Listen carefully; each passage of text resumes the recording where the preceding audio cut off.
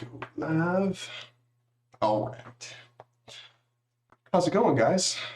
Now, I'm going to assume if you're hearing this right now, you're watching this after the live stream's gone up, because as far as I can tell, I don't think anyone's popped in here yet. So let me just go ahead and give this little spiel right here. If you like the videos, like the live streams and all of that stuff, and you would actually like to support me making more stuff, hey, I have a Patreon, links in the description. It's much appreciated. I mean, of course it is. Now, let's talk about this live stream, because I know the thumbnail is just, this is a random stream, and the title for this video is just Linux related tangents, and I just want to chat with you guys. Yeah, because that's exactly what it is. Today we're going to do the podcast with Jeff. I need to log into Discord and see, because I know there's been a lot of chatter on my Discord, and I just flat out haven't been part of it. And I know that some people might want to hop in and participate in this Linux Land podcast for today. So I need to get in touch with Jeff, which, if you don't know who Jeff is, he's Low Spec Linux Laptop on YouTube. That's 4 separate words. Search that. He's a great guy. Definitely go check out his channel. But I have a feeling that some people are going to want to chat with us today, and I did tell them to just let me know on my Discord server, so I need to like log in. That's something here on the computer, and then I'm pretty sure that's my password. Pretty sure. In a while. Okay, cool. Yeah, I'm in Discord. All right. Okay. Yep. There's definitely been some chatter going on here. Let's see. I missed something in general. Oh, that was yesterday, 9:07. Did not even see that.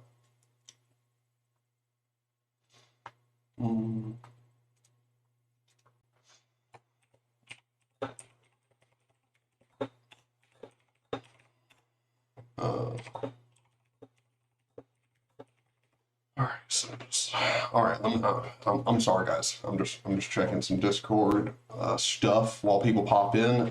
Again, if you're popping into the live stream, just let me know you're here, and also let me know that there's no audio issues, because that's epic. He asked me when that was at 2:05 a.m. this morning.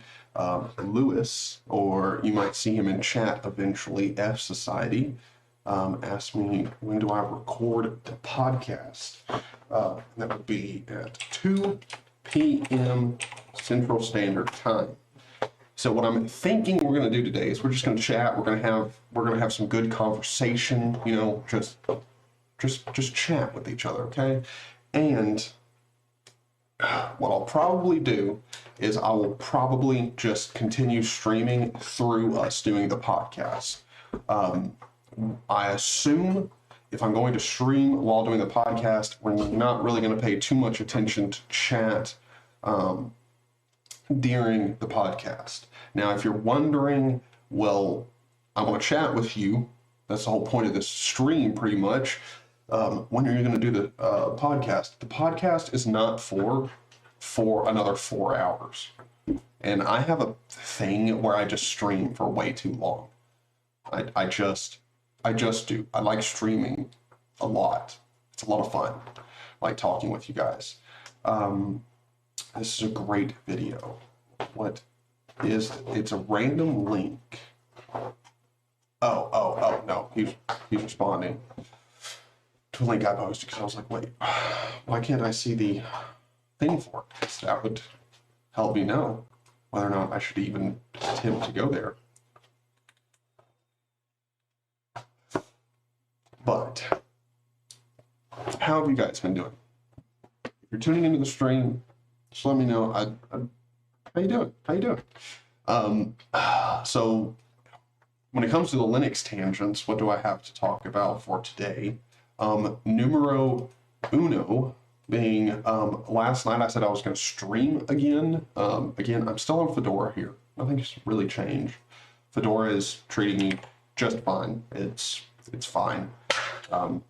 Again, it's GNOME. I'm not a big fan of GNOME, but that being said, it's really not that big of a deal. The only issue that I'm having here on Fedora is mainly with Pipewire not really wanting to output the game audio properly.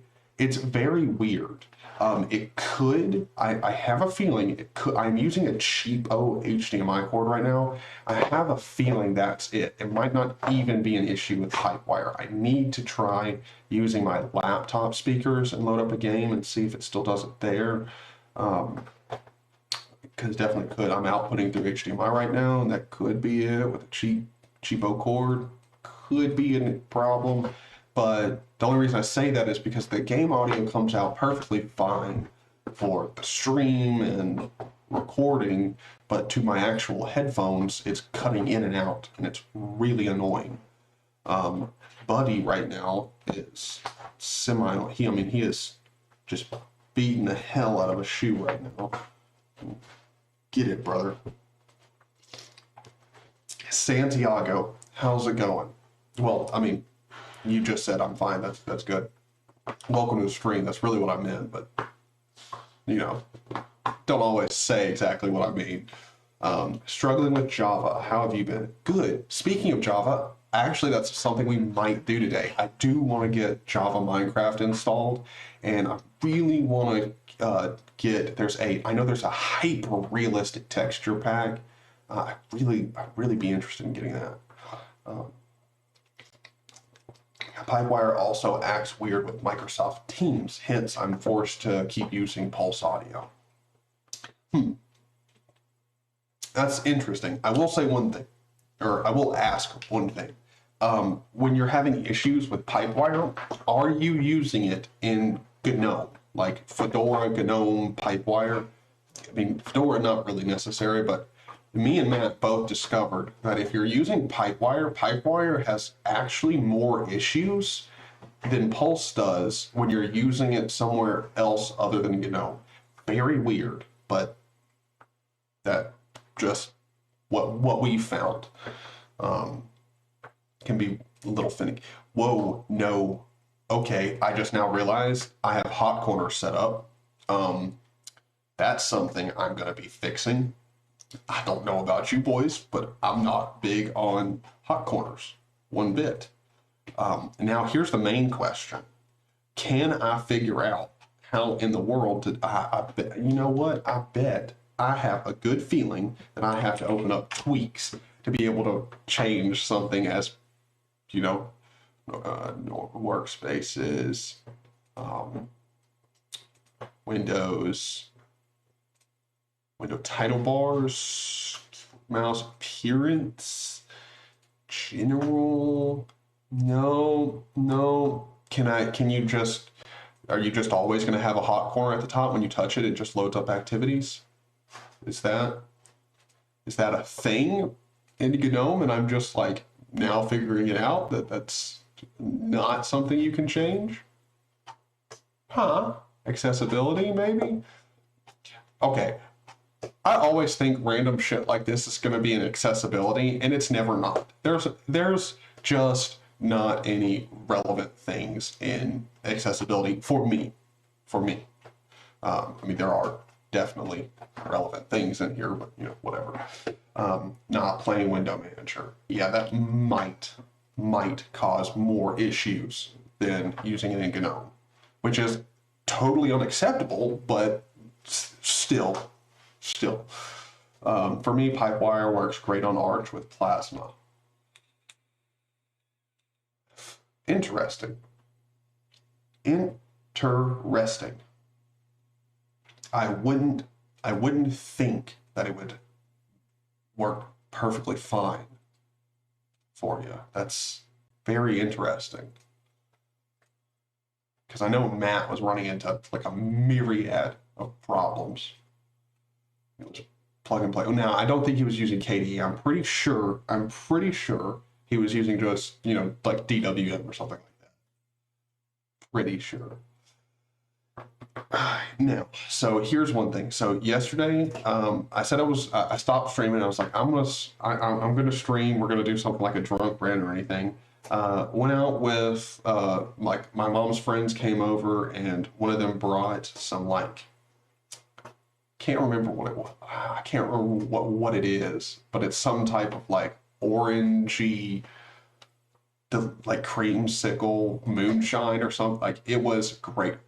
I drank most of a jar of that, then went and got Mexican food, had a couple Coronas while I had my Mexican food, came back and sat down ready to do some type of intoxicated video. And I mean, dude, I could not stay awake. Like I was sitting here and I was almost like falling asleep at the computer. I was like, okay, I can't stream like this. I'll just have to go to bed. Luckily, went to bed, didn't have a hangover. That's epic. Again, that's normally why I don't drink. You wake up with hangovers and shit. It's bad, gross. Now I watched Linux Noob's video last night because I mean I couldn't just not. So I've okay. I'm gonna point this out. If any of you haven't searched up. Let me switch over here. Okay, if you haven't searched up D3P Noob's channel and given his latest video a look-see, you need to just go here, drop my boy a like. I mean, I'm a little disappointed the fact that he's got 51 views on this, and I know Terminal for Life has been here, and I'm the only person that's hit that like button.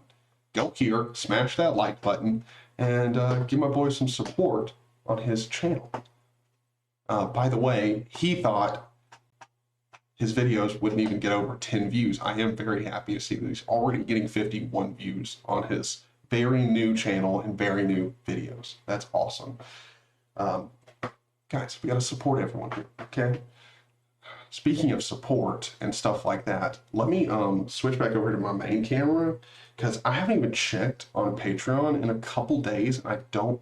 Ooh, okay, I had that muted. Okay, cool. And I don't know, to be honest, since I haven't checked in a few days. I could have a new patron, and I just not know about it, and that would just be unacceptable to not,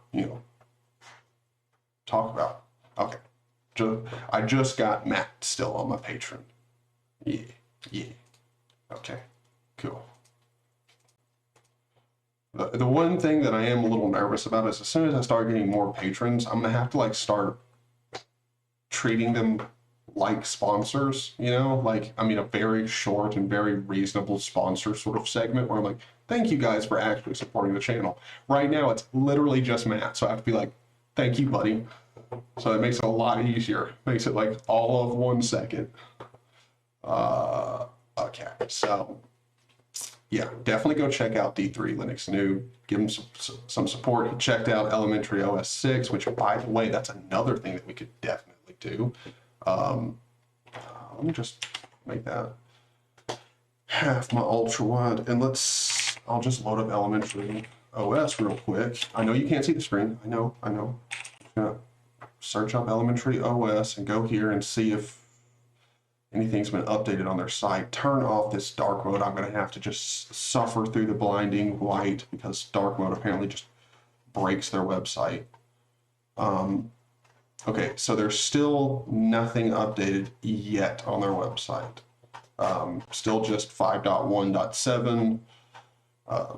OS 6 is not dropped yet, which very much hope is going to be today. That'd be epic. Absolutely be epic. Not that I'm going to download it because we all know how borked that was for me. But it would be nice for, I know Terminal for Life's waiting on that new video. Microsoft Teams uses electrons, if I'm not mistaken, so it might be worse. Yeah. Electron apps and stuff like microphones and webcams don't play well because you might as well be in a browser. And let's be honest, There's a reason why the browser version of Discord sucks donkey balls. And it's not because it's unusable. It's just because there's no effing way to do like a reliable webcam setup, or even sometimes microphones are a little weird, unreliable, but mainly webcams. A lot of the times just webcams aren't even detected in the browser version. I mean, see, here's the thing. We can actually talk about this for a while. I don't hate Electron apps. Can we just talk about that for a second? There's a lot of cases where Electron apps are fine and they make sense. I don't understand the people who are like, if it's Electron, it's like, it's always a bad idea. Like, there are some use cases where Electron apps make sense. Like, and I mean, that's sort of the thing with just about everything. Like, in almost every case, some form of doing whatever is acceptable. Like, the only thing there that I might disagree with is well, you know, snaps. Snaps, I don't think there's really ever any reason to be like, yes, snap is better. You can always do better than a snap, in my personal opinion. Always. I don't think there's any type of snap out there that is just going to be better. I wouldn't mind Electron if it works as intended. See, that's the thing. A lot of them are just shittily put together Electron apps. Like, Electron apps are not bad because they're Electron. A lot of the times they're just poorly made, and also a lot of the times they don't need to be an Electron app. But there are good Electron apps out there. Don't ask me to name one off the top of my head, because I'm not even sure what uses and what doesn't use Electron. Actually, as far as I know, the LBRY desktop app is an Electron app. Pretty sure. I'm not positive on that, but I use Pipewire on Manjaro, no problem with it so far. Interesting. Okay. So apparently Pipewire does play nice, but I guess it's just as long as you're using like KDE or GNOME, maybe other DEs work well too, but I just know I'm telling window managers it's be really weird, not work right. Okay. So we have our boy F Society, who's typically in chat. He's on Discord and he says, okay, I probably have time to hop in and chat. So I'll just hop down in here and we'll, oh, that hurt. All right. So I've got a Celsius drink here as well. Oh, you're on XFCE. Okay. Well, then I guess it does. I guess Pipewire is okay, just as long as you're using ADE. Window managers, it can still work. It just might have some issues. It's just much more likely to not play nice with a window manager. Just saying. Dude, buddy is picking apart a shoe right now. I mean, granted, it's a shoe that is definitely his toy and has been his toy for a long time, but he's tearing it apart. Okay. So, yeah. How are you guys doing? Okay. How is everyone doing today? I'm going to go ahead and raise the desk up because, well, why not? Stand up. I just woke up. Hopefully you guys are not, at work or anything like that, because that would just not be fun. But that being said, at least here, it is 10 o'clock in the morning, and on a Monday. So, wait, no, is today Tuesday? Yeah, of course it's Tuesday, you dipshit. You record the podcast with Jeff today. You can see, me and Jeff both do this. Me and Jeff both will forget what day of the week it is. Like the last time it was Tuesday, and I hit up Jeff. I think it was probably like at 1 o'clock, so like an hour before we're going to record the podcast. I hit him up and I'm like, hey man, just so you know, there's something that I need to do, so I'm probably going to be a little bit late, like whatever. And his response was awesome because he said back, he goes, oh shit, it's already Tuesday. Did not know that. And like, thankfully, he's like me where he can actually forget what day of the week it is for any reason and at any time. Unless you use a DE, I think you got to do a lot of tinkering to get Pipewire working since you got to start it manually. Yeah, and also there's not really like a configuration tool for Pipewire the same way that there is Pulse Audio. Now, if you're using Pipewire-Pulse, you can use PAVU control to control. I think you're using Pulse. I don't know if you're changing Pulse directly or if the Pulse is changing Pipewire, but as far as I know, Pipewire would be using Pulse. I don't know. That shit's so complex. And here's the thing too. Also, if you're using Pipewire and Pulse, like what?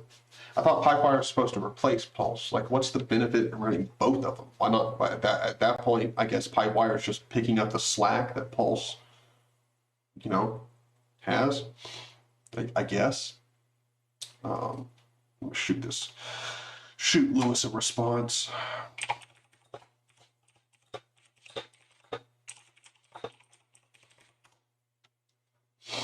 All right. Actually, you know what? I can hop down here in the streaming. He can hop in general chat or the lobby. I'll just drag him into the VIP stream penthouse. Because at least here, anyone who hops on the Discord server can't just pop into the call. I have to manually drag you in. Totally forgot. I forgot my Discord set up this way. Wait, hold on. New unreads. I don't. Okay. No, sorry. I have no time at the moment. Okay. Got it. That's fine. That's fine. That's all good. That's all good. So I honestly have no idea how to use plain Pipewire. I always use Pipewire-Pulse. Same. The only reason I use Pipewire in general is, well, because I'm on Fedora. Otherwise, I just use Pulse. And let's be honest, even though Pulse is, well, Pulse, and it definitely has issues, most of the time it works. Like, just most of the time, Pulse works.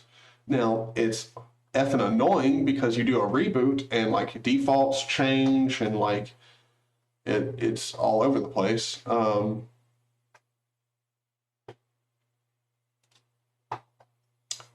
Is in about 4 hours. Yes, it's in 4 hours. All right. You are using Pipewire. If you pull the Pipewire Pulse package, and you have Pulse installed, it will ask you if you want to replace it. Okay. So I guess the Pipewire-Pulse package, so it replaces Pulse, but I guess that package is built to where you can use Pulse commands to control Pipewire, and that's why PAVU control works. I don't know. We're talking about stuff that is like literally well above my head. Me trying to fix the Linux sound system and sound server thing, and nope, that's not my forte. If you want me to hop in a Blender and make a shittily put together, very low poly character, and then add bones to them, animate them in a game engine, and then, I don't know, throw grenades at them in a game, I can do that. But beyond that, hey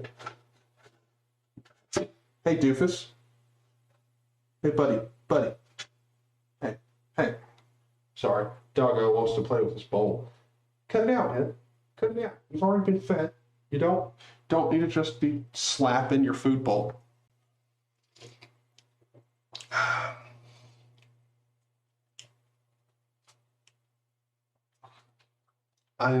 I know that, though. I thought you should be able to use PipeWire without PipeWire dash pulse.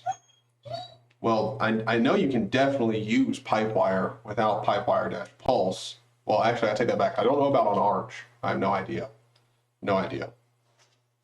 I mean, as far as I know, Fedora here, there is no pulse. As far as I know, hold on. Where is Pulse Audio?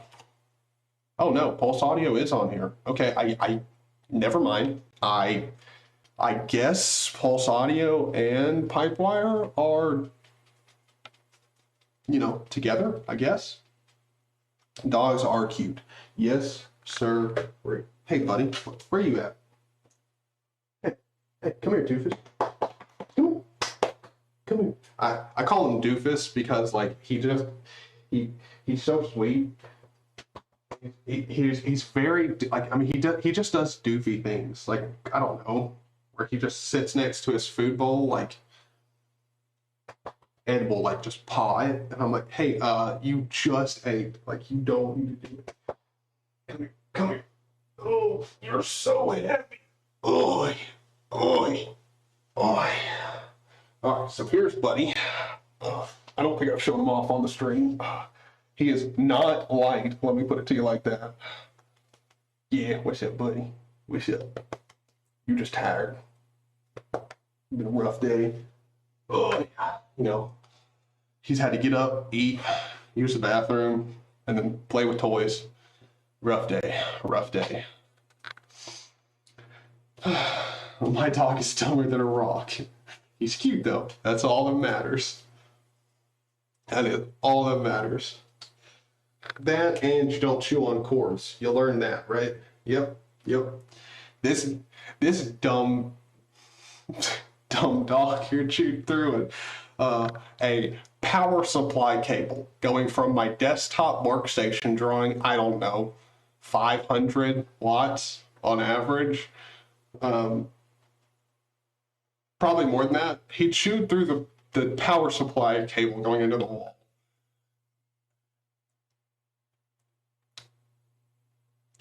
He chewed completely through it and didn't get shocked. The fact that I have a dog still is a miracle. And that's what happens when you let your dog just roam your room when he's a puppy late at night and don't think anything of it. You will wake up and just be thankful that you still have a dog. He chewed through that cord. I'm like, dude, if that had shocked you, man, I mean, oh, Jesus. Now, luckily, he sticks to not chewing on, like, all my shit, which is great. He actually prefers his toys, finally, for once in his life. Maybe he's a smart one and knew he wouldn't get shocked. Maybe just like low key, like he's like actually smarter than a human because he chewed. I mean, you got to think about it. If you're just gnawing on a cord, like you're eventually going to get shocked. So that means he probably just nibbled on it and then like cut one, then like I don't even know how you chew through it. I mean, 120 volt cord.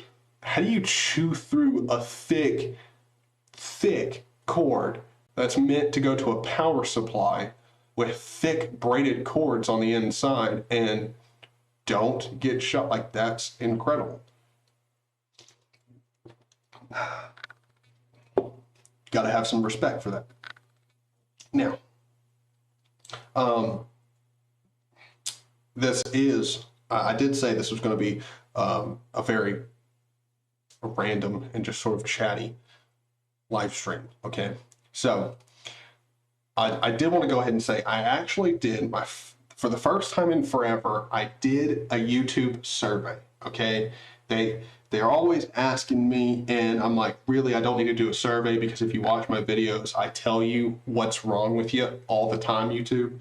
So anyway, they gave me a survey. I did the survey, and holy bejesus, those things are so long. Like, I did not realize that I was going to be filling out a survey for half my life. It was very detailed, very detailed. They wanted to know a lot about, like live streaming and like why I'm preferring live streaming, why I'm not doing premieres. It was a long survey. Did the survey.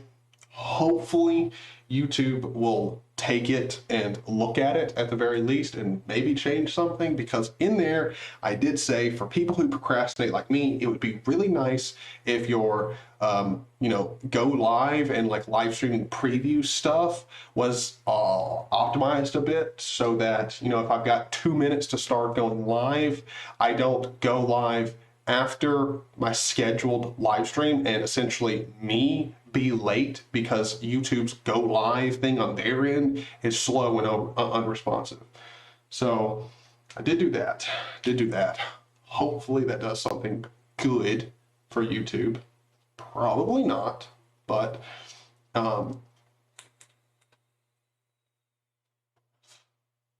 same.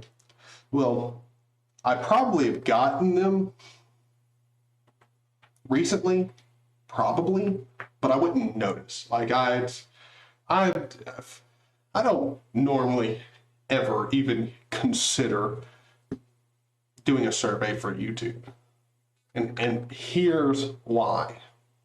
Because YouTube, with as much as they've got going on, it's not hard. Like they can afford to pay employees to watch YouTube.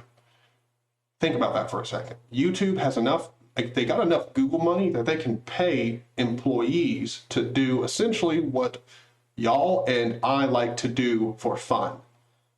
So pay them to do what's fun, and in proxy, you'll find out, because creators talk about this type of shit, you'll figure it out without having to do a 25-minute survey for all of your creators. That, let's be honest, if I was running this like a business, I would not be doing a 25-minute survey for YouTube, not making any money. That would literally like me be going to work, and instead of me clocking in and then sitting down at my desk and just, I don't know, not working for 30 minutes, and then being confused at why my boss is a little upset at me.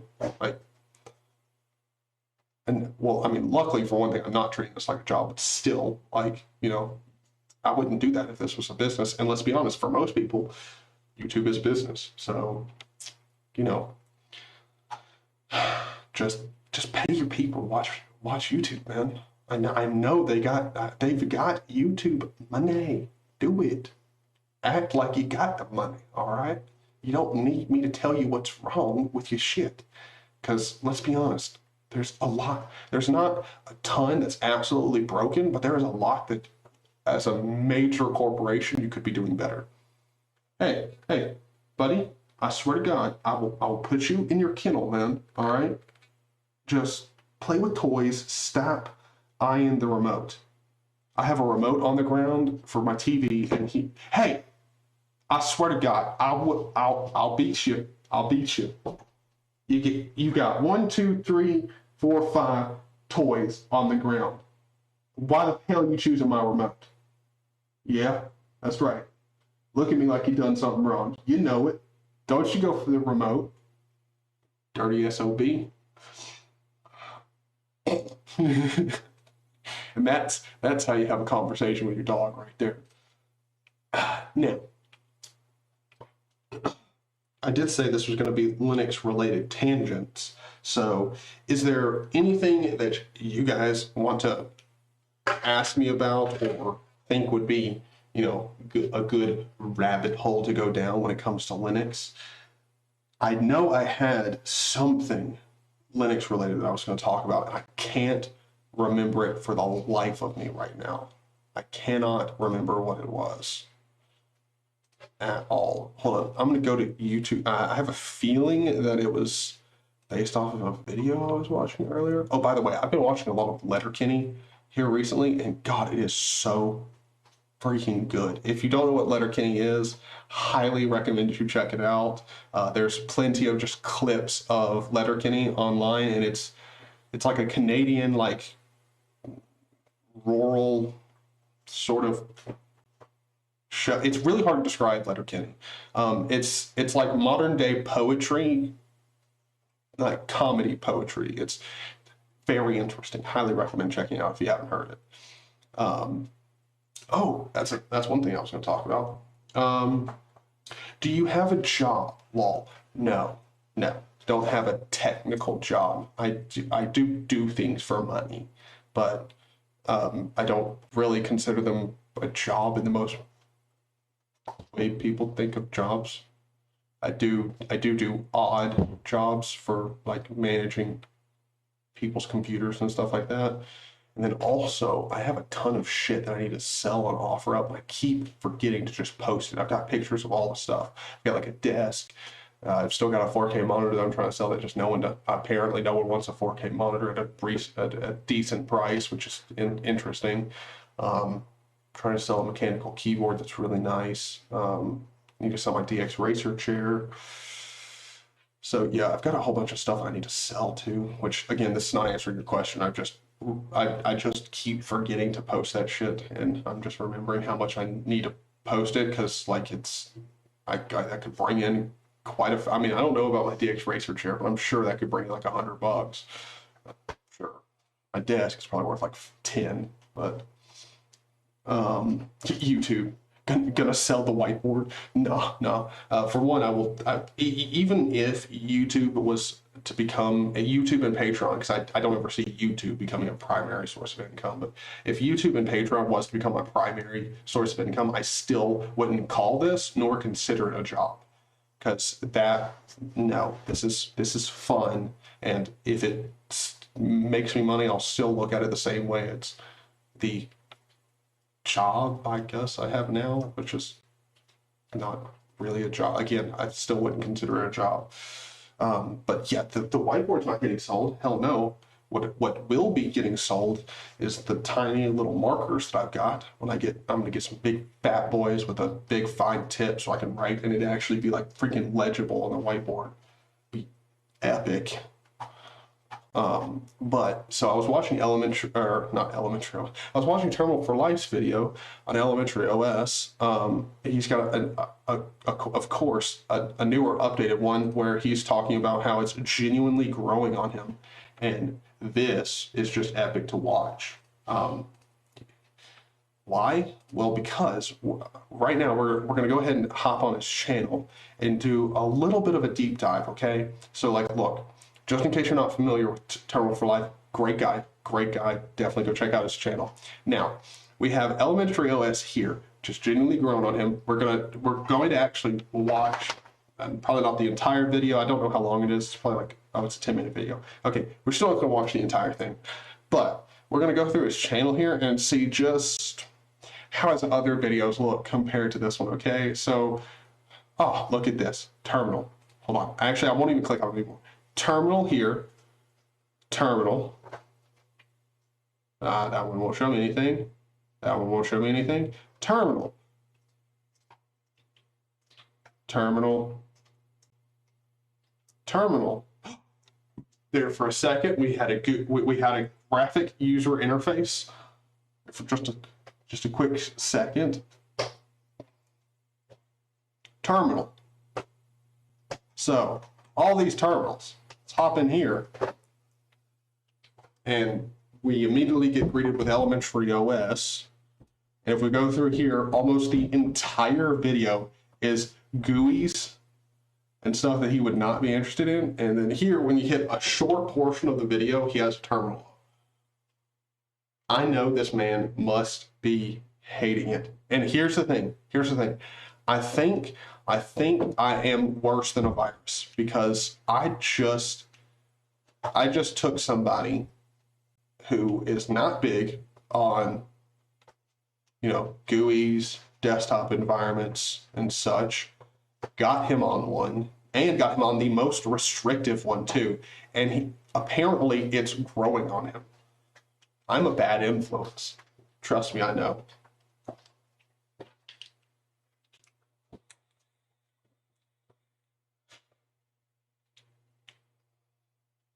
Yeah, I'm not in. Yeah, well, here's the thing. We're not necessarily super interested in these types of distributions either. I really want to like Elementary OS. I really want to like them, but it's just not for me, you know?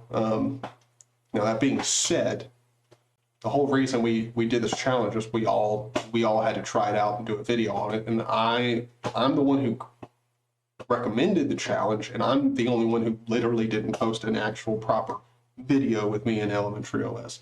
Had problems. I live streamed me in Elementary OS, but yeah. I'll type dude. We all got those days. Your brain's talking faster than your fingers can type. Why Alpine? Isn't it a server distro? Has a lot of specific ISOs for server use cases.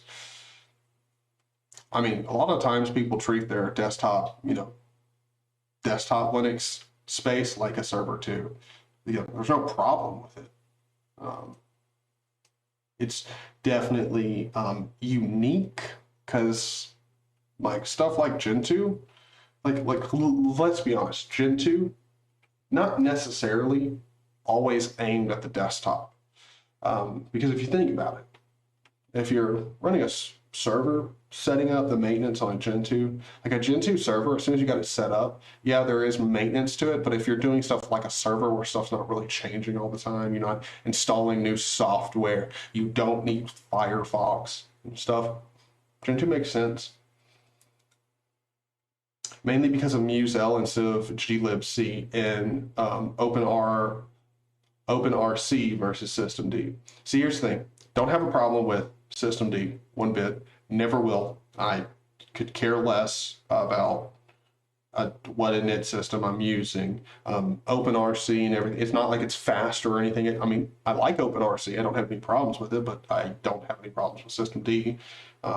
And it works. So of course, as an init system, I like it. Now, here's the one question that I do have when it comes to switching over to a distro like something like Alpine or Kiss Linux. I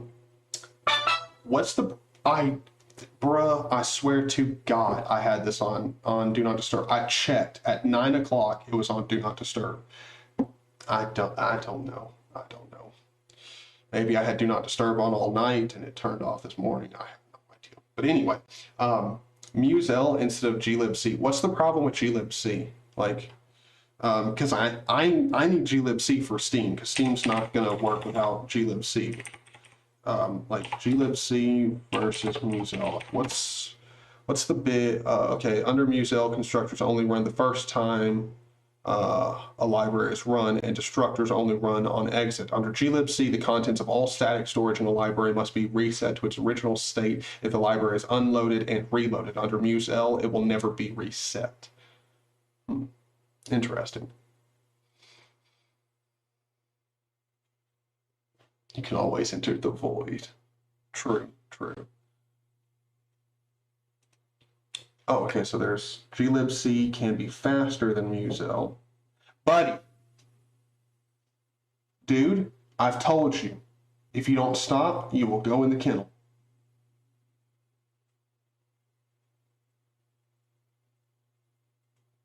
Come on. Back up out of there. The only fucking thing that's behind that bed right now is that remote. Get out. I don't know why I have to talk to my dude, like talk to my dog like he's just another dude, but I do. Like, because if I just tell him back, he won't that doesn't listen. If I go, hey man, can you just stay here for a minute? He will actually stay there. I don't know. He is the weirdest dog ever. Like commands, like for dogs, don't work. If I just ask him like a normal human being, he will do what I want. It's the weirdest thing. Nothing's wrong with glibc. I just want to try using MuseL since I'm really liking compiling and messing around with C. Okay, interesting. Okay.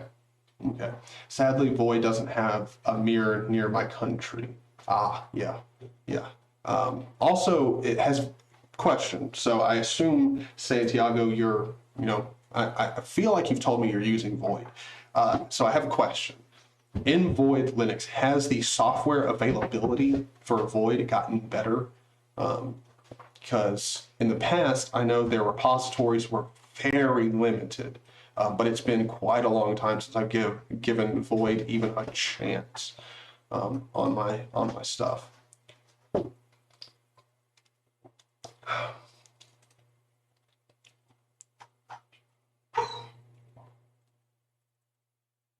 Yes. Yeah. I don't know, man. It's a hard not life. It's a hard not life playing with toys and not having anything to do. I understand. This dog. All right, let me click here. Okay. All right. All right. So, yeah. Elementary OS was interesting. I'm just waiting to see when Terminal for Life will post another video, possibly either on him moving away from Elementary OS or, trying out Fedora. Maybe he will actually do an Elementary OS 6 video, but I'm keeping my eyes out for news about Elementary OS. See, here's the thing. People were saying they had something on their website that was saying,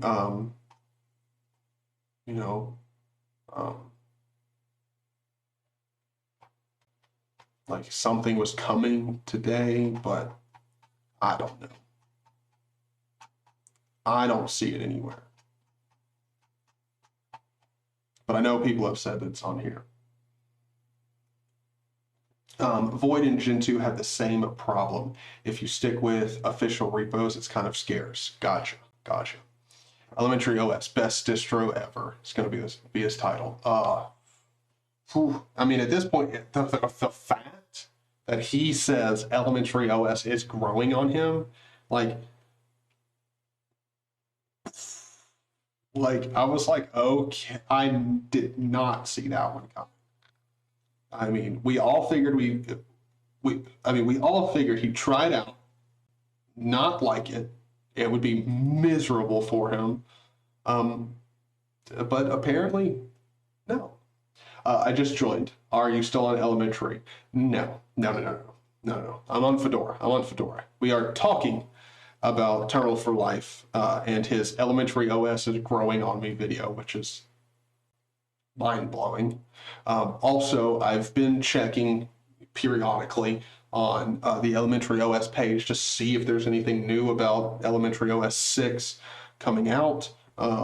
Like today, I haven't seen anything like that. Of course, there's still the what's new in Elementary OS 6 and the beta 2 announcement or whatever, but nothing on the official release yet. I want to try Gentoo as well since they compile everything. Until I get more RAM to be able to compile everything on TMPFS. Don't know what TMPFS is. I assume that's a file system that I'm just not familiar with. However, I mean, I will say that is one thing to seriously take into consideration. Like, are you okay with upwards of 24-hour compile times just to get a browser compiled? Like, that is a thing. And then if you want OBS or Discord or others, it's a handful. Just to compile stuff. It's not fast. Unless you got a Threadripper, then in that case, good for you. Probably won't be that long. Probably only have a 6-hour compile time. Awesome. I always have a soft spot for Fedora. Same here, man. In the past, I've really not liked Fedora. Now, when I say in the past, I'm not talking like 3, 4, 5 years. It's the last time I checked out Fedora before me and Matt were talking about Pipewire, and I switched over to Fedora just to use Pipewire and Wayland and see how it was. Before that, it had been years since I had checked out Fedora, and Fedora has come a long, long way. And I really, really, really like it now. It's very good. Again, I would really, really like GNOME as well if they stopped being complete douchebags and were like completely against you customizing your system at all. Like, I mean, let's be honest, that's really, even though the GNOME developers at least allow it, they're not for it. If they weren't so staunch about not wanting people to customize their systems or thinking they know better than you, that would be great. That would be great. And then two, literally for me to start liking GNOME, an essential part of it is I need the developers to stop talking about their political and social beliefs. Just stop. You're a G dang desktop environment developer, and just work on the DE. I don't care what your belief on political wokeness is. Who cares? I would actually prefer not to know. Like that would be great.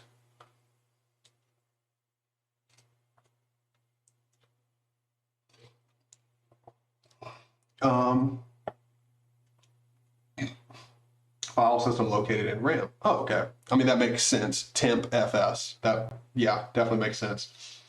Probably should have known that one just from reading it, but thank you. Learn something new every day. Only a dual core. Ooh, rough. Yeah, them compile times, man, they'll be awful. I still don't get why he went with EOS. It's very strict on the way you use it. Well, it's because I was talking about elementary OS, and actually I had a stream where I was talking about just potential Linux distros for me to hop to that are the requirements were stable and I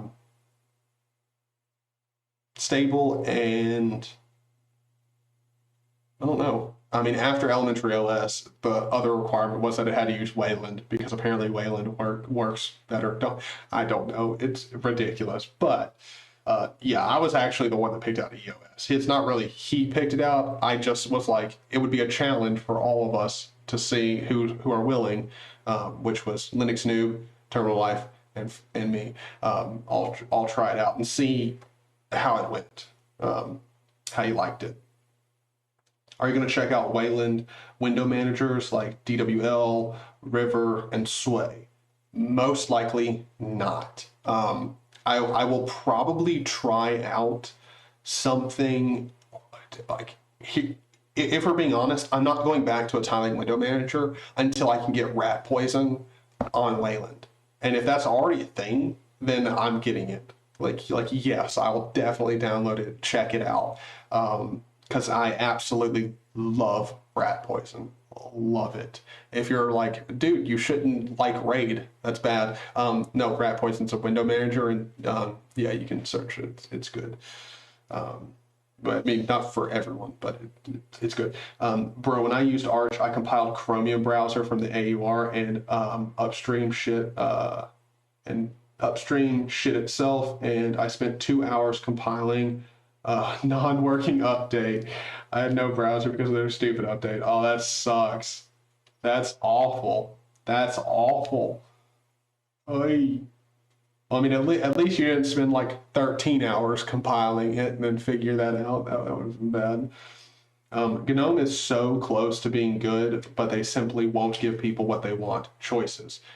Completely agree. Completely agree. Like, that's my thing with GNOME. GNOME is just, like, GNOME would be perfect, but it's not quite there. It's just not quite there yet. And then also what literally takes away from GNOME, even though I don't care about their political beliefs or anything, it very much takes away from my enjoyment of the DE because of the shit they spout.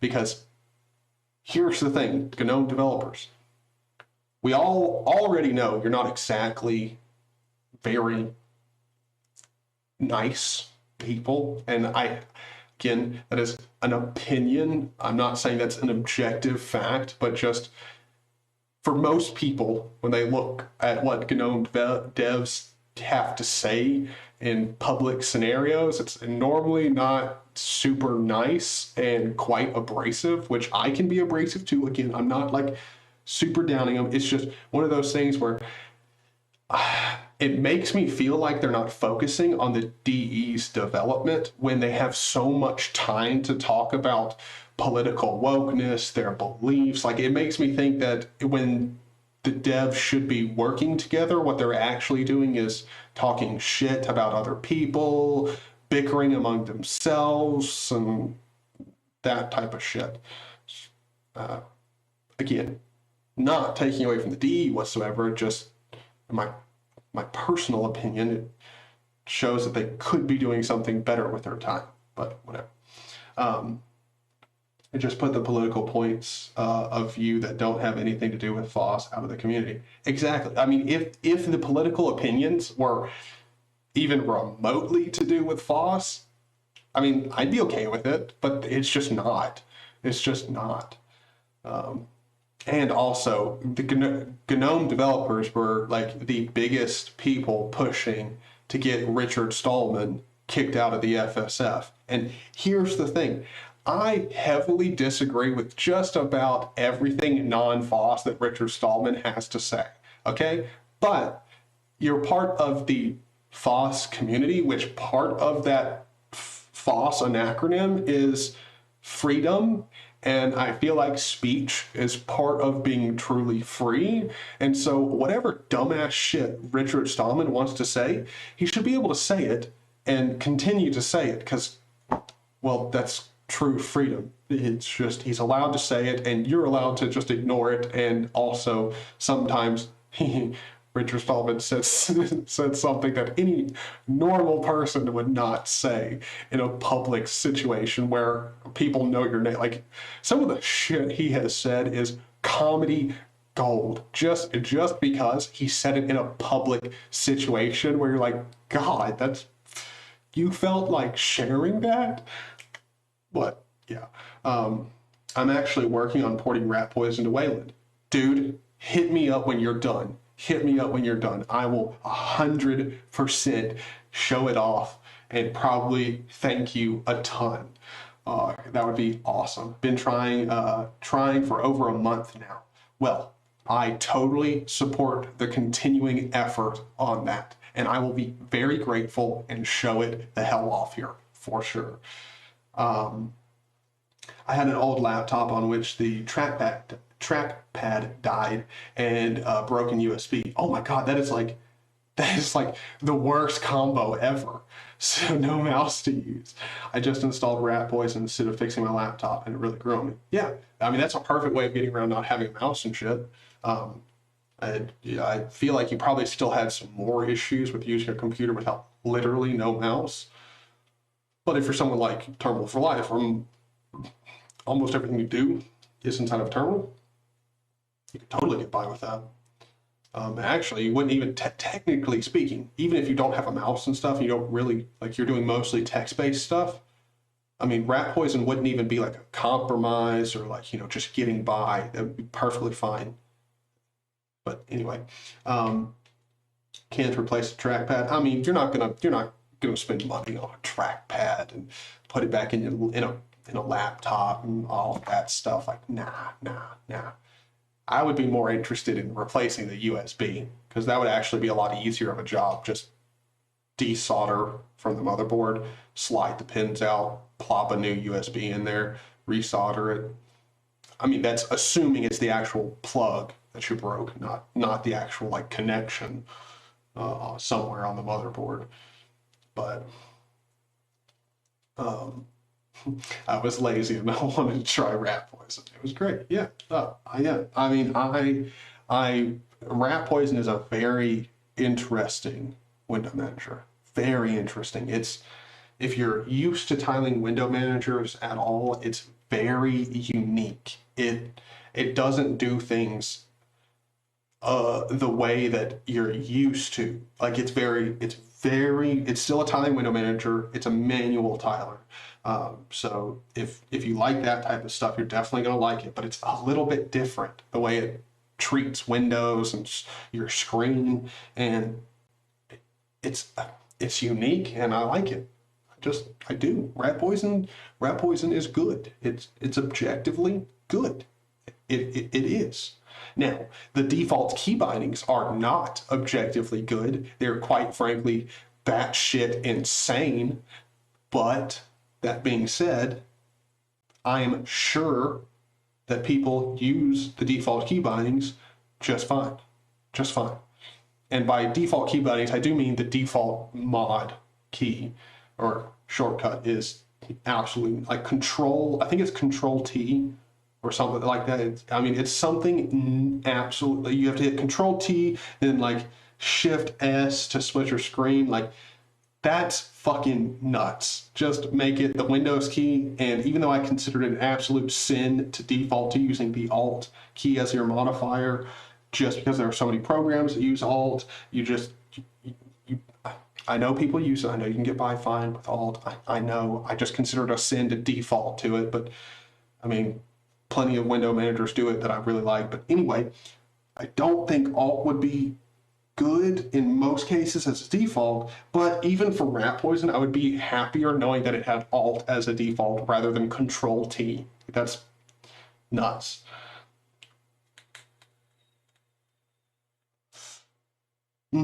Yeah, rat poison is one of my favorites up there with DWM. For me, it's rat poison, DWM, Qtile.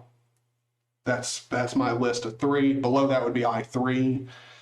I'm trying to think, like Xmonad would be way down on the list. And now, for somebody out there who's like, I love Xmonad. Look, I'm not saying Xmonad is terrible, okay? I'm just saying the amount of people that I can reasonably recommend Xmonad to is so minute. Like the odds that you want to learn Haskell, the odds that you already use Haskell is so low that me recommending you Xmonad is probably just going to end in you hating me. Because, like, let's be honest, Haskell is not a programming language where you load up a config file written in Haskell and you're like, oh, this is super easy to understand. Like, no, not at all.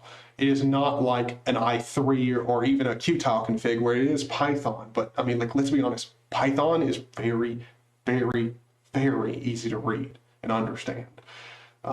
Like, Python is one of those programming languages where, like, I don't know of an actual like language that's spoken that's as easy to learn as Python. Like Python, as long as you know English a little bit, you might as well just be speaking English. Like Python is very, very simple to know and understand. The thing with Xmonad is I don't use Haskell at all. Because of that, I got to download a load of Haskell libraries just to support Xmonad, and that's what I'm talking about. That's what I mean. Like, I can't reasonably recommend Xmonad to anyone because Haskell libraries are also not super minimal. Also, on top of that, if you're the type, like, I mean, I've never met the type of person who's like, I want to learn Haskell because it will benefit my life. I've never known that. I have met people who are like, I'm interested in learning Haskell just cause, but yeah.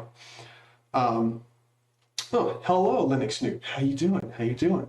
First word I have heard was Haskell. So is this a new challenge? Absolutely not. No. No. By the way, I did show off your video here. I am very, very happy to see that your video has gotten over 50 views, and I did encourage some people to go drop some likes on it. I was a little disappointed to see that I was the only person who had liked the video. I don't know. I mean, Terminal for Life, I know was there. I don't know. He must have just had a brain fart and just forgot to smash that like button on his way out, you know? It's okay, but I encourage some people to go do that, all right? We need to help him out. We need to make sure that that video is getting the proper engagement it deserves and your channel grows good. EOS 6 is out. I just checked their website. I shit you not, 30 to 45 minutes ago. People in this live stream know exactly how long ago it was. Probably wasn't even a full 30 minutes ago when I checked it.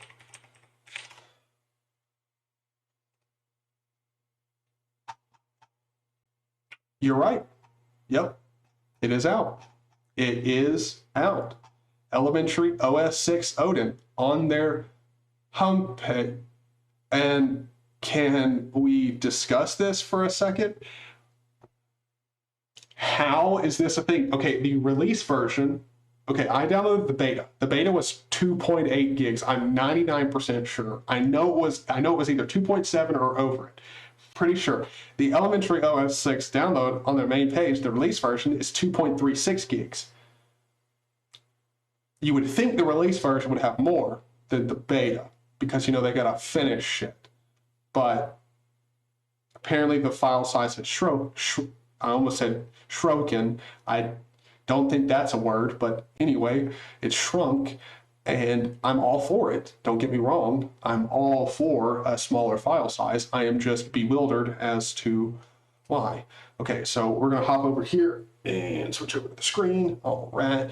So we have Elementary OS 6 Odin available now. It's finally here. The biggest update to the platform yet. It's been a long road to Elementary OS 6. Damn straight. I have been talking about Elementary OS 6 on and off very occasionally on this channel for quite a while. Because let's be honest, it has been they could add a very in front of that and it'd be even more accurate. It has been a very long road to Elementary OS 6.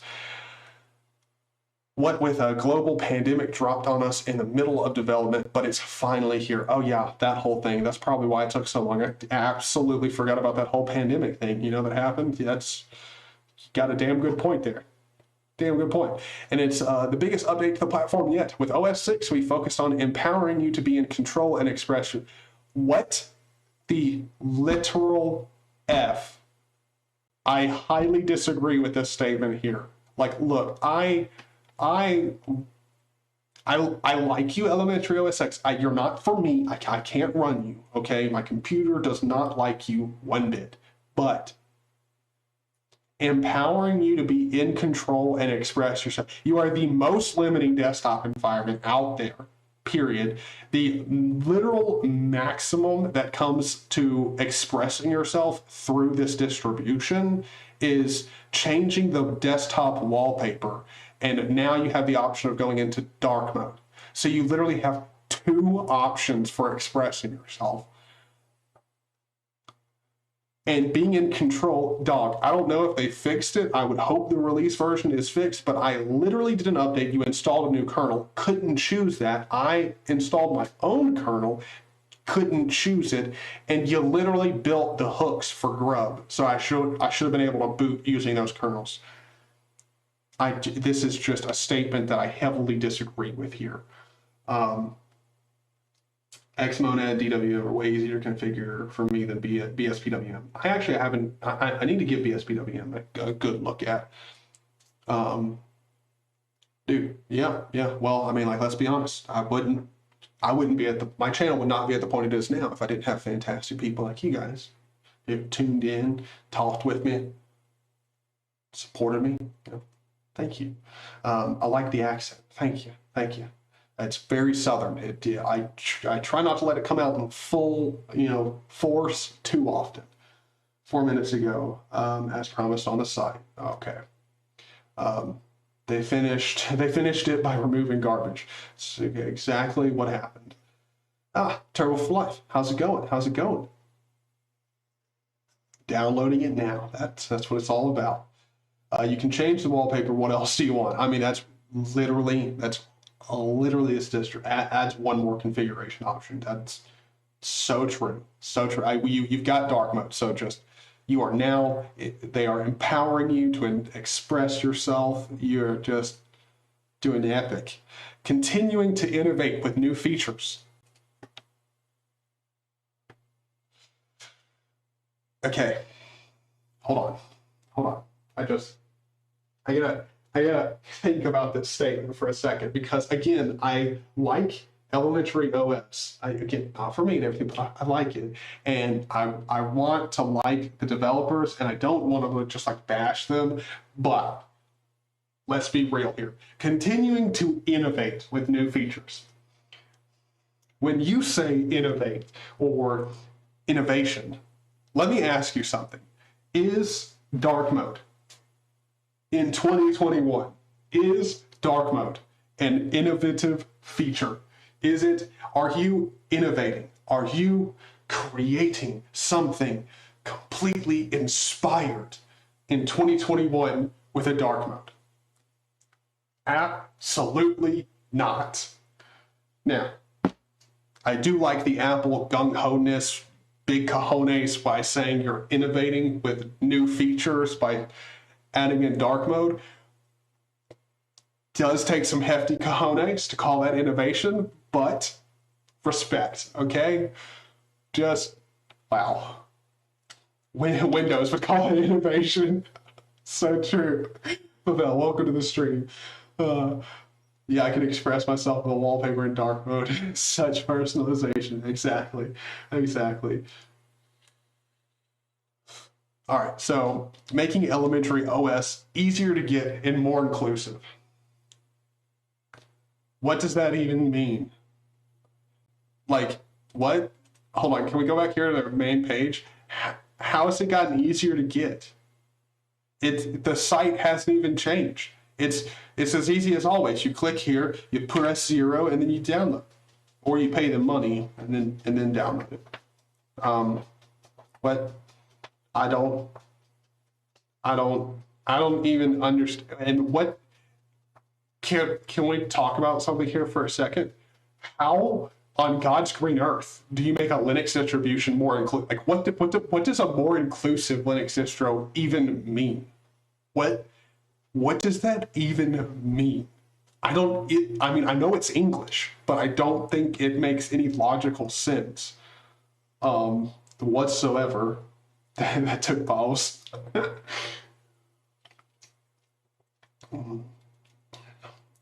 EOS has the best fractional scaling of fonts of any distro. Perfectly true. Now that would be innovation, but I don't think that's a new feature. I'm pretty sure they've had really good fractional scaling for quite a while. But again, not trying to pick them apart too much here. You could maybe change the terminal colors using a special buffer escape sequences. I don't know anything about buffer escape sequences one bit. All I know is how to mess with a config file and change colors in a terminal that way. That's about it. But the language they use in their site is cringe. Yes, because this is straight up an Apple, like pat yourself on the back type of article.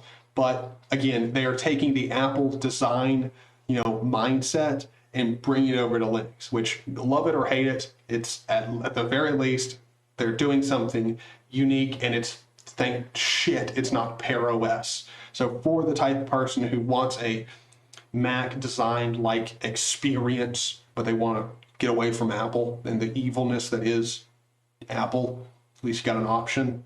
I mean, I respect it. They're doing something unique, but I think by proxy, if you're copying, a lot of Apple's, mindset when it comes to your business and design, patting yourself on the back and essentially stroking, a no-no area of yourself constantly about how great you are is, I mean, that's, you have to.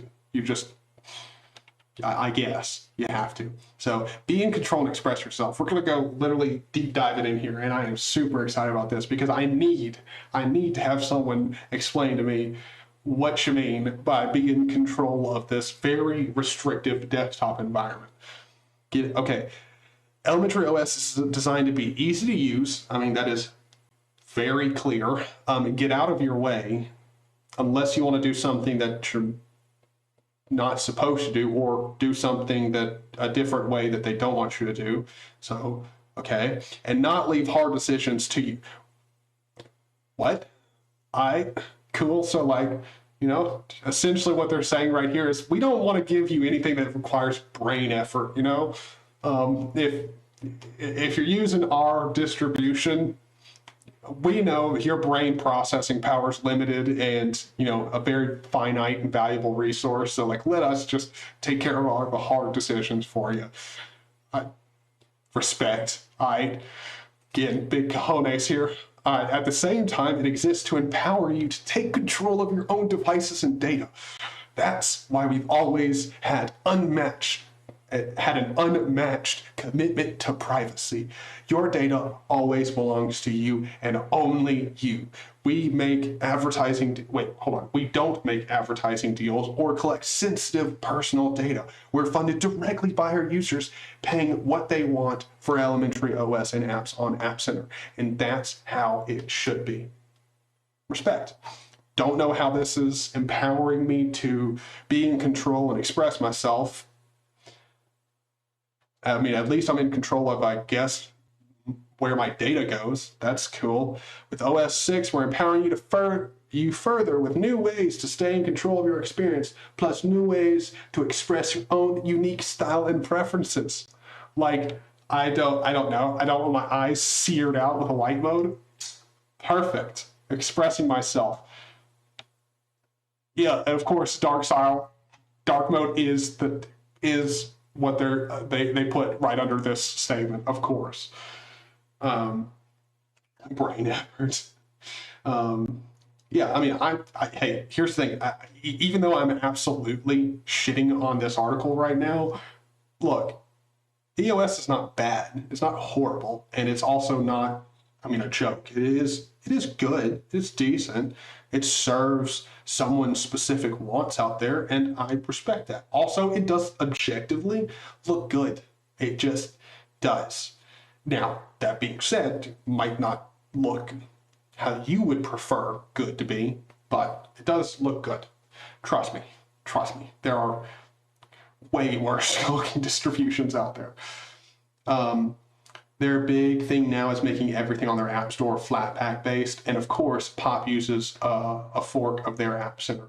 Well, actually, they are focusing on Flatpaks, but I think the reason they're focusing on Flatpaks is because they want the apps made for elementary OS to be designed and made for elementary OS first, but completely compatible on any other distribution out there, as well as the App Center itself to be able to be ported over to any other Linux distro. So really what they want to do is have it to where you have their version of an absolutely gorgeously designed system and first-party apps with it. And then those first-party apps, if you like it, but you don't want to use elementary OS, you at least still have the option of getting them elsewhere. And I know Flatpaks have problems, but let's be honest, they're not snaps. So I've said this before, if it's not snaps, I don't give two flying shits. It's better than a snap. Flatpaks, yeah, they got problems. I prefer app images, but let's be real. Flatpaks are pretty nice, especially compared to snaps. I mean, you just compare the other two to snaps or anything else that ever gets popular and comes up and tries to compete. Just compare it to a snap. If it's better than a snap, then it's fine. It's absolutely fine. But I may try it just for kicks. Hey, go for it, man. Go for it. Tell me how that goes. I has not quick brain. I has simple desktop. I has need with simple desktop. Yes. Elementary knows you, man. It's all good. How big is the ISO? 2.6 gigs. Yeah. No. The actual new final release is 2.36 gigs. That's what it is. We are basically Ubuntu, so whatever they are doing, we only follow. I mean, yeah, it is Ubuntu based, but Pantheon desktop environments is doing something definitely different than Ubuntu is doing with GNOME. The weirdest thing is happening here, Tyler. I feel compelled to defend elementary OS.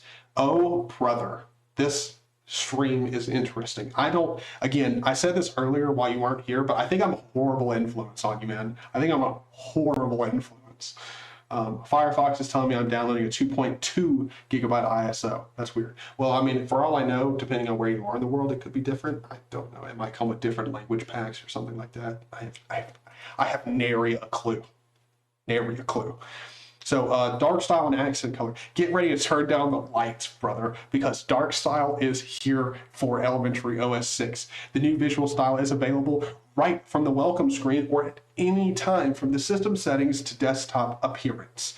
Choose the classic default style or a new dark style. The system and default apps will follow suit. Third-party apps are encouraged to follow this new preference, though we avoid breakage by not forcing it. If your favorite app doesn't follow along, be sure to report that to its developer. Dark style can also be scheduled to follow sunset and sunrise for your location, or based on your own schedule. Nifty, okay? We also added 10 new accent colors to Elementary OS because, thank Jesus, that's the one thing I was worried about. I was like, can you add some more accent colors? That is precisely what I need. Affecting everything from suggested action buttons and switches to text selection focus styles, and the new automatic accent color preference picks an accent color from your current wallpaper.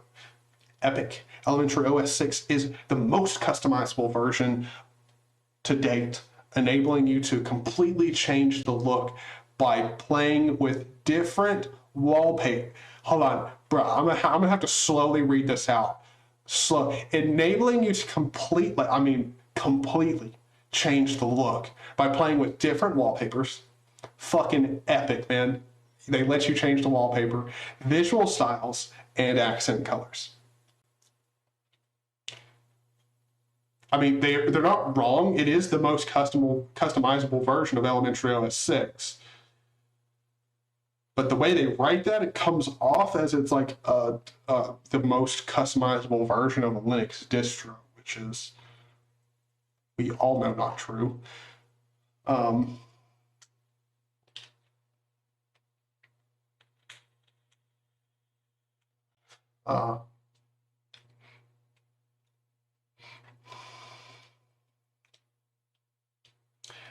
For me, it's still unexpected that most of you guys use distros like Ubuntu, Fedora, and EOS instead of Arch. Well, I was a long-time Arch user. Before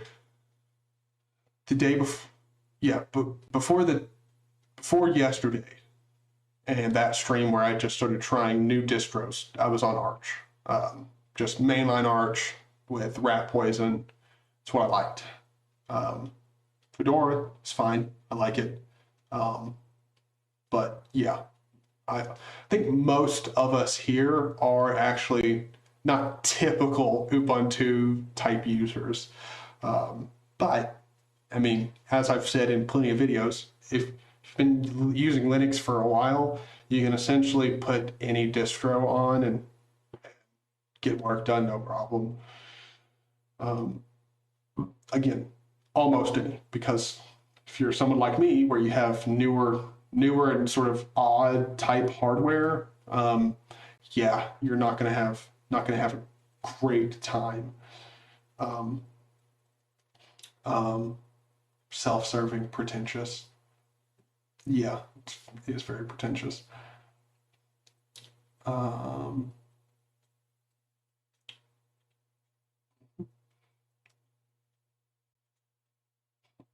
Okay, so these new features are made possible by a complete redesign and rewrite of the elementary system style sheet. Cool.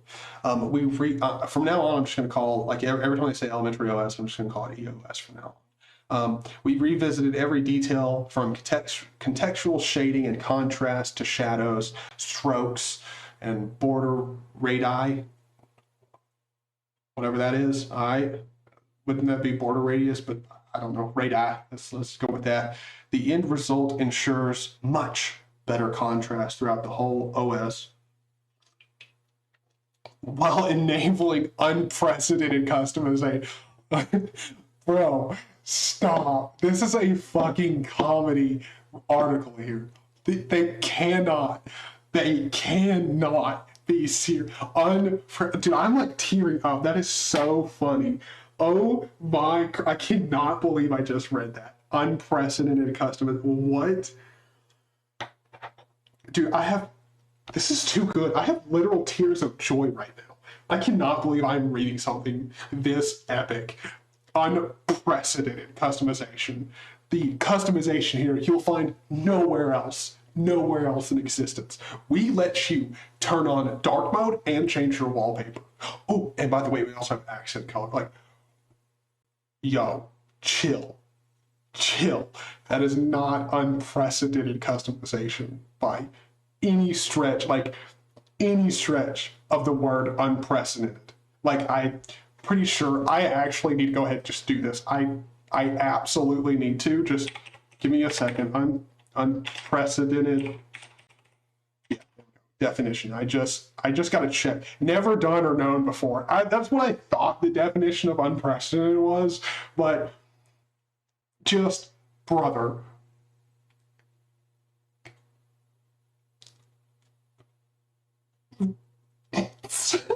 Jesus.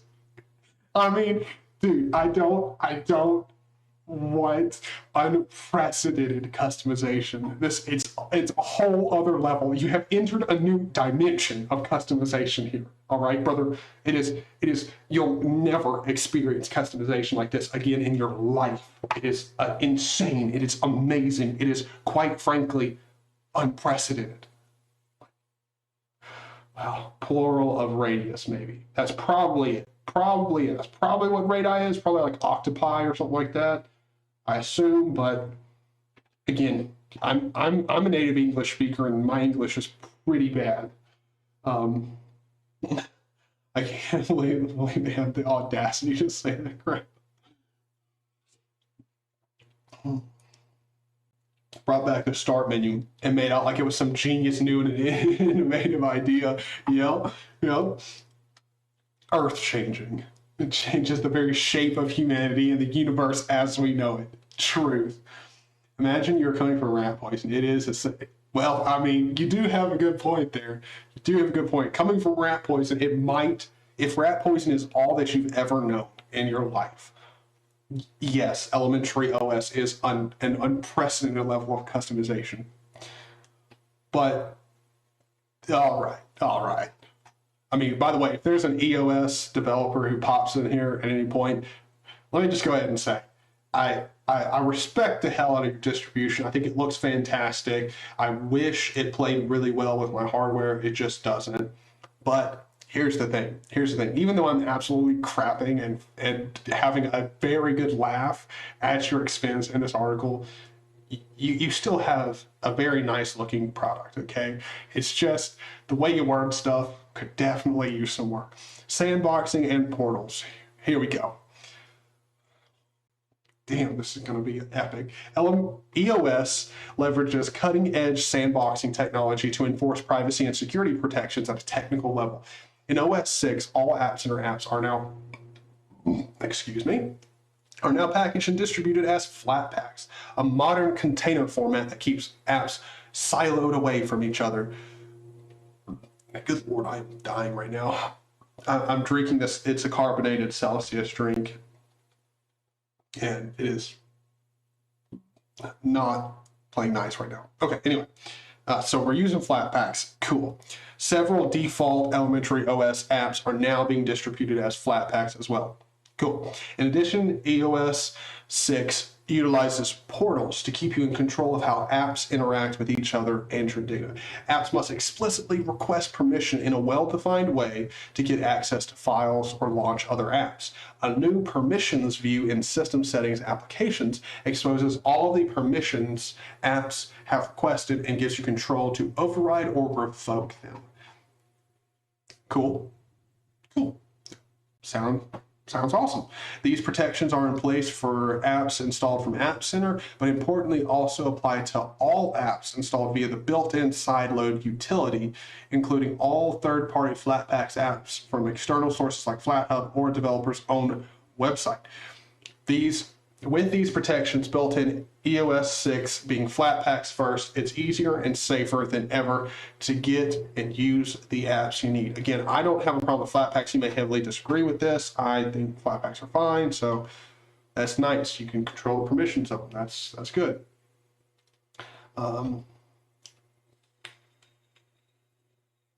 Yes, I very much support EOS.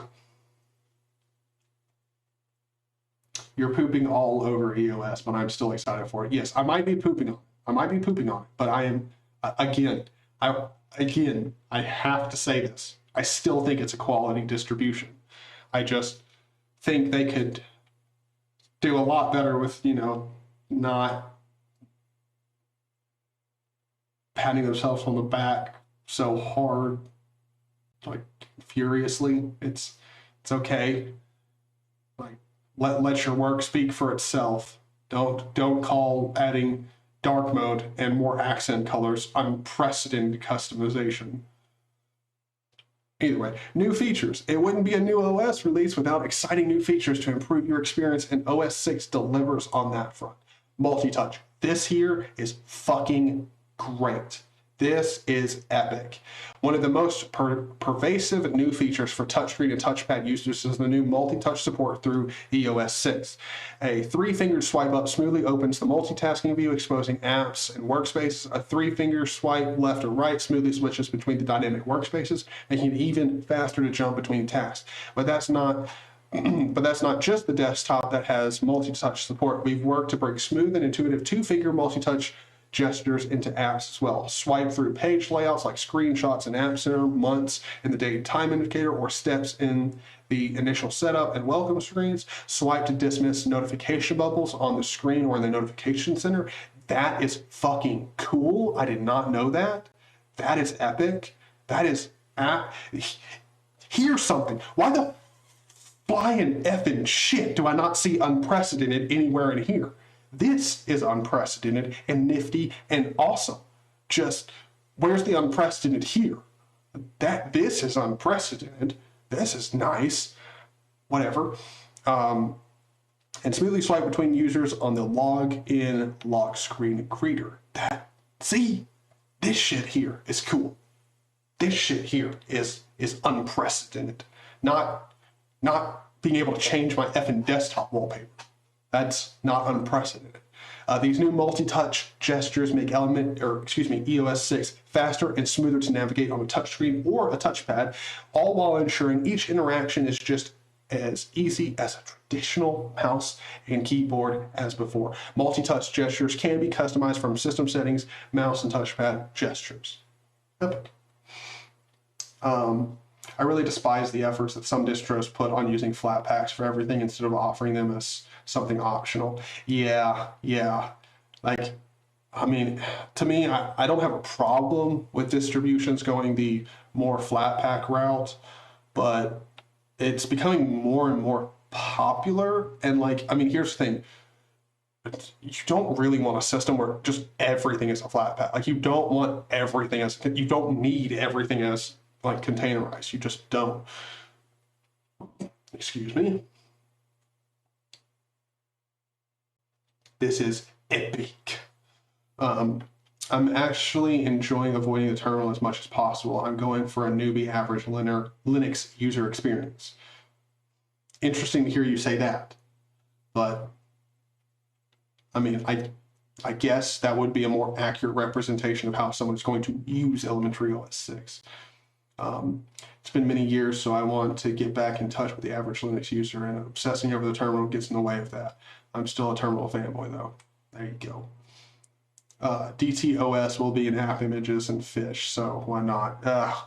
I mean, app images I like. I like app images, but fish as a default shell, nah. It just creates too many problems with scripts and stuff. It's just, nah. Stick to bash, okay? For me, I have no needs to go anything further than bash. I don't need advanced terminal and shell features. I mean, not terminal, but I don't need advanced shell features. I just don't. Notifications. EOS has always provided desktop notifications. That's true, and they've been great for a long time. But OS 6 brings a redesign and under the hood rewrite with richer and more capable notifications than ever. And see, these look effing nice. These are just nice. Objectively nice. Notification bubbles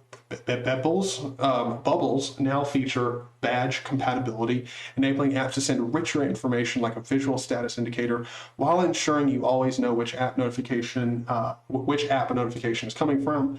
Apps can also send actions along with notifications, which are displayed as buttons right within the notification bubble. It's easier than ever to not only be informed by apps, but take quick actions without ever even needing to open the app. Cool. Since notifications are now using native GTK widgets, just like native apps, they follow the dark style preference, and emojis are displayed in full color. Urgent notifications support a new look and distinct sound to make them easier to identify. Lastly, notification bubbles are also now support multi-touch swipe to dismiss on both touchscreens and touchpads. Epic. Notification Center has also been redesigned. Notifications are now match the look of notification bubbles, including full color emoji and badges. They're also more clearly grouped by app. Kill. Epic. Tasks, the brand new Tasks app in iOS 6 helps you tackling your to-do list. Cool. Don't really care two shits about that because I don't really use tasks managers and stuff. Firmware updates. iOS 6 comes with firmware updates built in.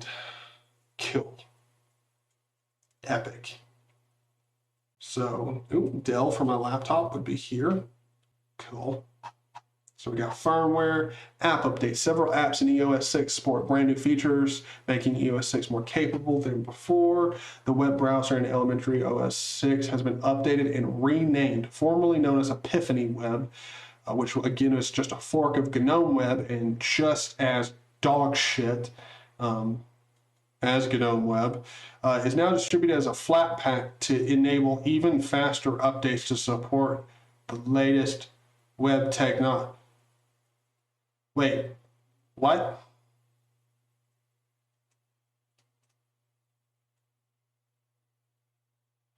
Wait, so I don't,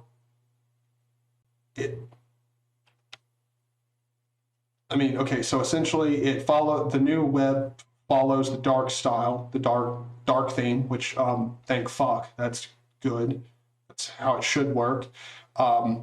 And we've added multi-touch support in the browser, and apparently it's been updated and renamed, but I would assume updating it in a relevant way would be making it better, but instead we've just added a few features, made sure that it supports the dark theme, and then repackaged it as a Flatpak and renamed it.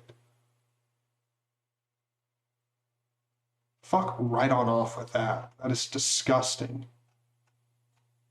Yeah. Could you say that you made it better? I mean, it's unusable. Like their web browser is fucking unusable. It is just as slow as Surf. What?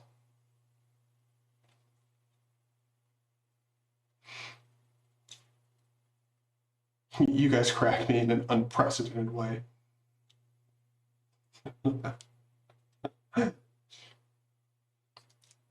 And right, yes, he is still on EOS. He's actually downloading EOS 6 right now. Mail has been completely rewritten in EOS 6. Thank God. Hopefully that means it will actually be usable now, where it'll actually work with a Gmail account. That's great. Epic. Calendar also supports online integration. That's fantastic. I thought it already did that, but again, I wouldn't know that. We've revamped Camera in OS 6 with a fresh UI and several new features. Camera now supports switching between multiple cameras, toggling, mirroring of the edge, brightness and contrast adjustment. And here's the one thing that Camera still cannot get right. And I don't understand how this has not been added, especially in EOS 6 here. Why the effing flying shiznit is there not a resolution option in the settings for my webcam? because your shitty camera app always defaults to every webcam I've ever tried on in EOS. It defaults to the shitty like resolution that's not even supposed to be what the webcam is. Like my 1080p webcam here, it's not like the camera defaults to taking a picture in 720p or anything like that. It's like it's some weird obscure like a 1x1, like it's a box like aspect rate, like camera fix your shiznit. So that I didn't see that as an option in there, and I was trying out the beta, and definitely resolution option in camera was not a pick on EOS 6 beta 2. But I've been talking so much, I need to just take a break, take a breather. This is quite a bit. Okay, so we got more shit going on in the App Center. Cool. Improved language and contextual badges and notifications. Epic. Again, talking about more Flatpak stuff. All right, so there's some subtle changes to the file browser. Again, they're not much because, again, the one thing that Terminal for Life pointed out, but also I do notice as a problem, is there's no up button. Just add an up button. I don't know if they think that would just cripple their beautiful UI up here, but just add in a little dang up button. It's not that hard. Not that hard. And it would just be nice, much quicker. Of course, they're talking about code. I'm not even going to read this because I could give two shits less about code. I'm not a big fan of code whatsoever. Terminal stuff, there's more going on in here. God damn, this is a lot of shit. Panel, we added some more stuff into the panel. Like, yeah, there's stuff going on in the panel. Damn, man, this article is long as shit. Desktop features, we've added new features to the desktop window manager to speed up your workflow. Okay, so just in case you were wondering, there's a lot of new shit in EOS 6. Easier to get and more inclusive. Okay, this is what I needed to know. How is it easier to get? Makes great strides on the gettable front. The new installer front end designed and developed by, the new installer has been designed to be simpler, more straightforward, and much faster than the previous. It was. The installer is much better now. It's much better. It also looks fucking clean as shit. Looks really good. Yeah, super easy to use, not convoluted whatsoever. Again, you can still encrypt your drive, and it makes it very, very, very simple and straightforward.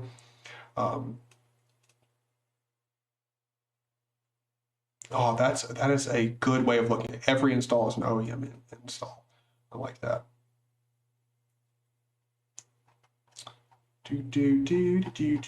Okay. Oh, we got, some, custom boot images, or no, this is on a Starlabs device, so I don't know if that's a custom boot image, but it keeps your boot image Q. And yes, that's one thing I did. I did encrypt my drive, and I will say one thing, the encryption screen is clean.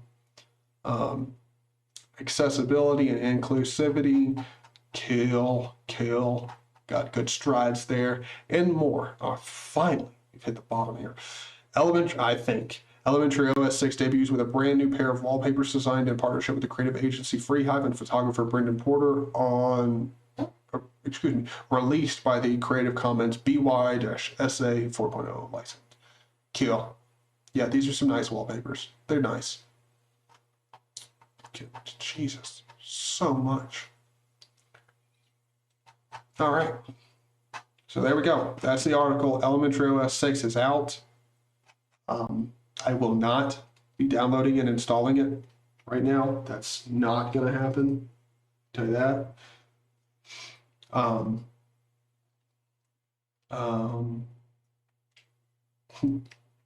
That's something I don't like. Implementing minimalism in software, something that is basic gets removed for no reason. True. Resolution is bloated. I mean, for sure. They've added an option to close the app. You cannot ask for more in one release. True that. hold up. Did they implement an unprecedented way to minimize windows? Unfortunately, no. Unfortunately, no. That would have been epic. Would have been epic. But that is done by a super mod H command. That's how you do that. Oh shit! I just closed OBS on my other monitor. Back up. Okay. Let's see. Yeah. I mean, it is. EOS is very locked down. That's for damn sure. Like it seems to be perfect to introduce normies since it's pretty. Yes, that's my take on elementary OS too. It's just like probably not for us, you know, but for recommending to other people who are new to Linux, yeah, it looks super pretty, so they'll probably like it. Link the article, please. I'm gonna need that for my next video. Okay, I can see if I can grab that real quick. Give me 1 second. Elementary OS, and it's the main thing on the page. What's new in OS 6 Odin? Grab this link and plop it down right here. There you go, boys. There you go. There is the link. Absolutely superb. Superb article. Unprecedented article. Dude, it like I feel like I should be reading their article as if it's like I'm Trump. Like that's how I feel like I should be reading it. Like we have unprecedented features. You'll never see features like this anywhere else. I don't even know how to talk like Trump. I really don't. I don't watch enough of crazy Trump speeches. To be honest, I honestly don't understand the type of people that listen to Trump speeches and like enjoy them, or I mean, for that matter, political speeches in general. Especially Trump, dude. He is like constantly stumbling over his words, and like you can tell he needs about a 5-second delay to come up with the next word. I don't know. Like, I mean, come on. If we're being honest, like almost all of our political leaders, especially here in the U.S., I don't know about where you live, but they're all half senile anyway. So I don't know. Like, I mean, that's why I tell you this. Why care about politics? Why ever even talk about politics? Why get upset at all? Because look, the world is crazy. You don't actually have control over anything, and the world is being ran by half senile people anyway. So any problem in the world, there's a good explanation for it. There are senile people running the world. Okay, just that's how it is. Okay, the literal people who make huge decisions that affect thousands of people are 89 years old, half senile, and I mean that's just the way the world works. Okay. So that's just, I mean, it is what it is, okay? It just is. If I can't sleep tonight, I'll read it so that I'll have an unprecedented sleep. Damn straight. It'll put you right to bed, right to bed. You'll go to sleep dreaming about the unprecedented level of customization you'll find in EOS 6. You know, because now they've got accent colors. And they let you change your desktop wallpaper. Fucking sick. Epic. Page is so bright. Yes, it is. I can't wait for our next president who's going to be 90. Oh, dude, I don't. See, here's the thing. I live in the U.S. I don't give two shits who's the president. I don't care if it's Democrat. I don't care if it's Republican. I don't care if it's socialist. I don't care. Here's the thing. I don't care. Don't care. Don't care. Because guess what? Whoever's there, they're going to make stupid decisions. That's just how it works. One person can't run the world, and if you think one person does run the world, well, I'm sorry, buddy, you're wrong. Or even the country you're in. Not one person can't actually run an entire country. That's not how. I mean, it doesn't take a lot of brain power to realize that's not a thing. So, I mean, whoever's the president, anywhere, wherever you live, who cares? Who cares? You can't change it. You have no control over it. All you can do is just hope they don't make too many stupid decisions. That's it. And like, let's be honest, Trump made himself look like an ass all the time. And quite frankly, so does every president. So it just doesn't matter. Except Trump was little bit extra, but still, I mean, I'm all for having a comedic like government. You know, let's go for it. Straight up, let's just, you know what? I mean, think about it like this. I mean, after this generation, who's going to end up being like the world leaders eventually? It's probably going to be like those really annoying and overhyped YouTubers. That's going to be interesting. That will be legit interesting. A Trump EOS speech. We added new features, a lot. It's unprecedented. Fact. Truth. Oh, ooh, it's downloaded. It's downloaded. All right, I am really, really excited to see you check it out and tell me whether or not you like it. The real red pill is that Washington does so little that who's in charge literally does not matter.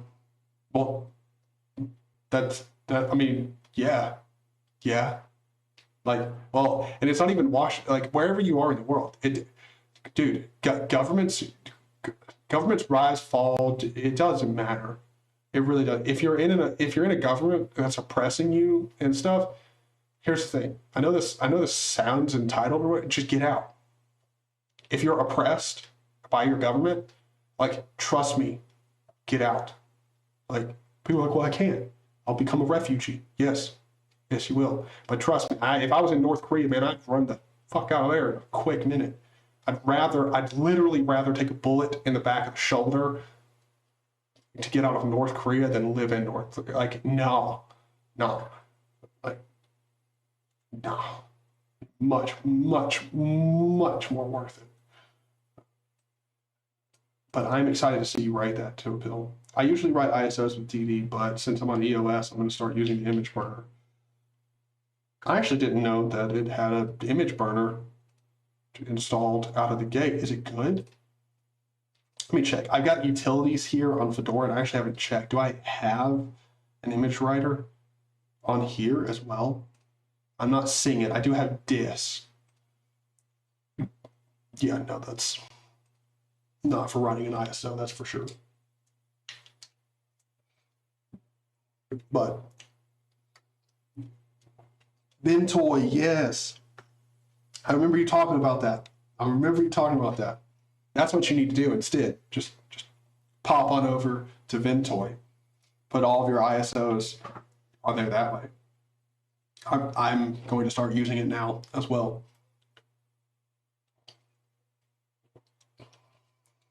Okay, so it doesn't work well. That's good. It's not out of the box. I installed it. It's one of those $1 programs, but you can just set it to zero. Well, yeah, that's what I do like about their app store. All of the paid programs are pay what you want. But yeah, it looks like a nice wee GUI so far. That's all that matters. In my case, it wouldn't matter if I escaped from my country because all of the other countries are trash too. That's that's really, at the end of the day, that's really what it is. It's just a varying degree of shit. And that's one thing. Like, again, this is a random stream. We're just doing tangents here, okay, and chatting. All right. So, look, I've said this before. Life is just pain. It's a fundamental fact about life. I don't care if you acknowledge it or not. Life is pain. That's what it is. And it humbles you. It's very valuable, but that's exactly what life is, just a varying degree of pain. You might have a day where essentially you have no pain, but life is just varying degrees of pain. And part of that pain has to be dealing with people that don't make smart decisions. And let's be honest, that's typically your government.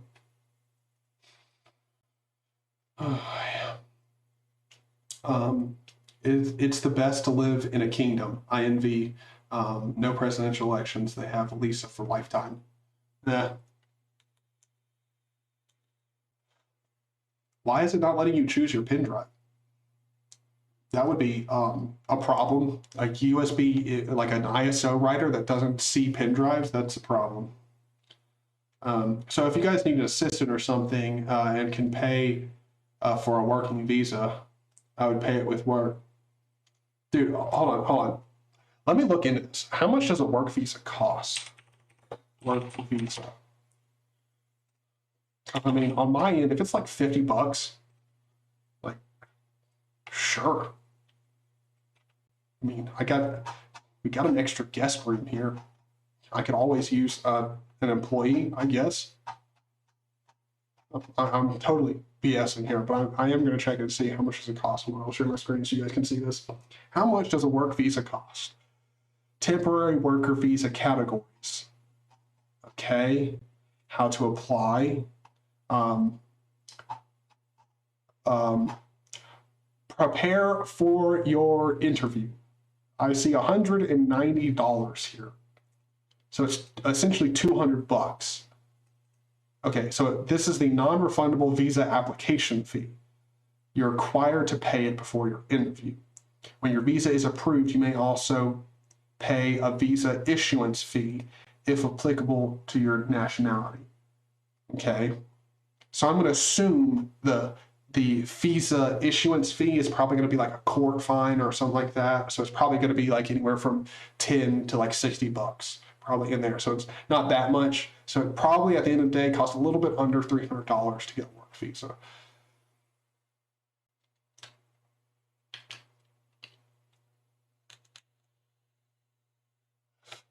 Why are we still here? Just to suffer? I mean, no.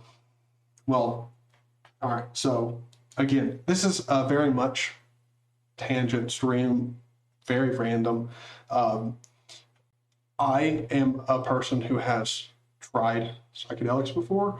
I've tried DMT, and again, I'm not recommending that you go try any psychedelics. Let me just go ahead and say that right now.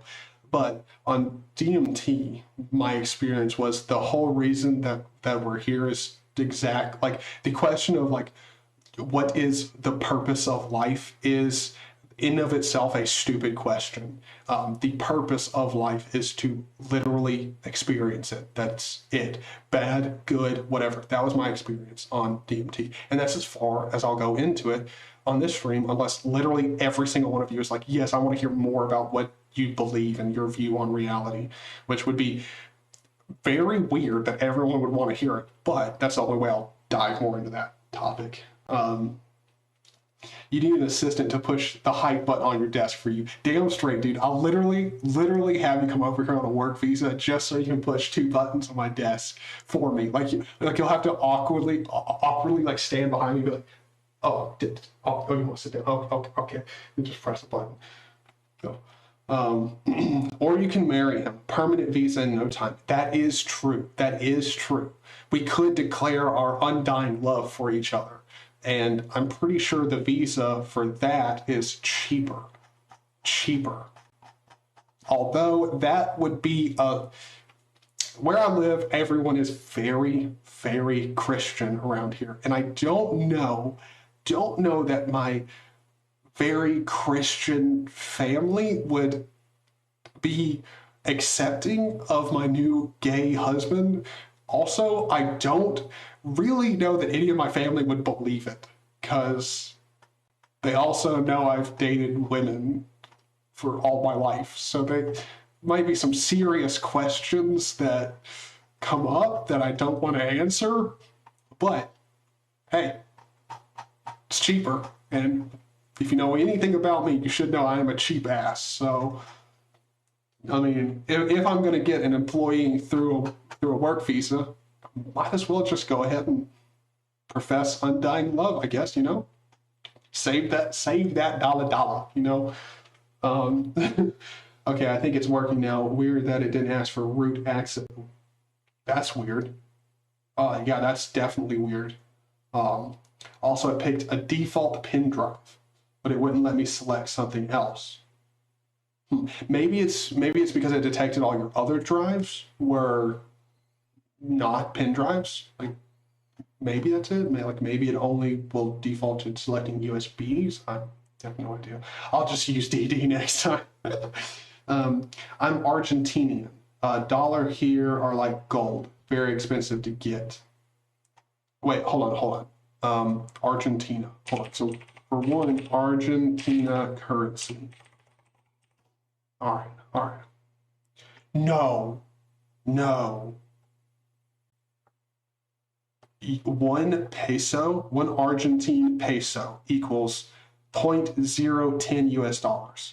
So hold on. So if I come over there with 100 US dollars, bro, balling out, 9,700 Argentina pesos. So let me ask you this. If I come over there, if I was to come over to Argentina, how much is, a nice dinner? Like let's say we go out to a nice restaurant and we get a nice dinner. How much in pesos is that going to cost me? Because if it's like 20 pesos for a bomb ass meal, dude, I'm coming over there. We're balling out. I'll just do a meetup in Argentina. Why not? I've got 2 bin drives connected though. Interesting.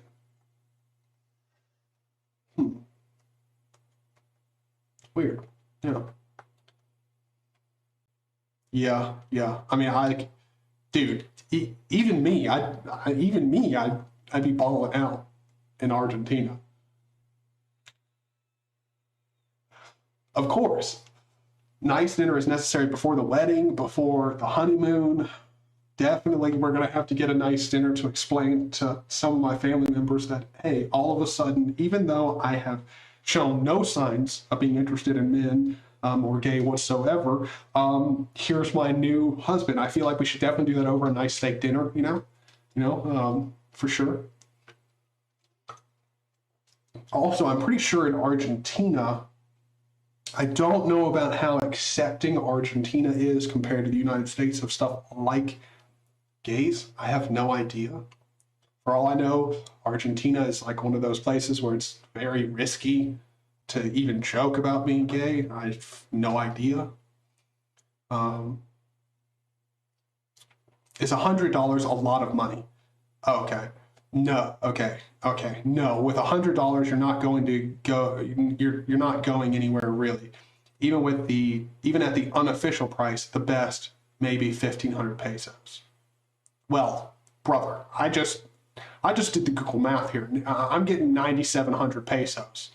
I don't know what you're talking about.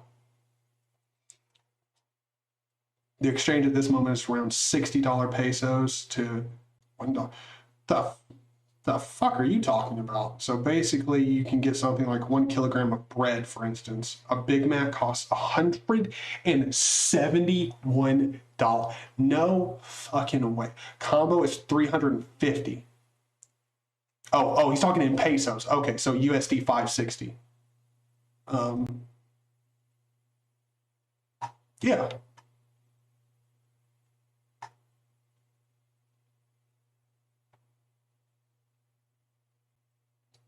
Check the GPB. I have no idea what that means. Don't know what the GPB is.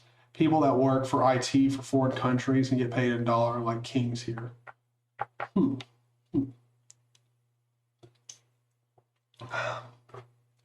I would assume so.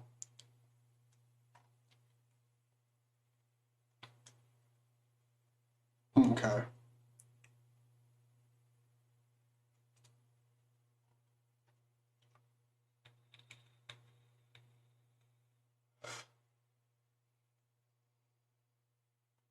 Yeah, I know politics and the economy are great. That's one thing I don't need to be explained. Great British Pound. Gotcha. Okay. I've heard the pound and quid. I know that. I've never heard your currency actually said, like, spelled out as GPB or called Great British Pound or Britain Pound. I've always heard it referred to as normally quid. That's normally what I've heard it to. Honestly, here in Latin America, you would not have a problem for being gay, but for being problematic, wait, hold on. But for being problematic, it's almost the same in Argentina. Gotcha. GBP, not GPB. Yeah, sorry. So that's what I get for being a smart ass. The peso sterling.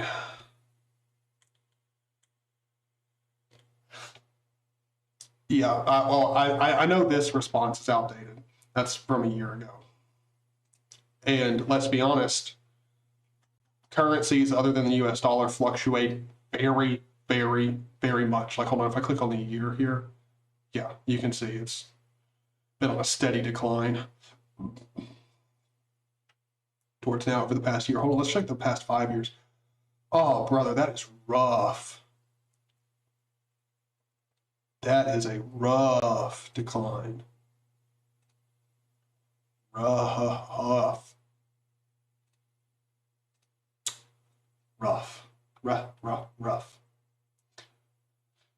It's a colloquial term. Pound is the more proper word. Gotcha. ISO has been written. That's what's up. So I do wish you luck, and I expect to see you back here watching this stream in no time on iOS 6. In the UK, it should be more like GBR, Great Britain Rupee. What? That's a thing? Because here's the thing. My buddy Manny, he's actually from Afghanistan, and I think there it's, I can't remember, I think it's a rupee. Afghani, but they refer to it as the rupee. Yeah, does Afghanistan use rupees? Again, rupee was the currency of Afghanistan until 1925. They still refer to them as rupees, even though they're not. But anyway, yeah, and his currency is only just slightly more valuable. Slightly more valuable than the Argentinian peso or Argentine peso, whatever. Let's see, GBR currency. I should have entered that currency. That's a thing. £1 sterling. Never, what currency is GBR? The pound sterling. Oh, okay, so GBP. Known in some context simply as the pound or sterling. It's the official currency of the United Kingdom. Jersey, don't know what that is. The Isle of Man. Oh man, I would be very interested to go to the Isle of Man, very much. But that being said, your dollar is worth more than a US dollar, so that's rough. That's rough for me. Indian rupee.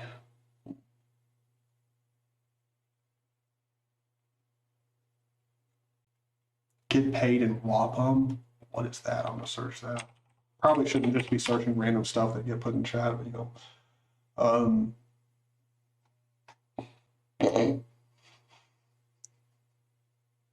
Get paid in Native American beads. That's what it's all about. That's what it's all about. Pay your bills in wampums. Your landlord will be very, very appreciative. You cannot go to the Isle of Man. There is one man already, and he needs to leave first. Otherwise, it would be the Isle of Men. True that. True that. Well, of course, I'm talking about kicking his ass out of there. Got to go in. Okay, so hold on. Let's see. All right, so marriage visa. Let's see how much that is. Marriage visa. Again, random stream. We're checking out different stuff.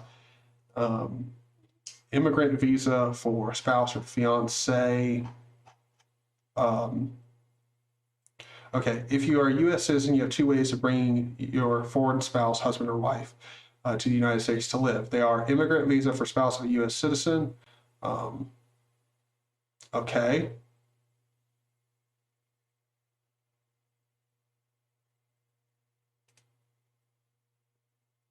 Learn more. Wait, hold on. What? Notice important notice. Same-sex spouses of the U.S. citizens and lawful law, along with their minor children, are now eligible for the same immigration benefits as opposite-sex spouses. Perfect. That's exactly what we needed to know. Exactly what we needed to know. Now I can finally bring my husband over here. Now, fees? Here we go. Fees, filing. A fee is charged for that. Processing it, there's going to be another fee for that. We're going to need a medical examination and required vaccination. Costs vary, so we're going to have to get you vaccinated, of course. Other costs may include translations, photocopying charges, fees for obtaining the documents you need for the immigrant visa applications such as passport, police certificates, birth certificates, etc., and expenses for travel to the U.S. Embassy or consulate for your visa interview. Costs vary from country to country and case to case. So it's super cheap. That's what I'm getting here. You know, there's going to be hardly any fees. Epic. Just marry him/her/it abroad, and it should be cheaper.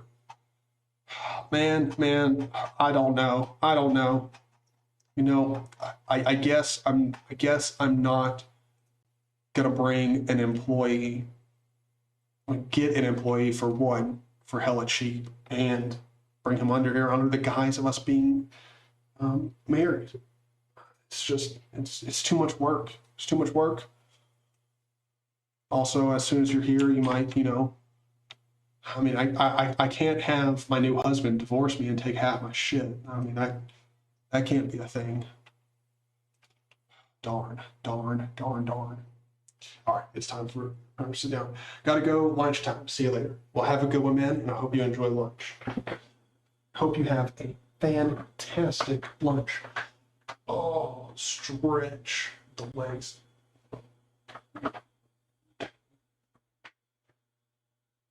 In Argentina, you put a $10 bill into an envelope and you can marry like 5 to 6 people in bulk. That's how cheap it is.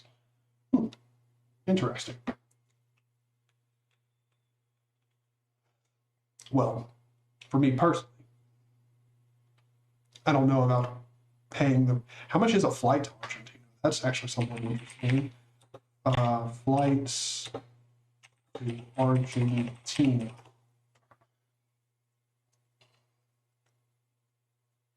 Oh, brother. That is not happening.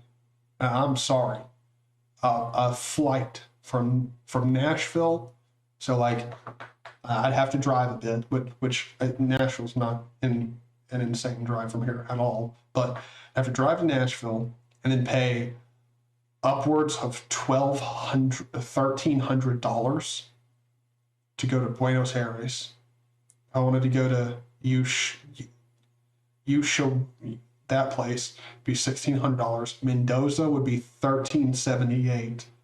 San Miguel would be almost $1,400, and Puerto that place would be $1,400. Whew. What month is the cheapest to fly to Argentina? Top tips for finding cheap flights to Argentina. High season is considered to be January, November, and December. The cheapest month to fly to Argentina is August. Wait, hold on. Cheap flights to Argentina for $285. Yeah, one traveler. Let's go into September. Oh no, I just want a flight, not flight and hotel. But hey, all right. Don't worry, kayak. Just do your thing. All right, so I want to go a little bit less than a month from now. Let's see.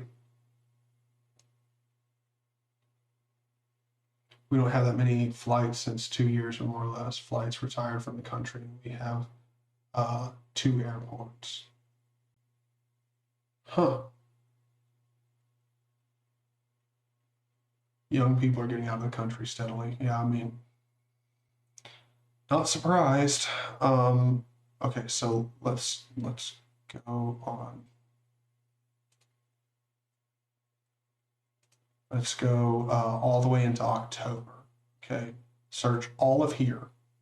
Find me something. There are no matches. There is no flights from Nashville to Argentina on American Airlines. Search flights to Argentina.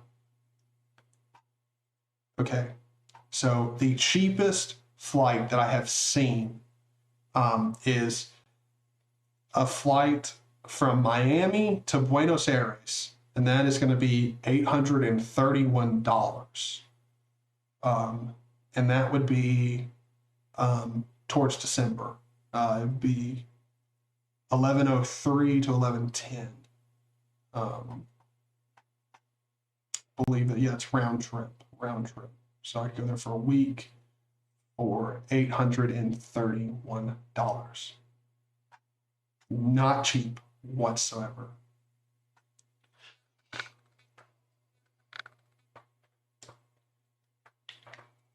Especially the IT people with Italian nationality, like Mario and Luigi, just IT.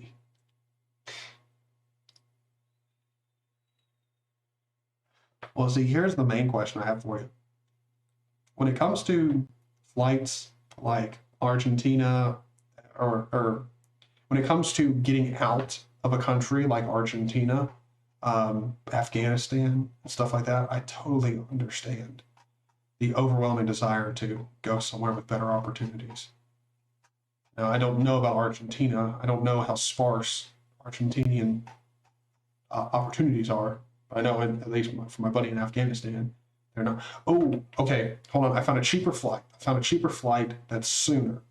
It's 10/11, so that would be November. So November 11th to November 18th. So again, full week, round trip, would cost $679. Now this one is leaving out from Los Angeles, LAX to Buenos Aires. The problem with this flight it would literally cost me about $200 in gas to drive to LAX. And also parking in LAX would cost me an unbelievable amount of money, especially for a week. Parking anywhere in California is going to cost me an insane amount of money. So basically all those holes starting with A. Yeah.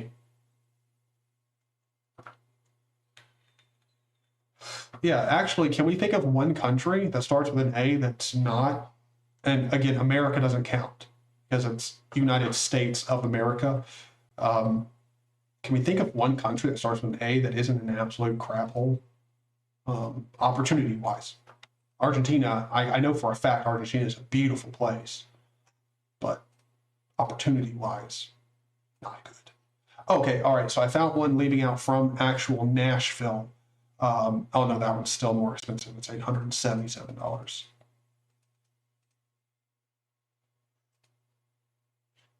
I can get them all the way down from like here's one, San Francisco to Buenos Aires in November for $690. But again, San Francisco, the airport there is going to be expensive as shit to park at. Australia is lit. That is true. Yeah. Sydney's pretty epic. Still really would like to go to Sydney. Can't remember what, calling it a game would be loose, but I can't remember what app it was on my VR that I used, but like you could walk around the entire like Sydney city. That was really fucking cool. In VR, that was really nice. Andorra, maybe. I've never even. Is that a real place? Andorra. Never even heard of this country. Okay, it's a tiny independent country. The Principality of Andorra is a sovereign landlocked microstate on the Iberian Peninsula in eastern Pyrenees, bordered by France to the north and Spain to the south. Believed to have been created by Charlemagne, Andorra was ruled by the court of Urgell until 988, when it was transferred to the Roman Catholic Diocese of Urgell. The present principality was formed by a charter in 1278. It is headed by two co-princes, the Bishop of Urgell in Catalonia, Spain, and the President of France. Its capital. This is so weird. Such a weird country.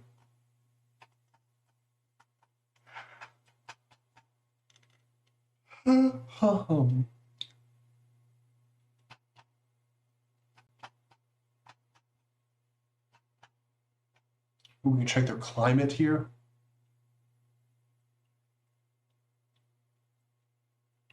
Average high. Not bad.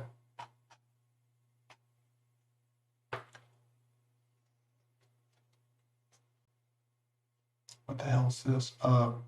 Proportional representation of Andorra exports.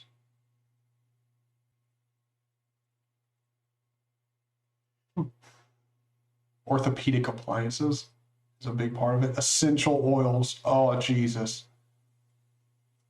So this is where all those shitty essential oils come from. It's Andorra. Gotcha. Okay.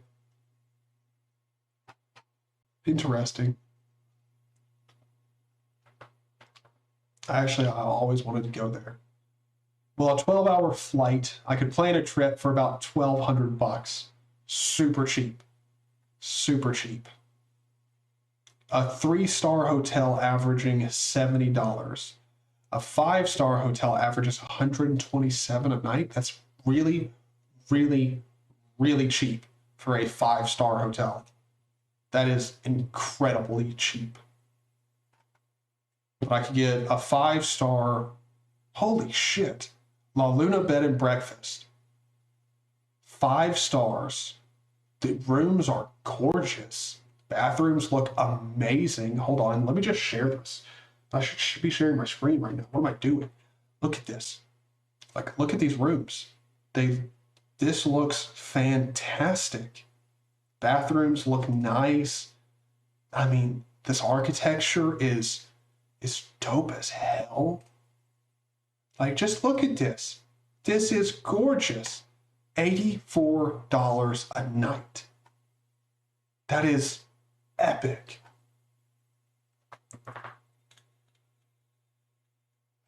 Free parking, and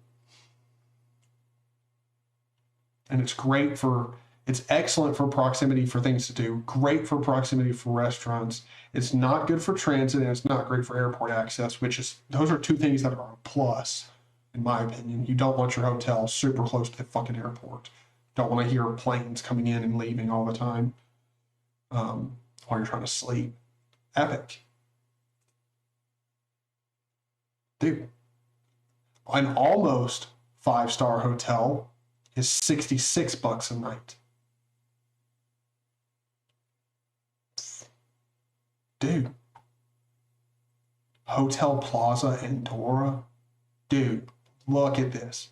It's $180 a night. But, like, let's be honest, that's not that expensive for a really nice hotel. And look at the pictures of this place. Like, bruh. Look at that. Ball out. Like, I could go on a vacation here for like a full week and ball out on like $2,000, which is about like, I could save up for a year and a half and absolutely ball out at a 5-star hotel in Andorra. Dude, this stream has completely devolved. I guess we're making vacation plans. I don't know. I'm in Europe, so not so far away. Yeah, you need to imagine that it's a ski resort country. Oh, okay. I'm super down for that. It's in between mountains, so the closest airport would probably be in Barcelona or somewhere in France. Okay. And there's basically one road. See, I might go to Andorra and then just become a citizen. I don't know. I'm liking this right now. I am really liking this. This place sounds absolutely amazing.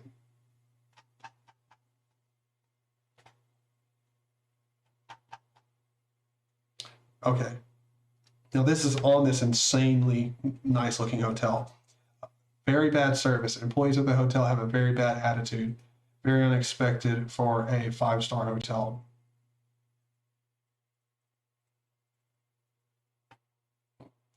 Few minor things contributed to the low rating, like not knowing the hotel was having construction and noise. But I think mostly it was missing the wedding ring and money that bothered me the most. Like the manager said, maybe we lost them.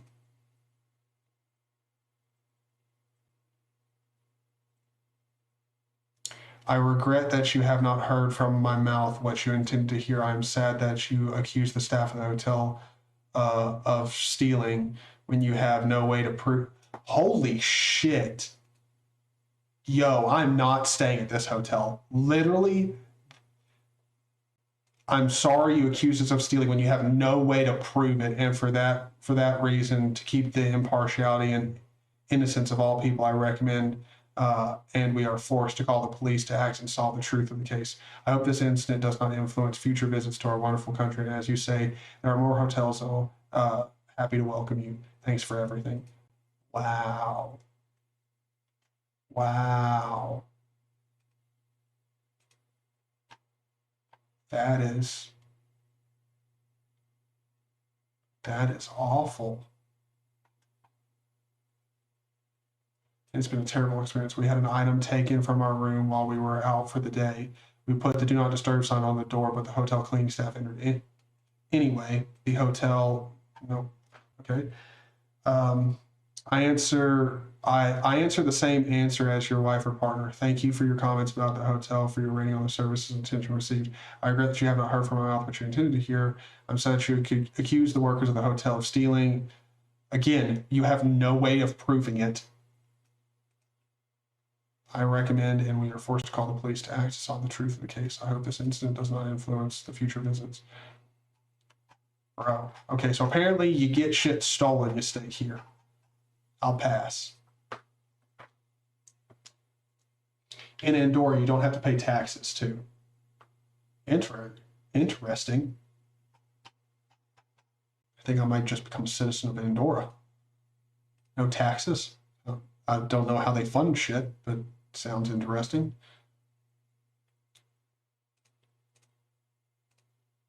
Okay, can I go back to... Okay, no.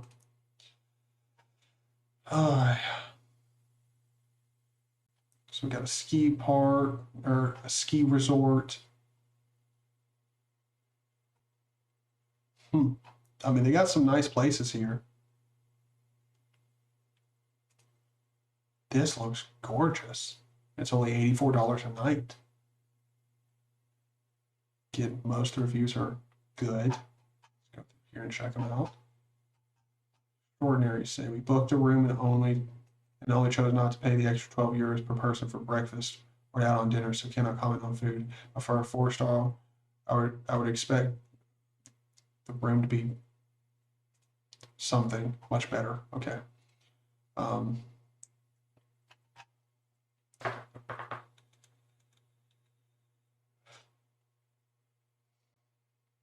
The internet is very bad, slow, and almost don't reach the room. In the country where the EU mobile prices don't apply, clean nature, everyone. They pay taxes, but the rate for almost everything is one of the lowest in the EU. Okay. Okay. So, interesting.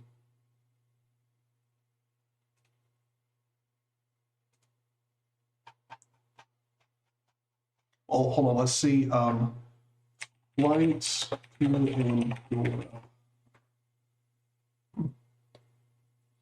Okay, so I would have to leave, let's see, Nashville. Oh, travel is restricted. Okay, let's go forward into November. COVID-19 trends. Snap, no results. Okay, let's go back a bit. Cheap flights to Andorra.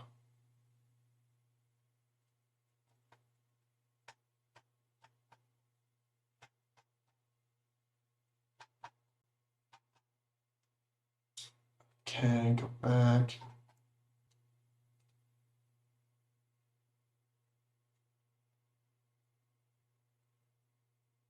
Wait, there is no way. Oh, this is Fort Lauderdale. B&A to Fort Lauderdale. That's like literally, that's a drive, brother. Fort Lauderdale, like it, hold on. Wait, oh, in Orlando. Okay, so essentially from here to Florida.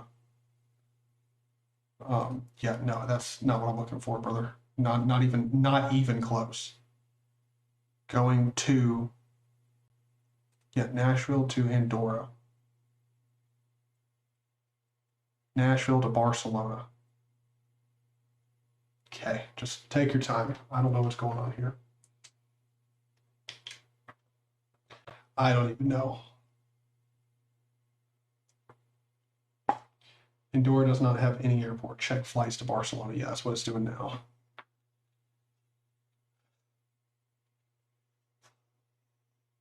Whoa.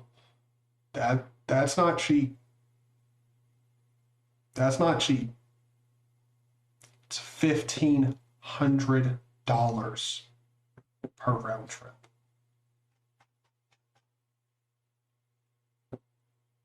Damn. Damn. Hold on.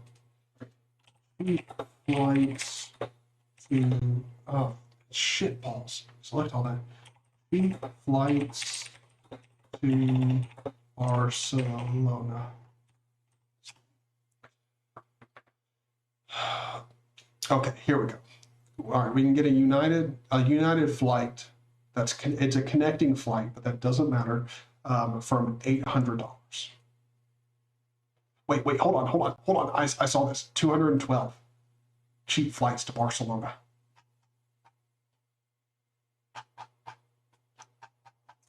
Okay, scroll up. Whoa, hold on. When to book flights from Nashville to Barcelona. Okay, so in September, it's like anywhere from like $600 to $800. January, I guess. Wait, hold on. Oh, so it selects a date. Oh, okay. So if I was to choose this date here. What are you doing? What's going on? I have no idea. I don't know. I have no idea. Nashville. Let's go out into November, just mid-November. Oh, let's go out to, let's do a week trip.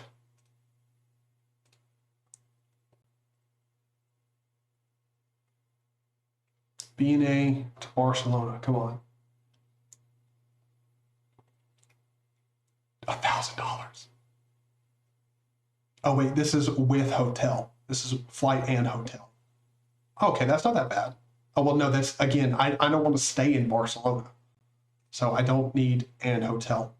Can I get, no, do not include hotels. There we go. Search. I just want a cheap ass flight to Barcelona. Holy balls.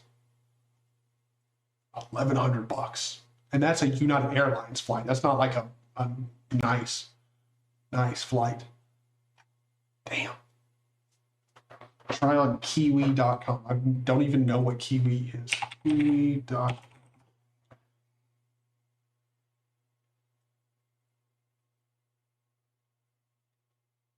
Kiwi.com. Plan tomorrow's adventure today. Cool. From Nashville to Barcelona, Spain. Yes. Departure anytime, return anytime. Just hit me up with those cheap ass prices. No fucking way. No fucking way. There is no way. How am I getting, how are the prices that much cheaper here?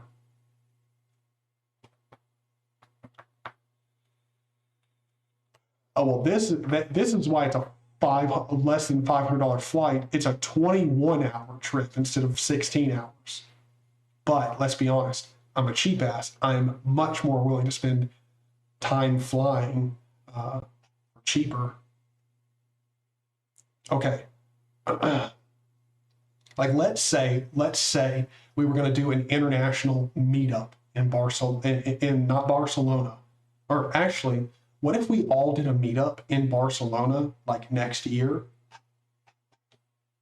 And then like we all booked a hotel. That would be epic. It'd be just a massive meetup. Now that assumes you actually want to meet. Like that assumes we actually want to meet each other in real life. But I mean, I don't know about you guys. We already get along. I feel like we get along in person too. Besides, apparently from the hotel reviews, if you get robbed, we don't have to worry about it being from each other. It'll be with the staff at whatever hotel that we stay at. Dude, look at this trip summary here. Okay, so Friday at 6 a.m. I'm going from Nashville to New York. I'll get in New York at 9:10 a.m. and I have I have almost a 9-hour layover in New York. Then, so at 5:55 p.m., I leave New York and land at 5:45 a.m. in Lisbon. 2-hour layover there. Then at 7:45 a.m. on Saturday, I will arrive, or I'll leave out from Lisbon and land in Barcelona at 10:35 a.m. So essentially, I wouldn't even get to Barcelona until Saturday, which is fine. My return would be on Monday, October 4th. I leave out at 6 a.m. from Barcelona.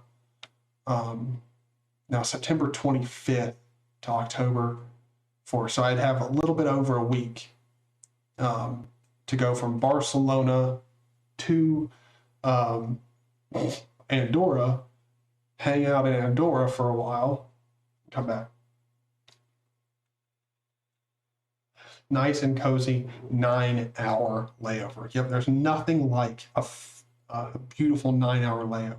Oh, and I just now noticed my first flight is on Spirit Airlines, and my returning flight would be on Spirit. And if you've ever flown Spirit before, they're literally the most dog shit company to fly with. But we're talking about cheap here. I'm going across the world to Barcelona for $500, less than $500. I mean, you can't get much better than that.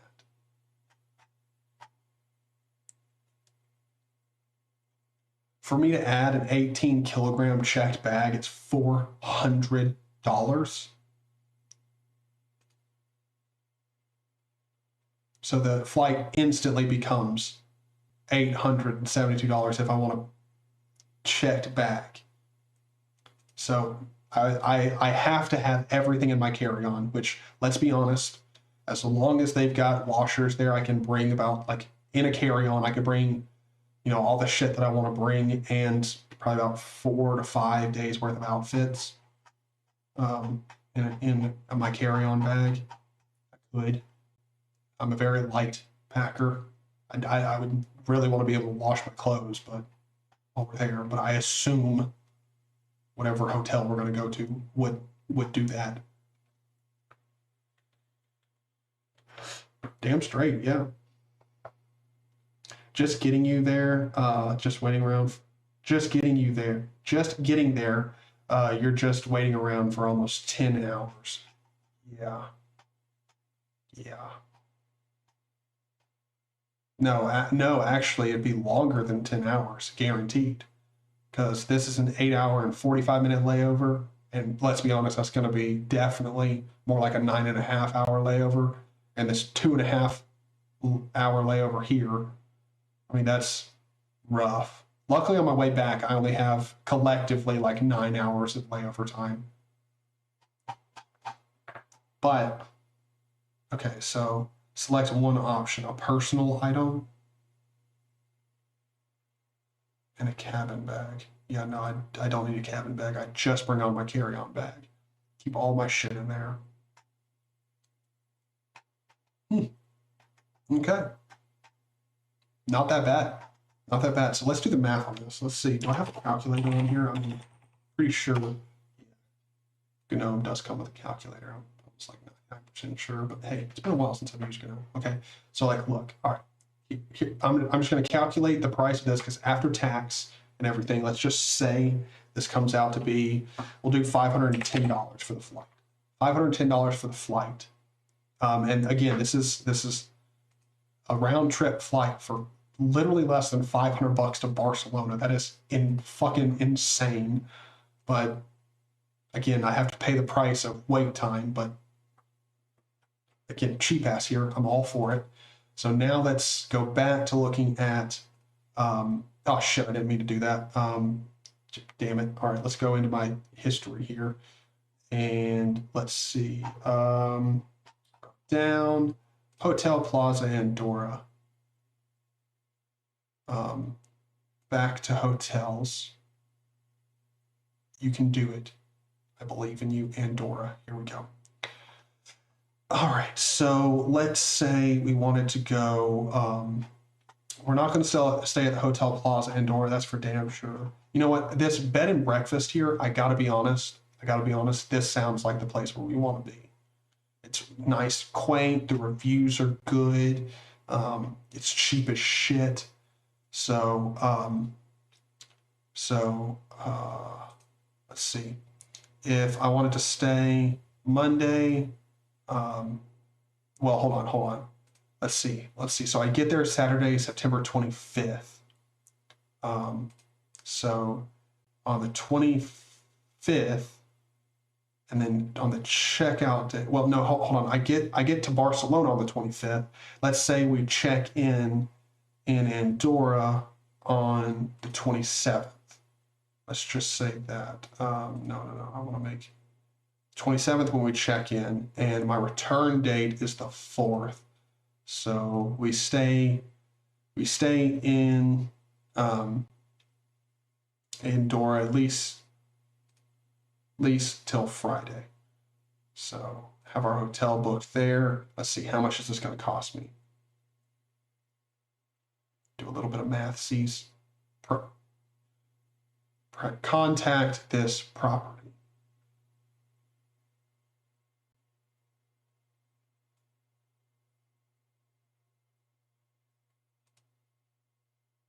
Okay, so you can't do pricing availability. Maybe if I just do one adult, can you, pricing info unavailable. Okay, back to hotels. But you have 9 hours in New York, so you can have a nice NY-style pizza, see some Broadway show, and move to another flight. Yeah, well, I mean, if we're being honest, my layover in New York, I absolutely effing hate New York. New York is like the worst place to be. The people there are awful. The only thing that makes New York good is the fact they have, well, pizza. That's it.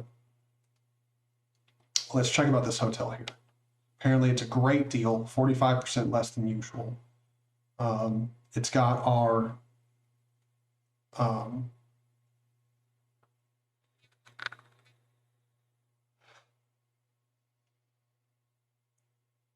free cancellation up until September 23rd. So we could cancel 2 days before for some reason if I needed to. And it would be $32. This has to be per night. This cannot be $32 for almost a full week. It can't be. It has to be $32 per night.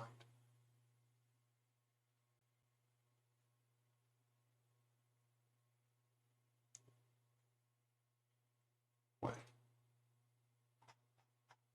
Hotel Seagull. Yep, okay. Booking.com. I hate how many tabs, like once you start like researching vacations, I hate how many tabs you'll end up open in Firefox.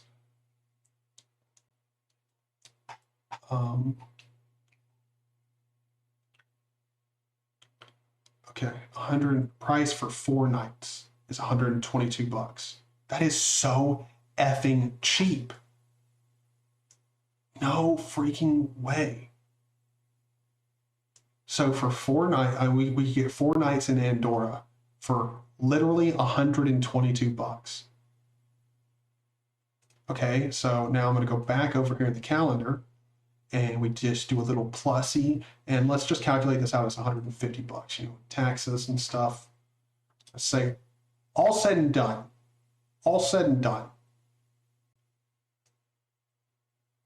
I could do a trip to Andorra for $660. Now, again, that's not counting in expenses while we're there, checking different stuff out, but just getting there and everything, that is super effing cheap. I don't know about you guys, but meetup / vacation for all of us next year in Andorra, I think that would be a fantastic idea for the YouTube channel. Fantastic.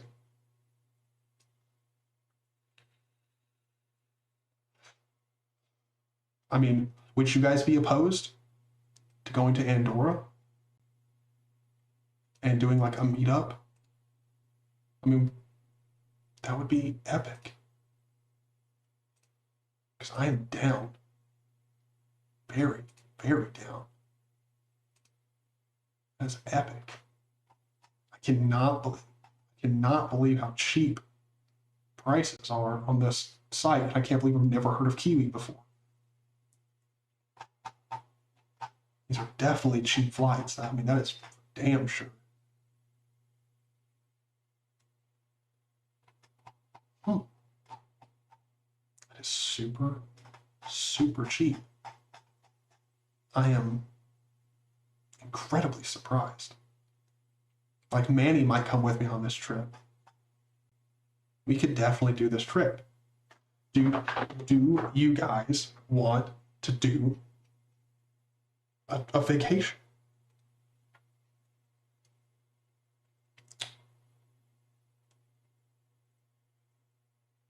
Because it's doable for me. And I mean, I would assume if you don't live in America, you're somewhere closer to Barcelona, flights are going to even be cheaper. And I mean, the hotel prices in Andorra are cheap as shit, especially compared to where I am.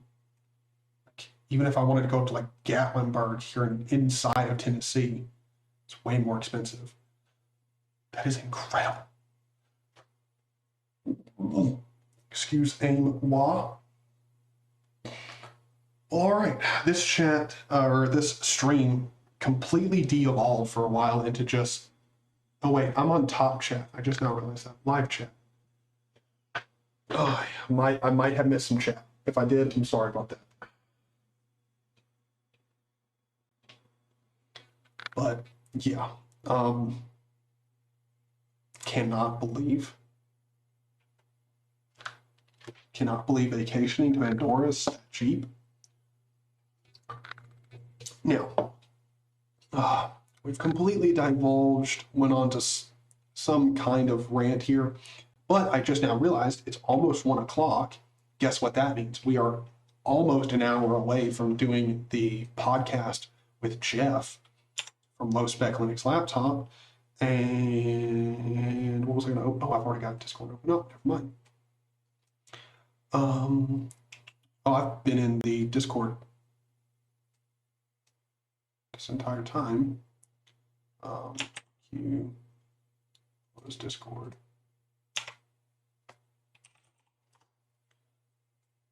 Open it back up because apparently it's on the fritz. Okay, I'm not getting Discord anymore. That's epic. In what podcast? Well, I do a podcast called the Linux Land Podcast. Yeah, that's right. I had to think about my own podcast name for a second. The Linux Land Podcast with Jeff from Low Spec Linux Laptop. I have to re-sign into Discord for some ungodly reason. I just restarted you, and I don't understand how it means I need to log in again. But the world works in mysterious ways. All right. Yeah, buddy. I understand, man. New messages, general chat. Is the mic I use usually good enough? Yes, sir. Don't worry about it, Lewis. Don't worry about it. But yeah, we do the Linux Land podcast where we just talk about news. Okay, now I have 2 Discord windows opened up. Don't ask me why or what's going on. I have no idea. But anywho, says I do the podcast, Linux Land podcast with Jeff from Low Spec Linux Laptop. We talk about, what we're interested in that week, new stuff, and talk about some Linux-y related stuff. And other than that, it's a complete just conversation between, 2 friends. That's it. We just chat, catch up. I know the last podcast we did, I actually did it live. I can't remember if that's the one where we talked a lot about. He's over in I can't remember which state he's in, but he's in like New Mexico or somewhere like that where it's just absolutely a fracking desert, and he's building himself an Earth ship out there. If you don't know what an Earth ship is, it's super interesting. It's a alternative building style of homes where like it has built-in AC. Like it's a very interesting. It's very interesting. So that's normally what we talk about. All right, so again, this live stream is very much random, and that's just how it's going to be. Hey, buddy. Hey, buddy. Did you have a good nap? Good nap? Mm-hmm. Yeah. Yeah, good boy. Such a good dog. Such a good dog. Buddy. Buddy. Definitely blaming farts on Buddy. All right. Now, I'm going to go ahead. I'm going to go ahead and have to walk Buddy here. And so I'm going to ask you, if you're still watching this very, very random live stream. Buddy's scratching the shit out of himself right now. Anyway, should I continue the live stream through the podcast? Should I just continue this live stream and make us recording the podcast part of it? Don't know. Honestly, don't know. Might do that, might not. Also, what are we going to do if I'm going to keep streaming for a while? I need some recommendations on what you guys would like me to do, talk about, show off, because otherwise this is just going to completely devolve into me playing games. That's exactly what it will turn into. Also, I'm going to load up my system monitor here and see how my CPU is doing right now, streaming. I've also left this open overnight multiple times now, and this computer definitely needs a restart because there's some type of memory leak, because right now I'm using up 9.1 gigs of RAM. Sure, why not? Epic. Do a Gentoo install. Jesus. No.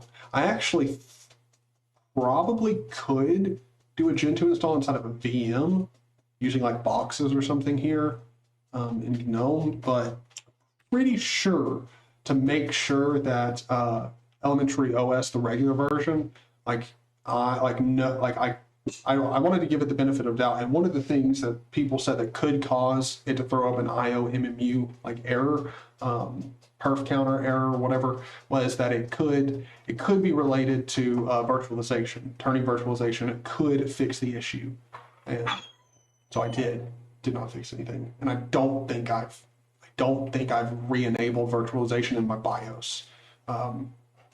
Again, that was done like yesterday, so I just need to remember to do it. But yeah,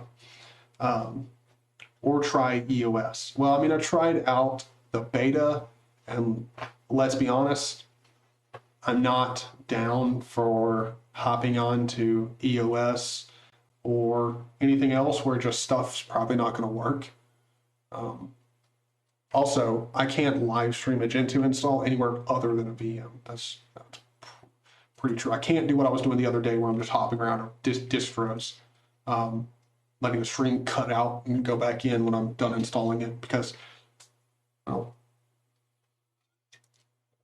also, even if I get started installing Gentoo, even in a VM, there's no chance that I'm going to be done with that before the podcast. It's time to record the podcast. It's out of the question. I can't. Can't happen. Hey, buddy, you need to go outside? No. Okay. Cool.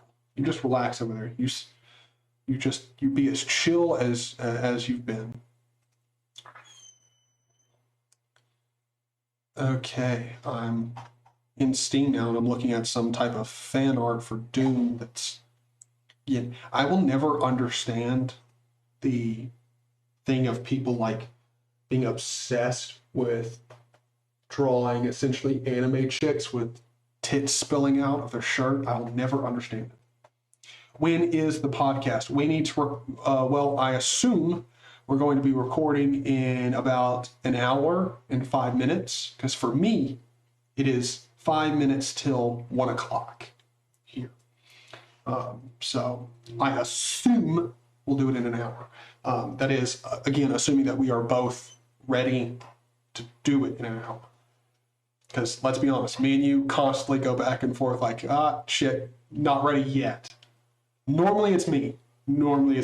I will go ahead and say that. I think you've only done it once to my like every single time. But, you know, we're supposed to do it at 2 o'clock. We've said that we're going to do it at 2 o'clock. But again, this is not one of those formal, production grade podcasts. Nah, never will be. It's not what makes it awesome. Cool. I'll mix some cement and do maintenance on my rocket stove. Oh yeah, I saw your video on your rocket stove. That's pretty interesting. But yeah, get some work done, man. We got an hour before we're technically even supposed to be doing it.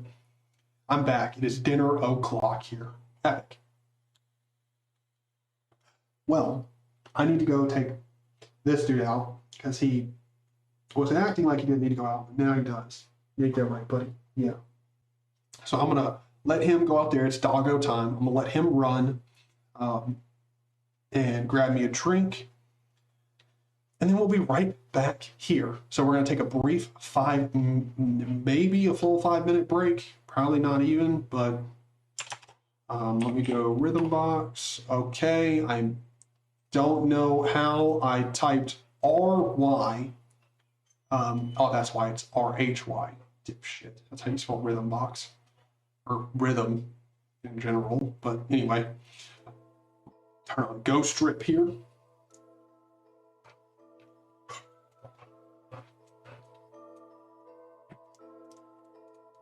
All right.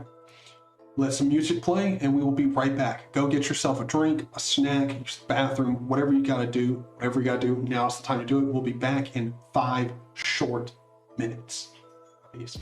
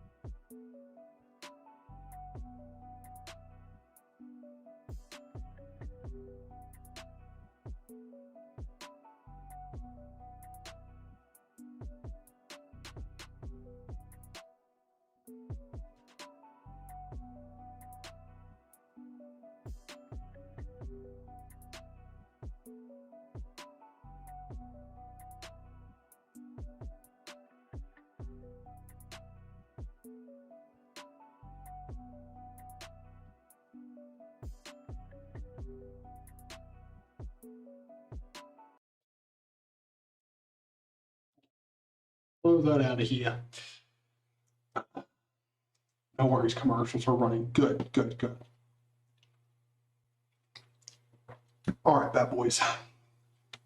What are we doing for this live stream right now? Again, completely, I said this was Linux related tangents, but I did just spend quite a while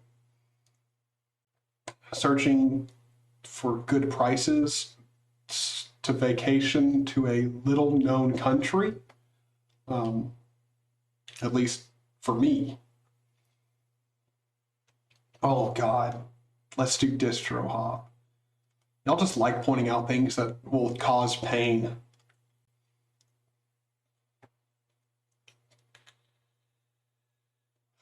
Went outside and back, and you're still here, bro. Hey, for sure. I streamed for way too long. Hey, Tyler, what's up? Well, hey, Matt, what's up with you? How you doing? I am doing good. Apparently, this little, again, as always, my streams here are very random. I spent quite a while talking about currencies with Santiago, Linux Noob, Ryan, and I even discussed possibly, we looked into work visas and how expensive they were to like bring over someone here to the US under a work visa. Then got started talking. I was like, well, you know what, since I'm a cheap ass, it might be cheaper. Santiago was talking about coming to the US under a work visa. And I was like, well, look, I mean, here's the thing. I'm not gay, but if it's cheaper, we can just, we'll see about, you know, just calling you my husband and bringing you over. Let's see how expensive that is. Spent time with that, then researched on how expensive it would be to get a flight and a hotel out in Andorra, which if you don't know what country Andorra is, don't worry, I didn't either. It's a little country in between France and Spain. That's like a ski resort type country. We figured out that I could find flights and hotels out there, and it would cost me to go out there for a little bit over a week. I could get a flight, round trip flight to Barcelona for under $500. Again, had to do some searching for that, but that's a thing. I just finished my EOS 6 vid. Apparently everyone's doing elementary OS content right now. Going to start editing. Word, awesome. Now, here's the real thing. Here's the real thing. Did you love it? Did you fall in love with elementary OS? We were investigating how to get me out of Argentina, you know, damn straight. Ooh, let's do browser hop. Now that's something we could definitely do. No, I hated it. I figured, but hey, apparently it's growing on Terminal for Life, so that's interesting. Yeah, let's do browser hop. Dude, I am shaking this table like nobody's business. Again, it's not like wobbly cam is anything new around here. That's for damn sure. More importantly, are you using Edge on Edge OS? I mean EOS. Hopefully. I'm using Edge. Perfect. I still like it. I mean, hey, To each their own, man. You know what? Actually, here's what we're going to do. We will do a browser hop. You know, why not? Why not? Let's start doing a browser hop. All right, so you can see I've got Firefox open here. Firefox works great. It's Firefox, so yeah, it works great. What are you doing? Excuse me. Let's pop down into the software center here. I'm sure Edge is in here. Oh, thank God it's not. Okay, good. Don't make it that easy to install Edge. Let's see. How in God's green earth does one install Edge on Fedora? Edge on Fedora. How do we do this? Okay, download as an RPM. Okay, accept and download. Open with software install. Okay. Close. Okay, so I don't. Oh, it's not done yet. Dipshit. All right, now we're getting it. Install Microsoft Edge beta. God, this is so wrong. So wrong.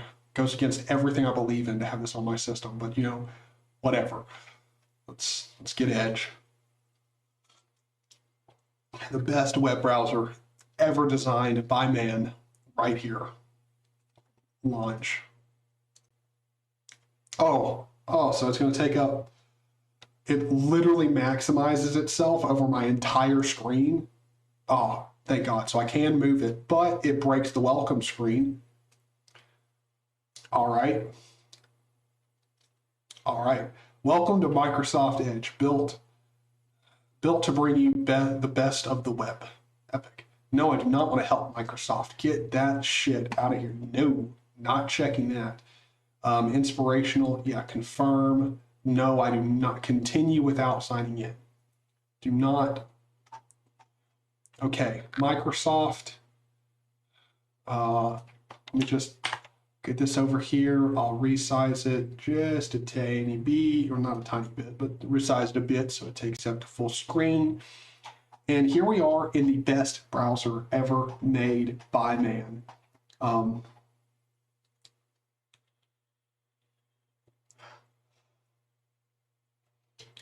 Firefox is a great browser for downloading a real browser, like Edge here. Of course, I know that's what you meant.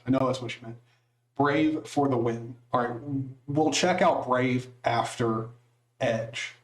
Okay, so they've got a send feedback button here, which I'm like, let's be honest, I'm never going to use that. And can I just say something? This is disgusting. Absolutely, just this pop-up window having a Windows 10 style top here. Because again, of course, Microsoft assumes that you're using Windows. Just have it continue. Oh. I'm already not a huge fan of this, but let's go. Let's see if I go to fox.com. How long does that take? And just to show you that I'm not biased, we'll load up CNN next. Okay, so that's decently fast. Again, this should be using the Chrome web engine, so of course it's fast. CNN.com. Okay.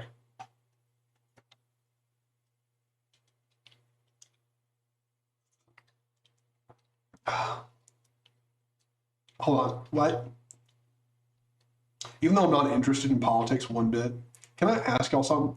How in the fuck can we pass a $1.2 trillion infrastructure deal when USA debt? Let's just search that. Real time debt clock. Okay, the U.S. national debt is $28 trillion. Debt per citizen is only $85,000. Debt per taxpayer is $227,000. Jesus Christ. That's incredible. Okay. Oh, wait, I loaded up a Fox, like this is not Fox News. Is it foxnews.com? Is that it? Yeah. Okay, that was lightning fast. It's actually disturbing how quickly that loaded up, but okay. So I like the vertical tabs and that they go to sleep after not using them. Edge is so fast. Okay, so turn on vertical tabs. Ooh, I do like that. Do like that. That's nice. That's nice. And I could go to YouTube.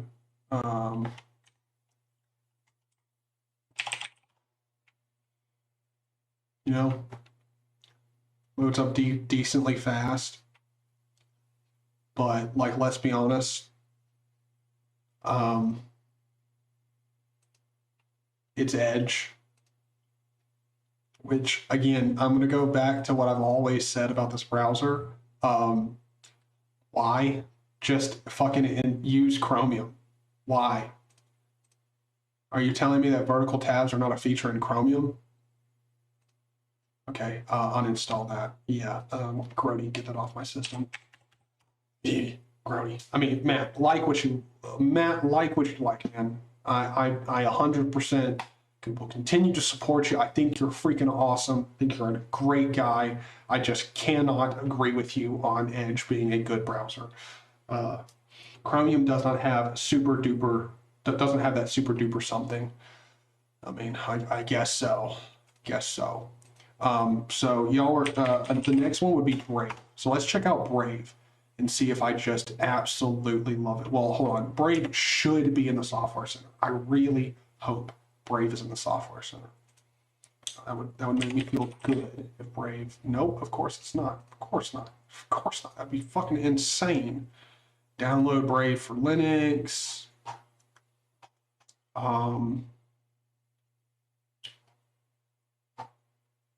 Fedora.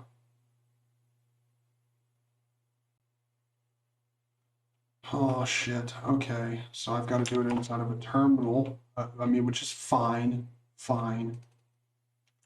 Control C, Control V. I would have expected them to have an RPM package. Okay, it's all right. We'll just do a little bit of installing and adding such here. Okay, added that. C, Control Shift B, add that, and sudo dnf install Brave browser. There we go. Yes, I want to install that package.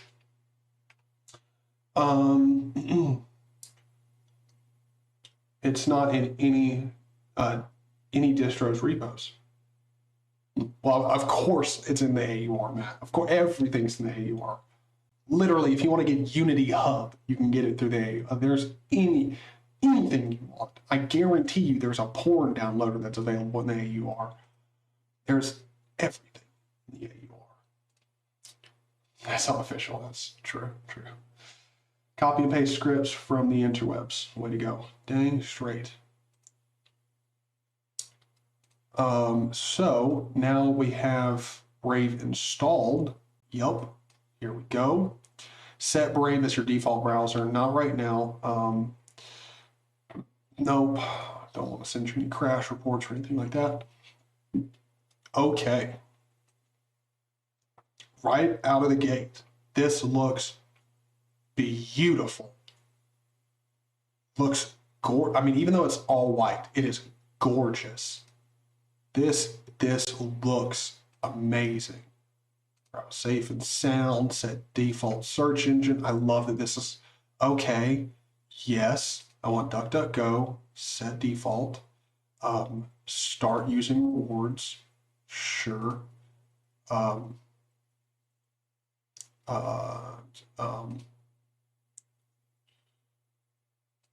Okay, when your earn tokens from Brave private ads arrive on the 5th of the next month. Giving back made effortless. Okay. Done. Now, here's the thing. If someone was to go to my YouTube, page, hold on. So if I load up YouTube, And if I was to go to YouTube here and someone wanted to give me, wait, hold on, install app. Don't know what that's doing. Dude, for a second there, that line in the place where they're giving that cat a bath looked like it was a knife, and I was about to be like, oh my God, YouTube, get your shit together. No, thank God it's not something horrible like that. It's just her forcing a cat to have a bath. What was that Doom picture? There's something called porn time. Just looked. Now very curious. Of course you're curious. It's probably a neat little tool for all of us dudes here. If I have bat, I can tip you. See, I just don't know how this bat thing works. I have no idea. I have this crypto shit. Do you want to have it? I mean, not big on bat, one bit. But that being said, let me drag this out over here. Okay. I don't know, might be valuable one day. Let's go into settings here.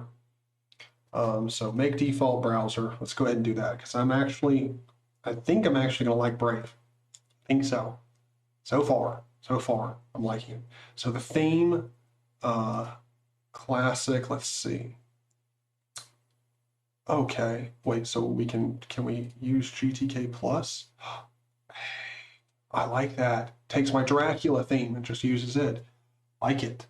Okay, show home button. Don't ever use it. Show bookmarks. Yes. I don't know how importing bookmarks works, so I'm gonna go ahead and click off of this and see. Can I just import it from Mozilla Firefox? Import. To finish importing, close all Firefox windows. Okay. So go into Firefox, close it, close tabs. Oh, and I've got to close the chat. So give me 1 second. I'll load it back up in Brave. Try again. There we go. Bookmarks have been pulled over. Epic. Delete that. Okay. Epic. Now let me go into YouTube because I've got not sharing my screen now, so I can log into YouTube and open up chat in Brave.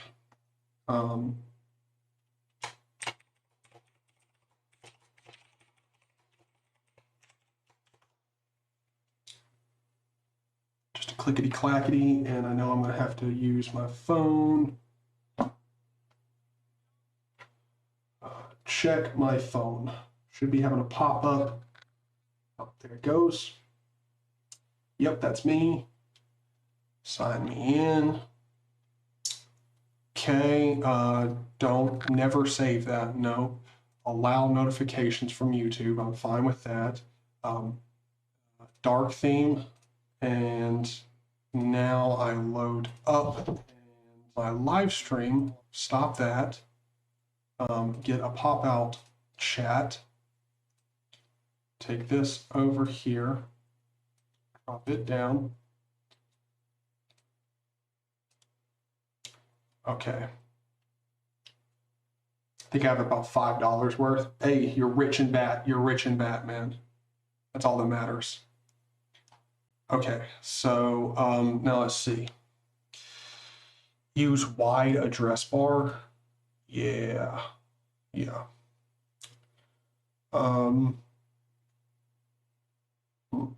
Hide Brave rewards button. No, we won't hide it.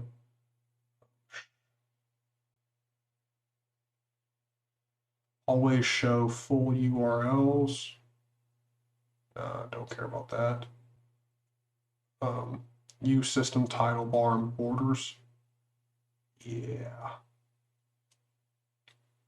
Wait, hold on. No, don't do that. Always good. I'm good on that. Font size. we'll make large, because I do like large fonts. Minimum font size there. Standard font, we want Ubuntu title. Serif font, I want as Ubuntu title. Sans serif font, I want as Ubuntu title. And fixed width font, yeah, we'll leave it. Oh wait, I've got Ubuntu Mono on here, don't I? Ubuntu Mono, perfect. Yep. Epic. Customize fonts. All right, so I've customized the fonts. Cool, they're going to stay. That's good. Cycle through the most recently used tabs with Control Tab. Don't really ever cycle through anything. New tab page. Don't know that I've got my homepage set up, but now let's just do dashboard. Can feel trackers and ad blocking. Aggressive, yeah. Upgrade connections to HTTPS, yeah. Cookie blocking, only cross-site cookies, yep. Fingerprint blocking.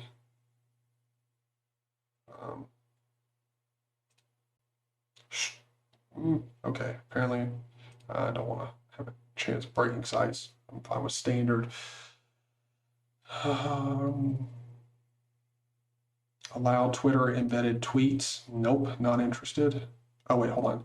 I'll keep Twitter, but I'm not going to have Facebook. Facebook can fuck right off. Search engine, let's just stick with Brave. Guys did say that. Use Hangouts component to enable screen sharing and other features in the browser. Sure. Widevine. Here we go. I do want Widevine because, again, I watch Netflix, so I do need DRM support. Brave colors. Let's go dark. Perfect. That's what I like to see.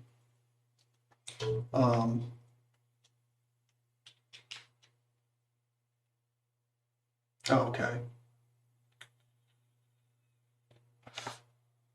Well, I still don't think I need YouTube as an app. You can just go to the website. It's not that big of a deal. Okay. So we messed around with settings. Brave rewards, I'm still, okay, I don't know why you're not doing dark here. That would be nice. Maybe if I refresh the page? Nope, of course not. It's still going to be all white. Wait, auto contribute, an automatic way to support publishers and content creators. Set a monthly payment and browse normally.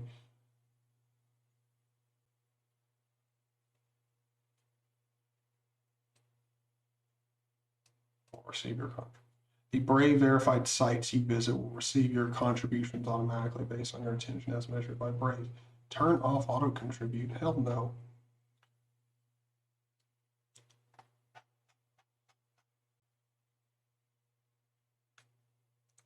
Okay, wait, so, but how do I, like, okay, so I have my YouTube page, you know, like, got my YouTube account. So if I go to my channel here,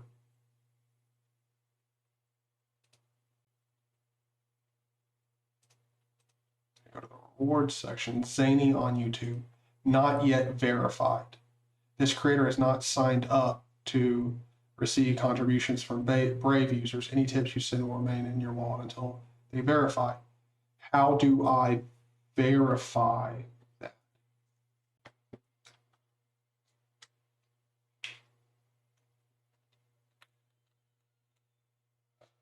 Thank you in advance. Yeah, to be honest, Vim is pretty good. I like Vim. Vim's not hard at all. It's actually more simplistic than Emacs for sure. If you do Vim for a week, I'll do Emacs for a week. I don't know that I could. I don't know that I could do that. I genuinely don't know that I could use Emacs for a week. Verify no, that's verify wallet. Okay.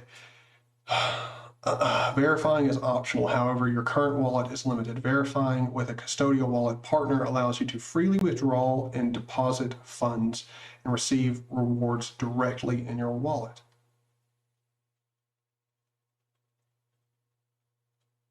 Okay. Yeah, I will try it. I will try the search engine here in just a second. We'll play around with that. But okay, so there's a wallet service called Uphold. Requires a balance of at least 15 BAT to create an account. If you've connected your account previously, okay, so I haven't done that. So I need to essentially wait until I have 15 BAT. Okay, you can add 3 ways to fill your wallet. You can add funds, you can earn tokens from viewing ads. Occasionally you'll be offered free token grants from Brave. Be sure to keep an eye out for the alert. All right. All right. Okay. I would still like to know, so do I just have to verify my wallet and then I'll start getting it? I have no idea on how to, I don't know how to sign up to receive rewards here. How to sign up for Brave rewards on YouTube.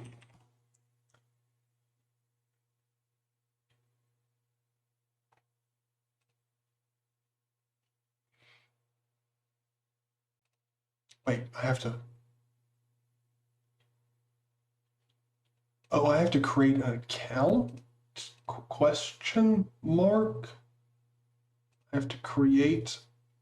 Okay. Get started. Join Brave Rewards. Okay. Email is on the way. Give me 1 second. I only have Cryptex on my phone. Which, hold on. Now that I'm on Fedora, I could just download Cryptex. I wonder if they do have a Cryptex flat. Because I know they have an app image, but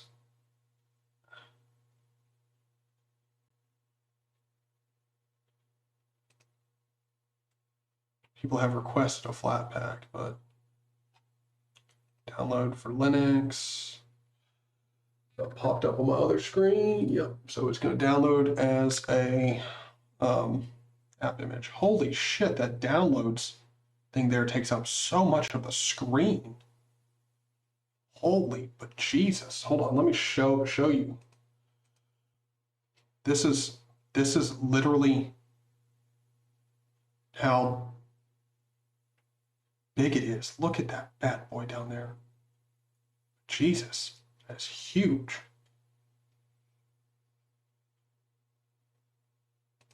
It's nuts. Okay, so mod F, we've got in our downloads somewhere here. Yep, downloads, Cryptext. Let's go to properties, permissions, allow executing as a program, and run.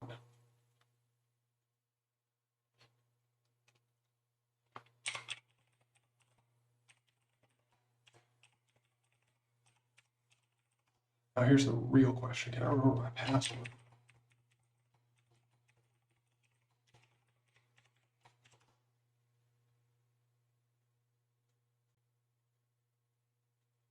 Two-factor authentication, password, okay. Yeah.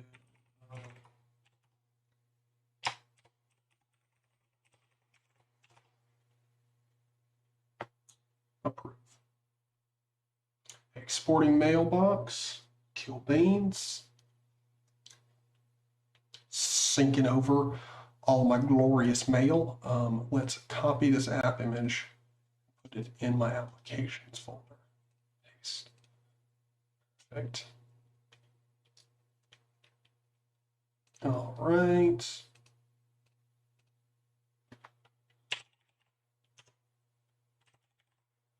And let me get logged into my email here.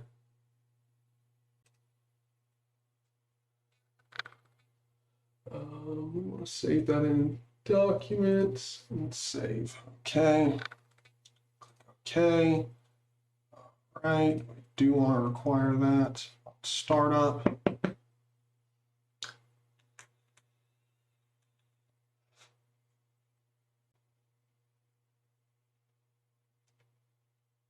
I mean, I'm sure there's a way to make those downloads smaller. I am positive there has to be a way, because that is nuts how big they are.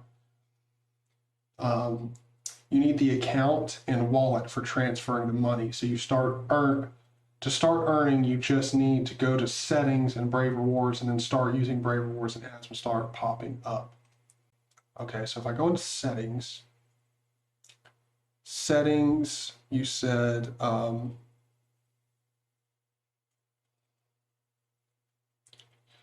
start earning, then Brave Rewards. Not seeing Brave Reward, additional settings down here. Okay, so if I scroll down to fields, extensions, I've got the wallet here. Nope, privacy, autofill downloads. Yeah, here, oh wait, there's the tab at the top, Brave Rewards, dum-dum. Okay, Brave Rewards. There is no button that says start using Brave Rewards. I think I've already done that. I think I did select start using Brave Rewards. Because I do have ads turned on. Earn tokens by viewing Brave ads. So I have already started earning. I've earned apparently 0.01 BAT. Okay, I've apparently gotten one ad.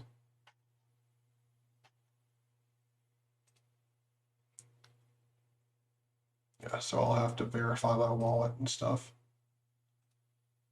Interesting. Okay, let's see. What about crypttext? Closed. Oh, well, totally forgot. I have my file browser open and run the app image. All right, enter my PIN. Here we go. Not now. Don't want auto backup. Don't want auto backup. Skip tour. Perfect. Verify email. Perfect. One last thing. Enter your name. Okay. I'll enter my name. I don't care. No. Sign up. I'm not clicking the box where I consent to stuff. Okay, set up two-factor authentication. I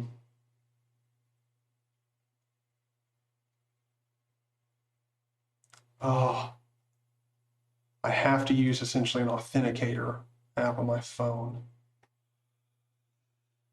I don't like using the authenticator because if something was to happen to my phone, I could never get in here. So you know what? No, I'm not setting up. Cancel. No, not setting it up.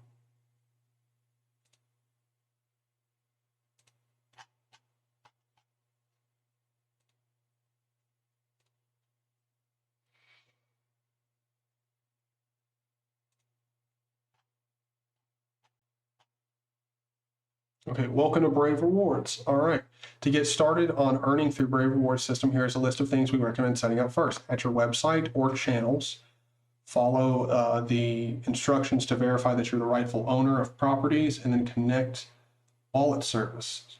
To receive payments, your wallet accounts must be connected. Connect Gemini or uphold your desired payment options. Okay, so add channel, YouTube channel. Perfect. Allow.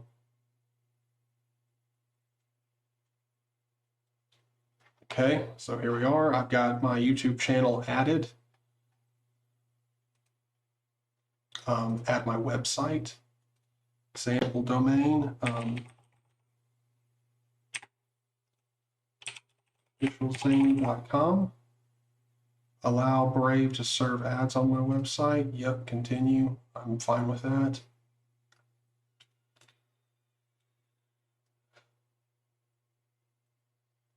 Download a trusted file. Okay. Okay, download the verification file, upload the verification file to the .wellknown folder on your domain.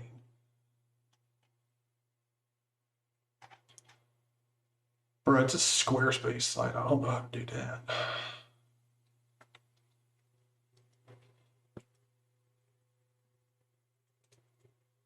But I can edit my DNS records, that's for sure.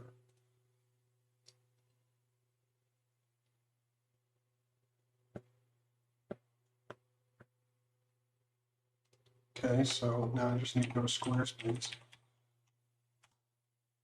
No, you know what? I'm not going through all this setup right now. I'll do this at another time. I'm streaming. Come on now.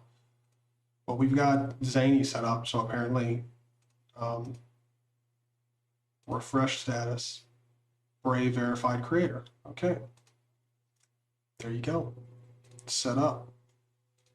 Now let's do some more Brave checking out.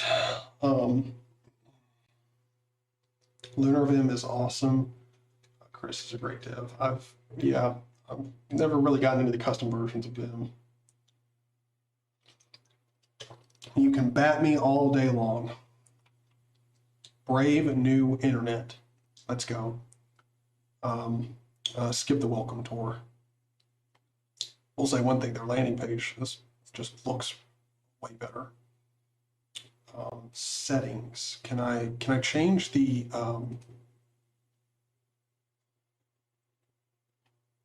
can I change the picture that's going to show up here, or is it just completely random? Can I customize here? Background image.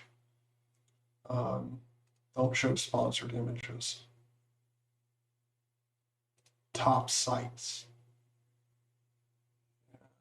Brave News, did not know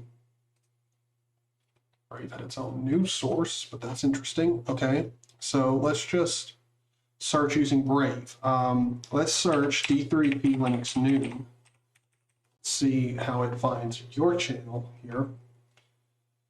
DP Linux on YouTube. First things first, why are you not respecting the dark thing? Stay dark, okay? Yep, this is not you. I go on videos.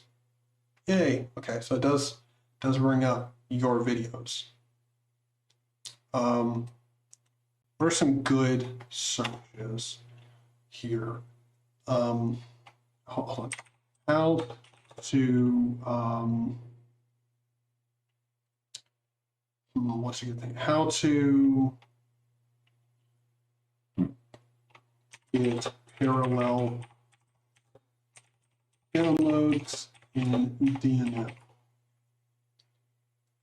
Let's see if it gives us some relevant stuff. Can DNF download metadata in parallel? Okay, so now let's see. If I go up here to Google, see how much better search results we get here. How to get parallel downloads in DNF.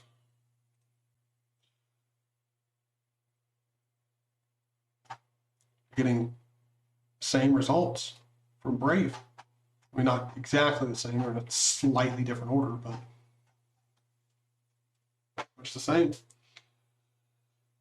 They have been having requests on GitHub to add this for years and haven't added it. What do you mean, no, you can't? No, you can't. What? Can you hop into the Discord for a little sound check? Have a new mic and have never used it? Yes, I can definitely do that. Definitely do that. No problem. Give me 1 second. Pop into Discord here. Do you swang to talk? To talk now. I have time. All right, so you're already in there. Give me 1 second. I'm gonna. My legs are getting a little tired, so I'm gonna drop the desk down. Oh, then I'll hop in. Oh.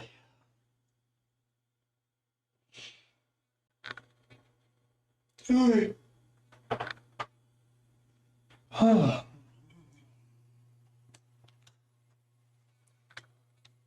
All right. image. Oh, okay, yeah. It's such a simple thing too. Just let me set my own background. Be nice. Hello, how's it going, brother? I don't know if this is using the right. Okay, it is using my microphone. That's good. I just want to check if the Oh no, my input device is wrong. Hold on. Input device should be blue microphone. There we go. Hello? Yeah, you can't. I don't know why. Why can't you hear me if I'm using my blue snowball? Or blue snowball, my blue Yeti. Hello? Why you no work? Oh, no. It should be voice activity. Let's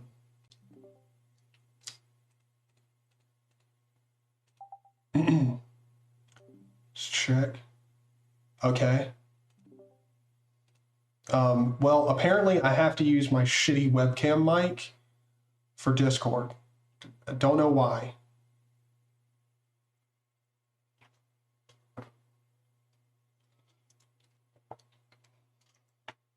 Yeah, your audio's perfect.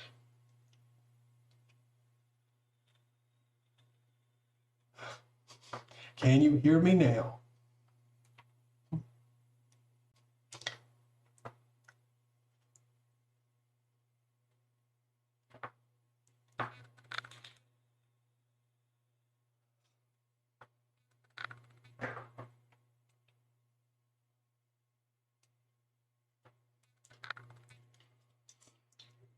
Well, apparently my YouTube channel is set up to receive back now.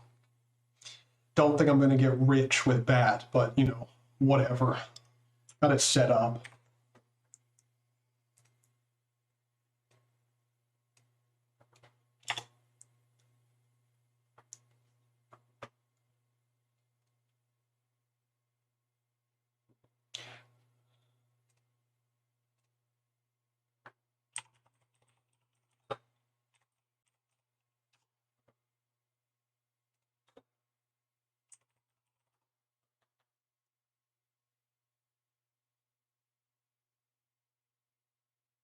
You cut out towards the end there, but I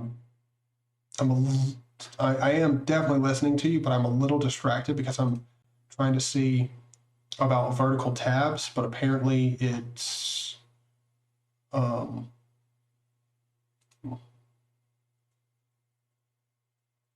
apparently they're just talking about adding it. Oh, this is from 2021 or 2020, excuse me. How do I enable, like, I would assume there's vertical tabs for this. Would assume. Let's all use Brave and send. Yeah, in Brave.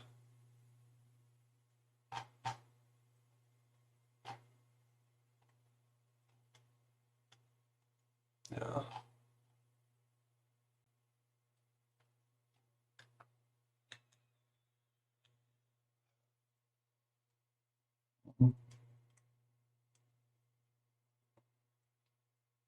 But I will say one thing, I don't actually need vertical tabs. I'm not a big vertical tab dude, but would be nice if it was just a built-in option, but it's your browser is managed by your organization.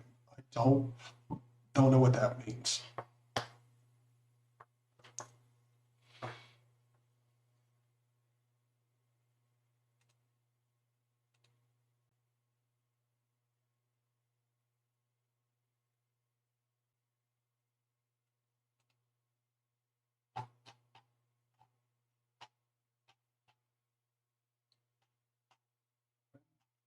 Hmm.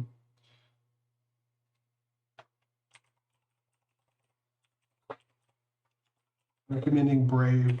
Let's see.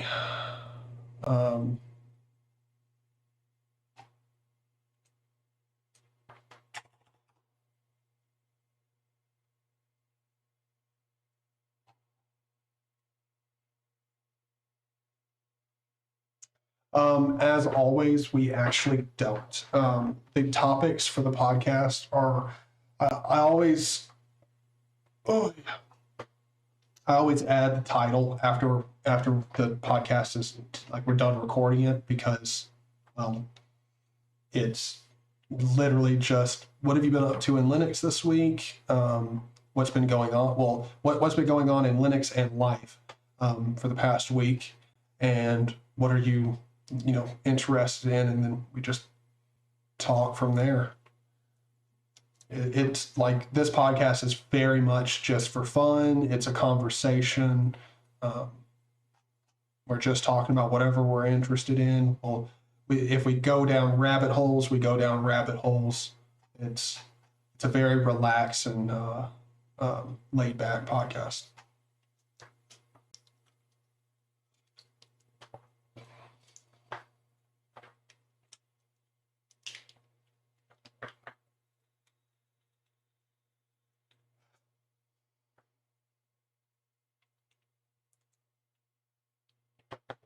Yes, I can definitely do that. Hold on, I'll just open up a terminal and just write that down for a second. Remember to add podcast. Just minimize that away. All right, so I've got it written down, so hopefully I'll remember to, and by hopefully I mean I definitely should remember to add it to Apple Music or Apple Podcast, whatever. That way it is available.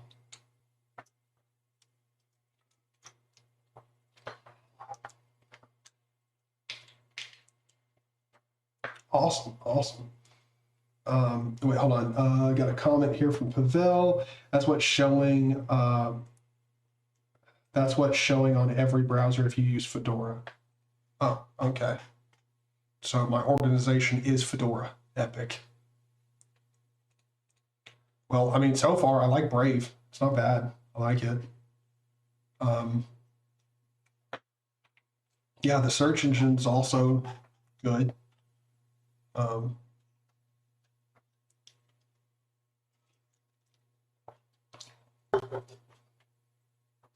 Yeah, I'm definitely going to be using this more often. This is really nice.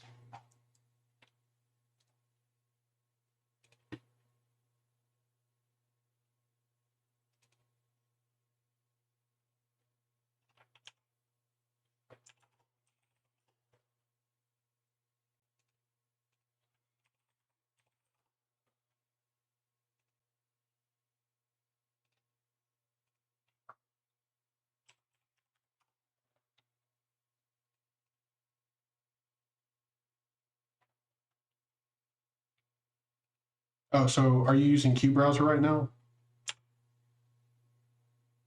Oh, okay. Oh, gotcha.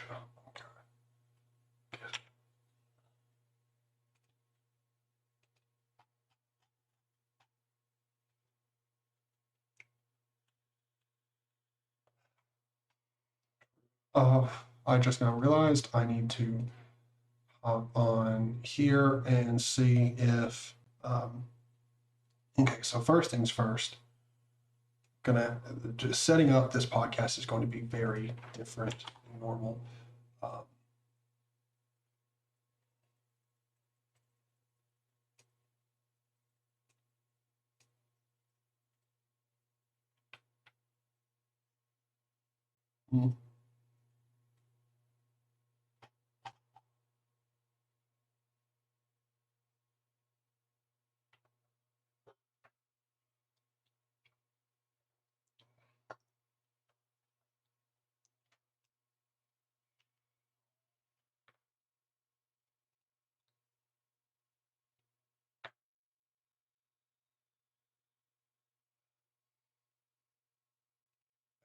I mean, if it works, it works, but Discord has been really finicky and acting really weird here recently.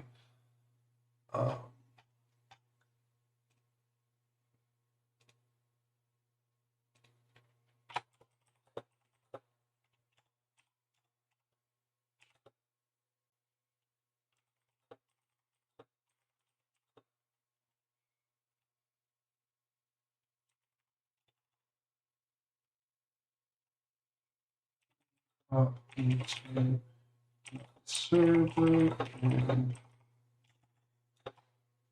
within the message shot off to Jeff. And I'm going to have to go ahead, and you're not going to use a webcam, right? Okay. Okay.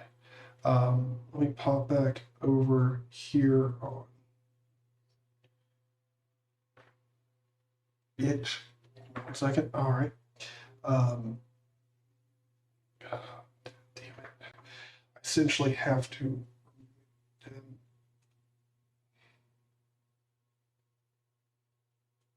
This is going to be weird setup because I have no reason for sharing my webcam other than you can see what I'm doing with my mouse and keyboard a little bit, I guess, for my laptop.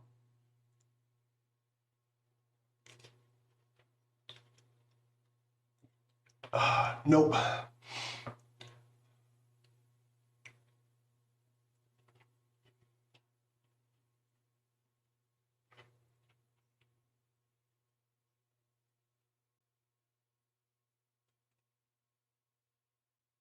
Oh, I almost never use this thing here.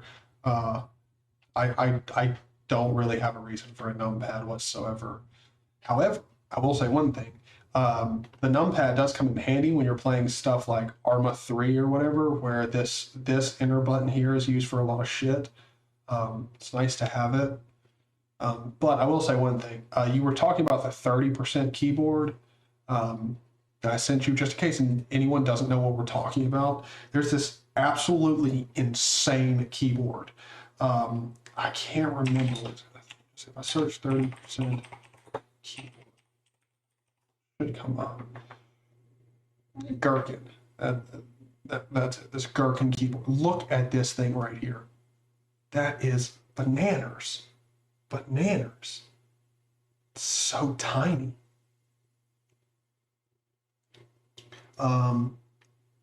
Is it comfortable to use the ball or your thumb hurts? The thumb trackball here, it's actually really nice. The only thing that I will say is your thumb doesn't hurt, but a trackball that would be like this, like clicking, like using your palm and then clicking like this, would be better. But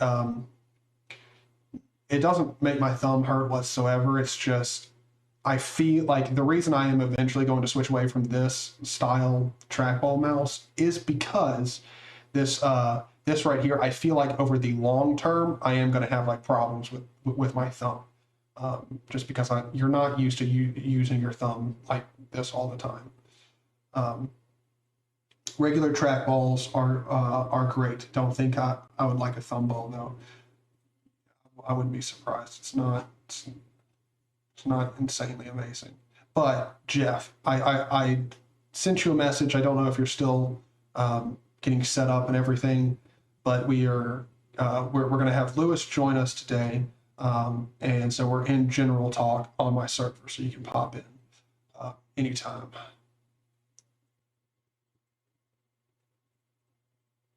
Go for it. All good. We're not even going to start recording or anything for at least another couple minutes. But dude, this Gherkin keyboard here, this is ridiculous. I don't know. See, here's the main thing. I couldn't use this. Like, I couldn't use this keyboard. And it's not because it's tiny, but like, I need a Windows key. I want a Windows key. Like, that's necessary for me. Like, I have so many questions about, could you actually use this as a daily driver? So many questions. And I like that this is the top comment. This is so stupid. Where can I buy?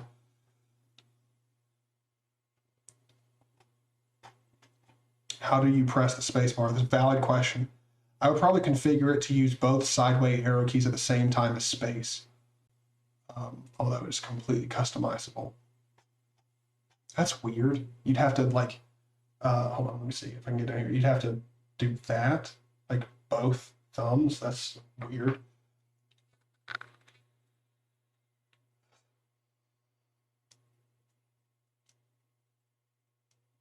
It's a meta key, not a Windows key.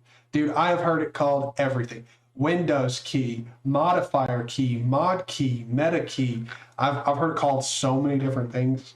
Here's the thing. Here's the reason why I will tell you it is a Windows key, and why it's just not a debate that this is a Windows key. Give me 1 second. Let me take my scissors here and see if I can just pop this cap off real quick. Oh, nope. I don't want to break my shit, so no, I'm not going to pop it off with scissors. I don't have a mechanical key switch grabber thingamajigger. Yeah, I can't grab it. Anyway, almost everyone's keyboards come with the meta mod key having a Windows logo slapped on it. So when you say Windows key, at the very least, most people, and I mean almost every single person, knows it as a Windows key. So it's just easier to say. You won't confuse anyone by saying Windows key. And even the people who know it's not called a Windows key will just be like, "Okay."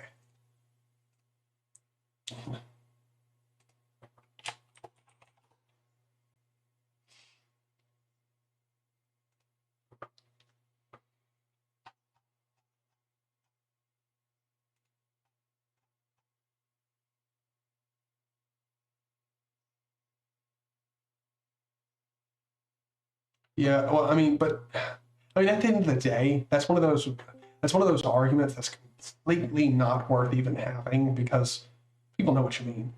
How's it going, Jeff? Perfect.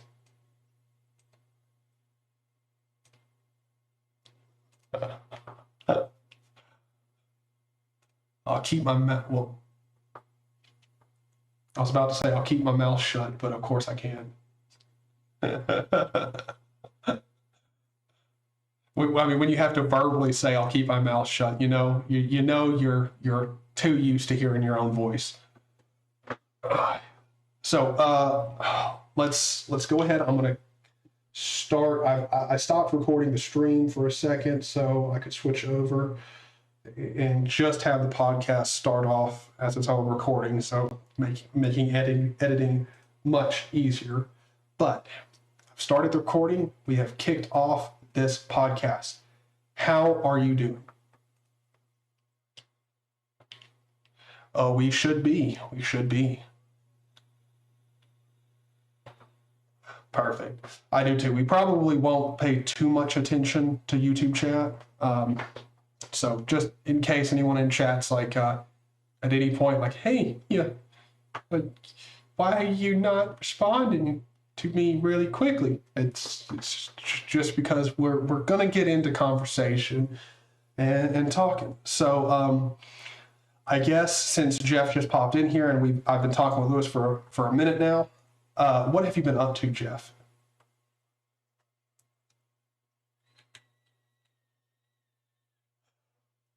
Hey man, you live out in the desert. I would sleep during the day too. Hell to the no, man. Actually, what is it? Oh, what? Oh, it is. I just got my desktop audio turned down real low. That's thank you people in chat, because that's going to destroy the recording. And for some reason, go ahead and talk again. Can you hear me now? Yeah, there we go. Chat. There we go. Now they should be able to hear you. All right. So it's been real hot where you are. And then yesterday I went to town and I was gonna do Morrowind Mondays, and I just came back home and slept. Didn't do it. Hey man, dude. It has been. I have been streaming like nonstop over here, and it's ridiculous. I really like it.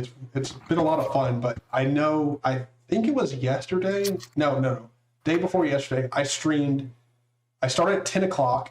At some point, I took like an hour, 2 hour break, but then came back and then streamed till like 11 or 12 o'clock at night. So Jesus. I essentially put in like a 10-hour shift in streaming. Right? I like popped in. I popped in to see what was up every now and then. Mm-hmm.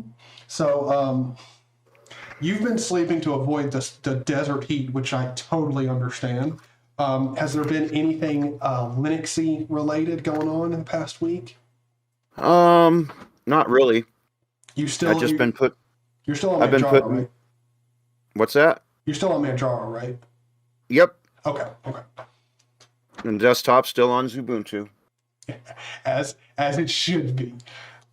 And the old Pentium laptops on Ubuntu also. I've started putting started putting stuff beside RetroArch on it, like OpenRA. And on a sunny day, theoretically, I could have all three computers go on and land some of that stuff. Well, I was actually going to ask, so you're talking about that Pentium laptop. The Yoga 6 that I sent to you, I assume since you're on solar power and you do have to keep an eye on how much power you're drawing, does the Pentium pull more power than that Lenovo Yoga? You know what? I'm not sure. I don't think it does. It's got a 60-watt power supply. Yeah, it probably draws a little bit less. Yeah, but it's an old 2014 laptop. But so I'll go ahead and be real quick here too. When it comes to Linux, the past week has been an absolute. It started off as a dream. I mean, I was back on Arch using rat poison, loving it. Then it went to all hell. I'm 99% sure it was Xorg. Started just shit in the bed, causing many issues. I thought it was PyCom. Wasn't PyCom. Then I started distro hopping. Again, if you've been watching the live streams, you know, been crazy distro hopping. It's been look like a whole bunch of fails on the new hardware. It absolutely has been. Dude, there's just my requirement of moving to a stable, like a proper stable distribution on new hardware is not a good idea. It's just a bad idea. Well, that's what ended up making me go to Manjaro on the Yoga 6, because there was just weird issues. It was like 95% good on Ubuntu. and that's why I had to leave Arch. Like I don't think Arch was a problem whatsoever. But switching over to something new was essentially needed because I couldn't figure out how to fix the Xorg issue in Arch. Fedora is working out just perfectly fine, so that's good. Now let's get to Lewis. What's been going on in your Linux week?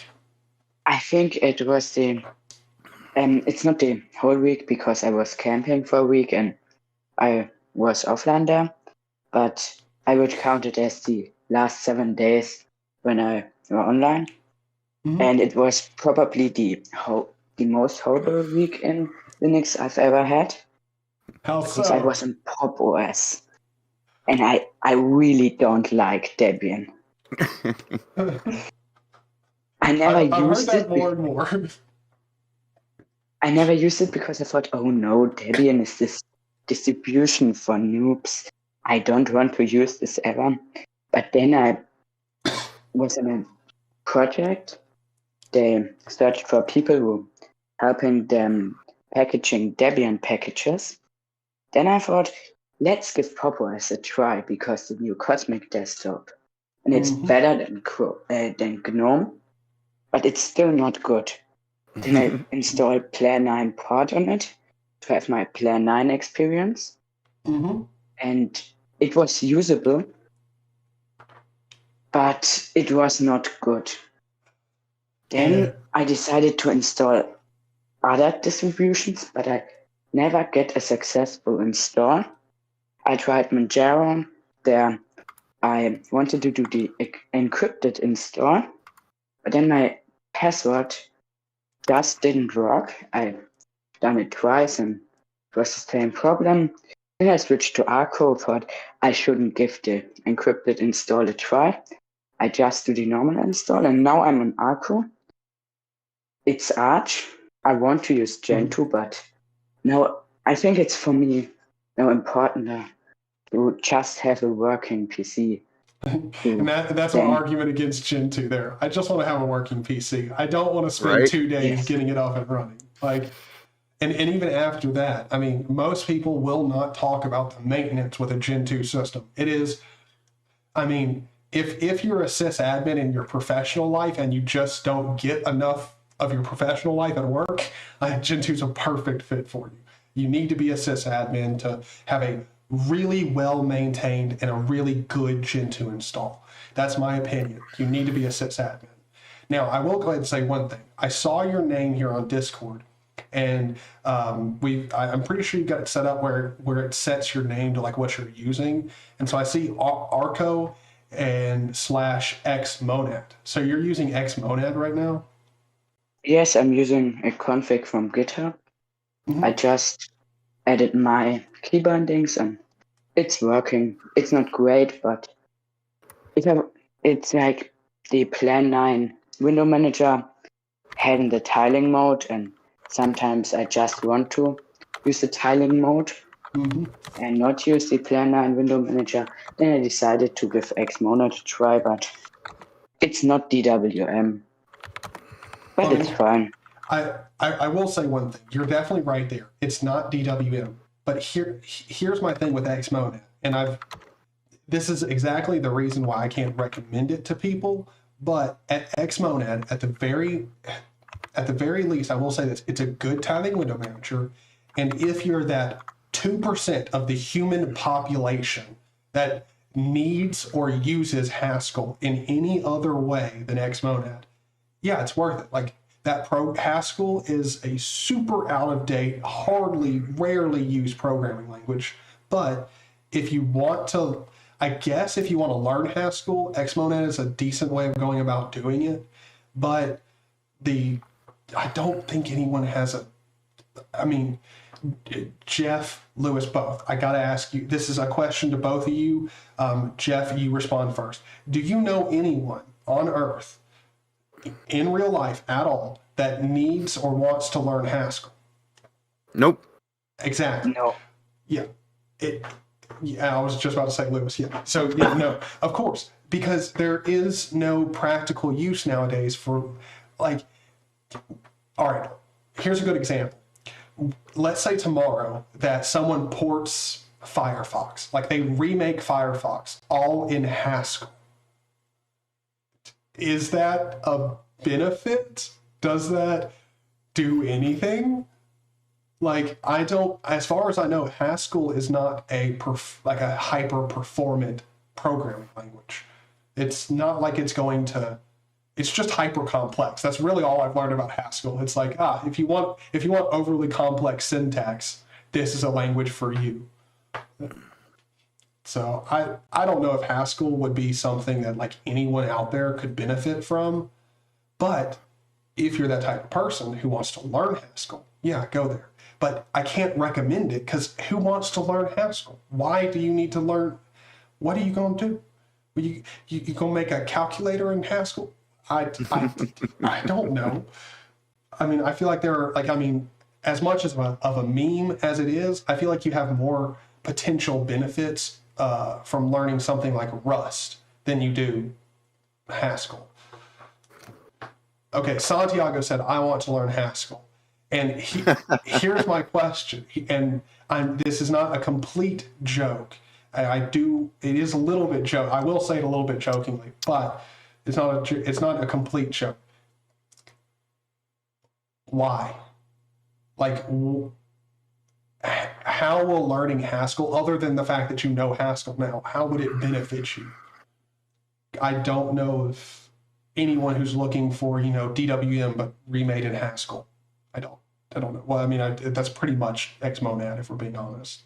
But, yeah. So other than Haskell and all of that goodness, so let's move into it, because I wanted to ask you guys this, because I assume both of you have seen what's going on with Elementary OS and all of us checking it out. Would you consider, Jeff, you go first here. Would you consider moving to Elementary OS in the near future? Nope.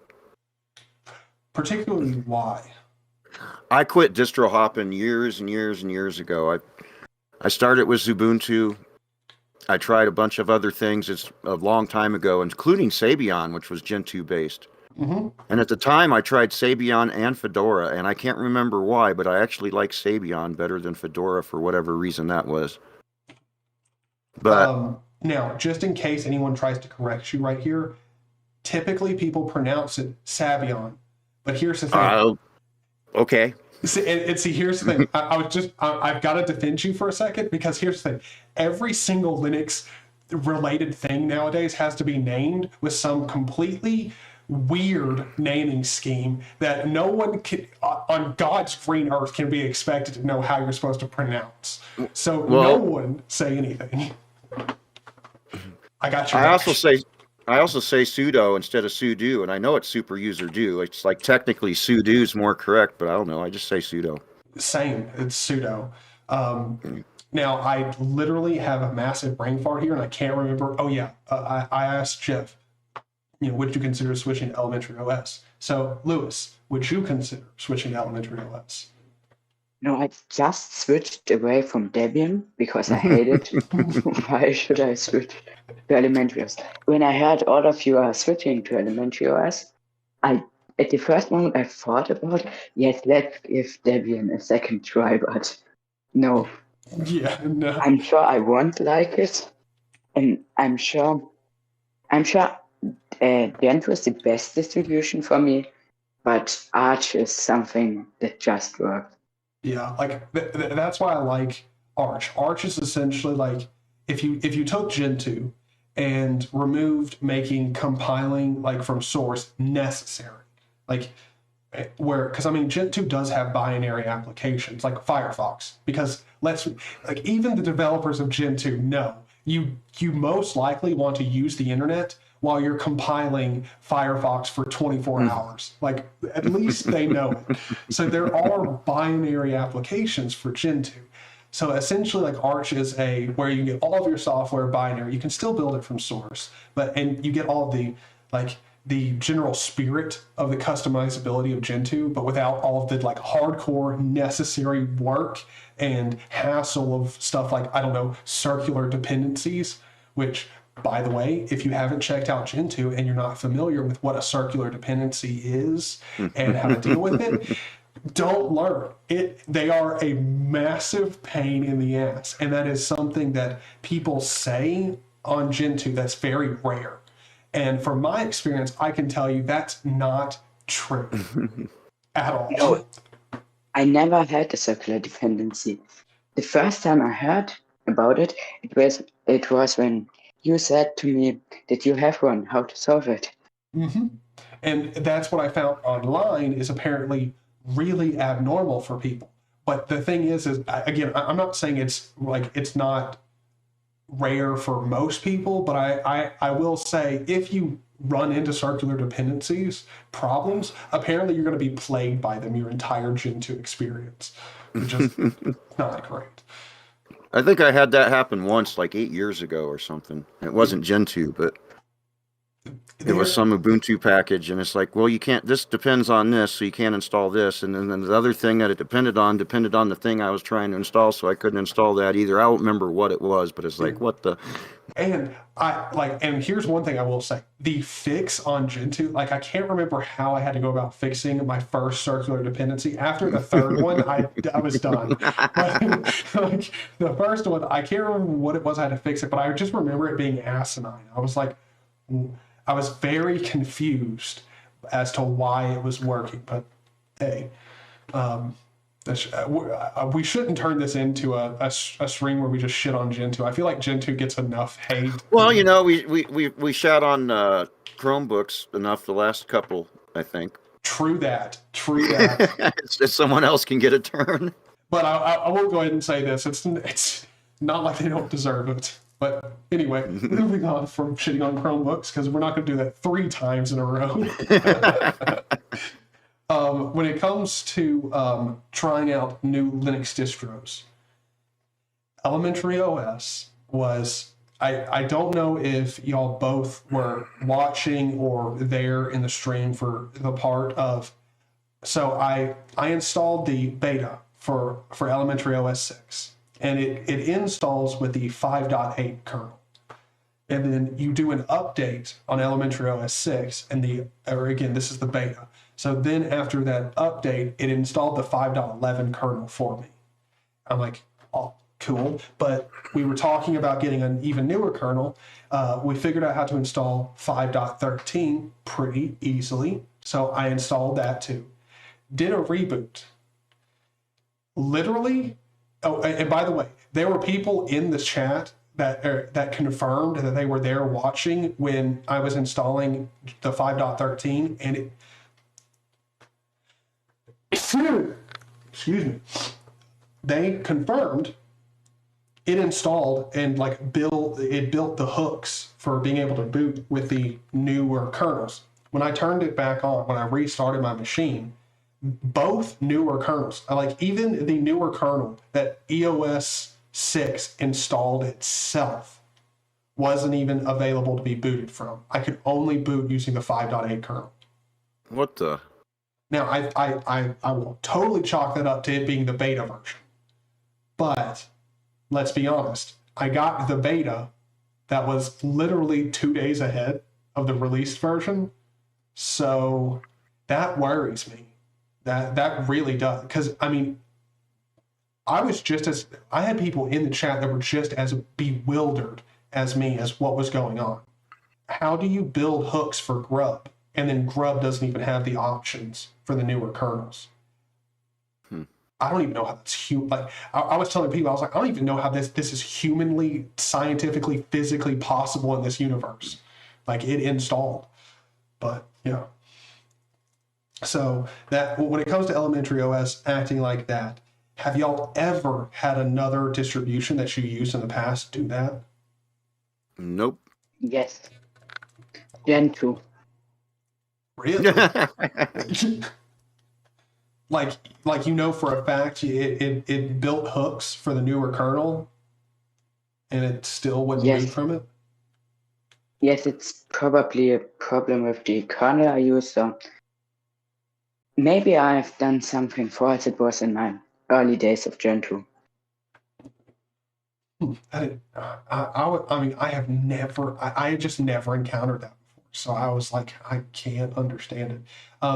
Santiago asked, did you rebuild Grub? Yes. Grub rebuild. That was part of the output. I know that for a fact. You run grub mkconfig? Yes, because before I restarted the stream, when I didn't get a freaking option for it, I did. Because I know it could just be a problem with the grub config. So I ran that command, then rebooted again, and again, no options. So it was like it installed the kernel, and I know it even pulled down headers, and it wasn't a weird issue like that, but it was almost like it installed the kernels, but then had no way of actually booting from anything other than the original kernel that it came with. Which is very weird. But now, so I've talked about that. Has there been anything weird issue-wise that you guys have ran into here recently? X-Plane stopped working on the Yoga 6. So Wait. there's 2 things that have stopped working in the last month. Wait, you cut out during the first word. So what stopped working? X-Plane. What? It stopped working? It just stopped working. No. It just crashes. It just crashes back to the desktop. It starts to start. No. You get to the menu and you go and click new flight and pick a new flight and it starts to load and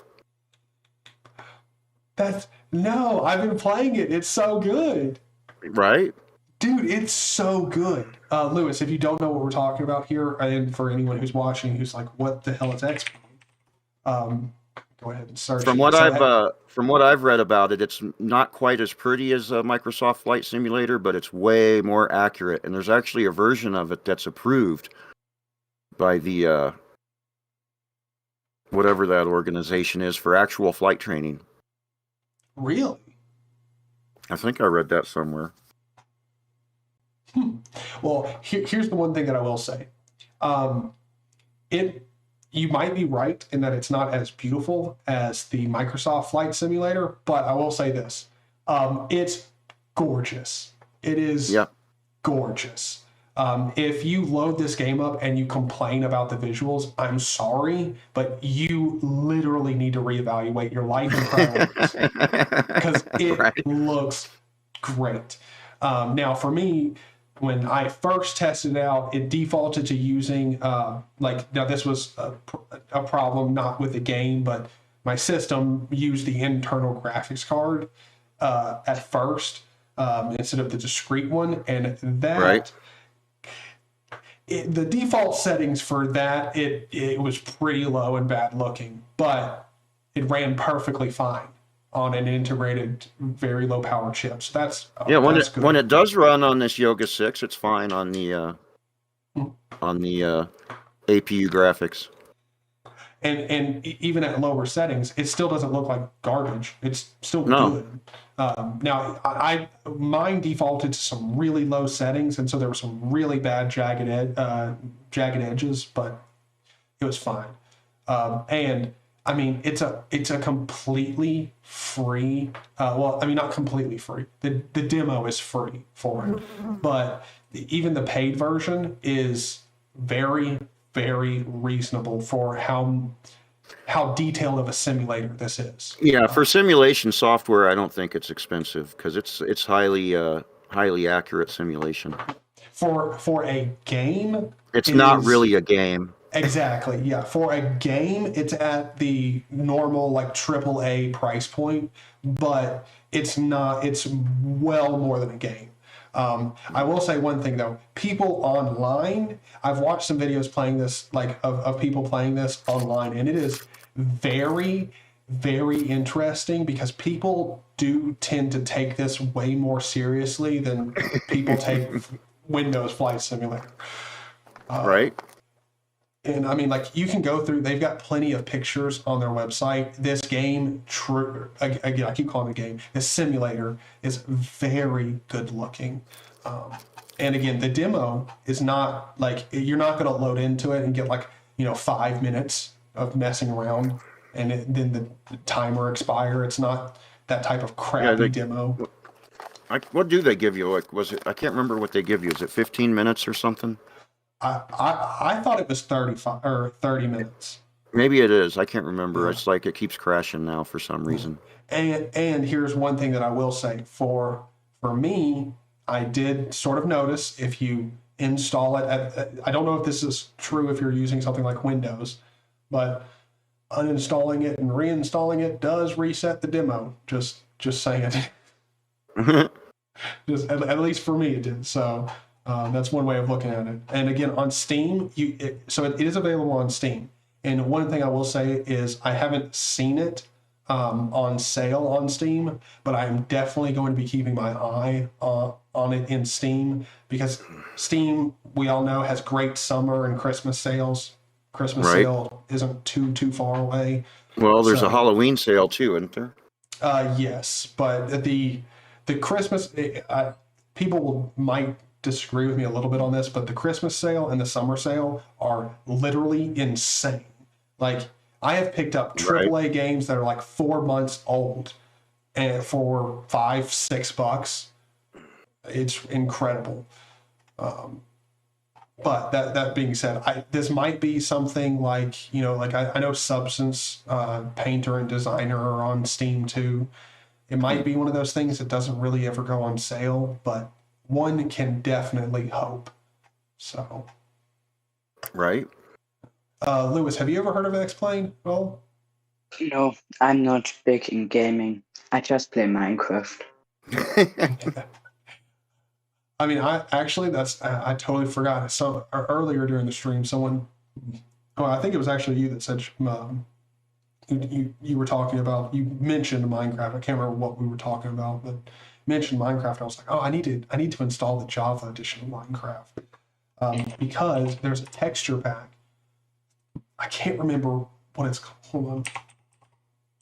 Minecraft texture pack. I know it starts with ORD. I can't remember its name. But it's like a hyper realistic. That's not for my PC.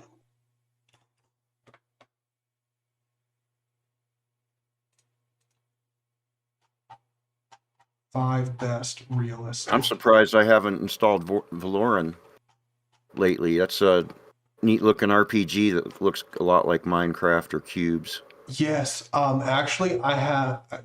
Now that you mentioned it, The hand glider's great. yes, dude, I played it for like 5 or 10 minutes. It was really fun just to pop in and try it. Right. Okay, if I could spell it right. How do you spell it? Do you know? Valoran? Yeah. VELOREN, I think. I could have sworn it had a in it. I don't. Lauren Voxel Game. Shit, or just Voxel. Ah, here we go. Valoran. Yep, you spelled it right. Voxel, the Voxel-based community-driven RPG. Cool. I don't want to go to their subreddit though. I would like to be able to download GitHub. Here we go. Yeah, and I mean, I think you want to use the. I think you want to use their app image on there. I can't remember, but the last time I had it installed, they was updating that thing like at least once a day, sometimes twice a day. Ooh. Ooh. Okay. And then because if you weren't on the latest version, then the multiplayer online didn't work. Mm-hmm. Let me just see. I'm gonna pop into the software center here on Fedora and just see if it's in here. It is. Okay. What? It's the game is available through the Fedora Software Center. Interesting. Epic. Do you think I should give Fedora a try? And specifically, do not use the snap for that one. You'll get an old version, and the online multiplayer is not going to work. Well, that's what you get for using a snap. Just don't use snaps. Well, I'll stick, but I will say, as far as snaps go, the OBS snap's really good because they put all the extra plugins and stuff in there for you already, and I keep on the Edge version, and that's the I try to stay away from snaps, but that one's good. See, here's the thing. So for one thing, Lewis, I did hear you. Should you try Fedora? If you want a system that works, you can just works and you're fine with GNOME, sure, yeah, give it a try. Because DNF is actually like the package manager inside of Fedora is fantastic. It's amazing. I really like. I've got my Vim. Just make this much bigger and zoom in a little bit here. If I Vim into my etc DNF, I'm not going to make any changes here. DNF in my config file. For one, you have to set a parameter so it defaults to yes, because this DNF is one of the few package manager out there that actually defaults to no. But you need to set something true for the fastest mirror, which makes stuff a little bit faster. But then I've got this setting here for max parallel downloads. I've got it set to true, like an absolute idiot. It needs to be set to 10. What am I doing? Oh, of course I didn't sudo in here. Oh my god. Everybody can just tell this is not my day. But yeah, you can have 10 max parallel downloads going at once with DNF, which is amazing. Absolutely love it. Yes, it's completely free to play. Oh, I did not know it was written in Rust. That's interesting. Um, but so, Jeff, when's the last time you played Minecraft? Have you played Minecraft?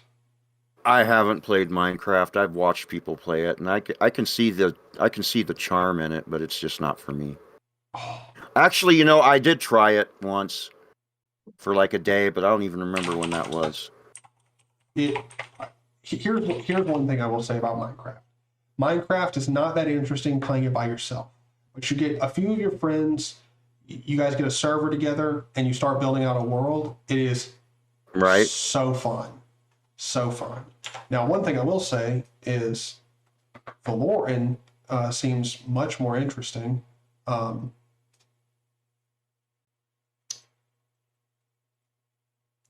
I just opened it up and it's completely borked. This is literally what I'm getting. For those who are just watching or just listening, I guess, this Valoran has opened up to a black screen with a whole bunch of stuff just torn across it. Don't know what's going on, but if I probably downloaded the app, it should probably work fine.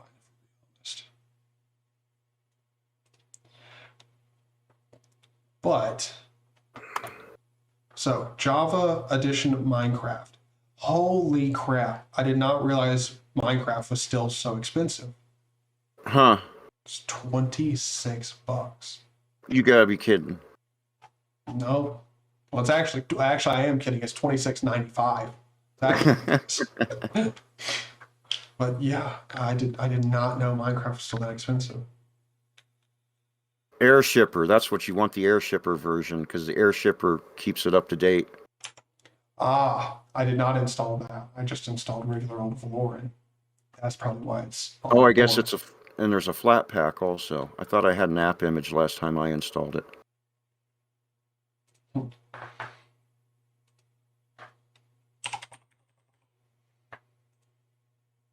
it's in the AUR. Oh man, everything's in the AUR. And Airshipper's the launcher, and it, like I said, it updates the game when you to the latest version when you run Airshipper. Hey, okay. Update. If you want to, yeah, if you want to keep, if you want to play online. Well, of course, of course. And Valoran is one of those games where I will say one thing: the community that actually helps develop it is very active, very active. Yep.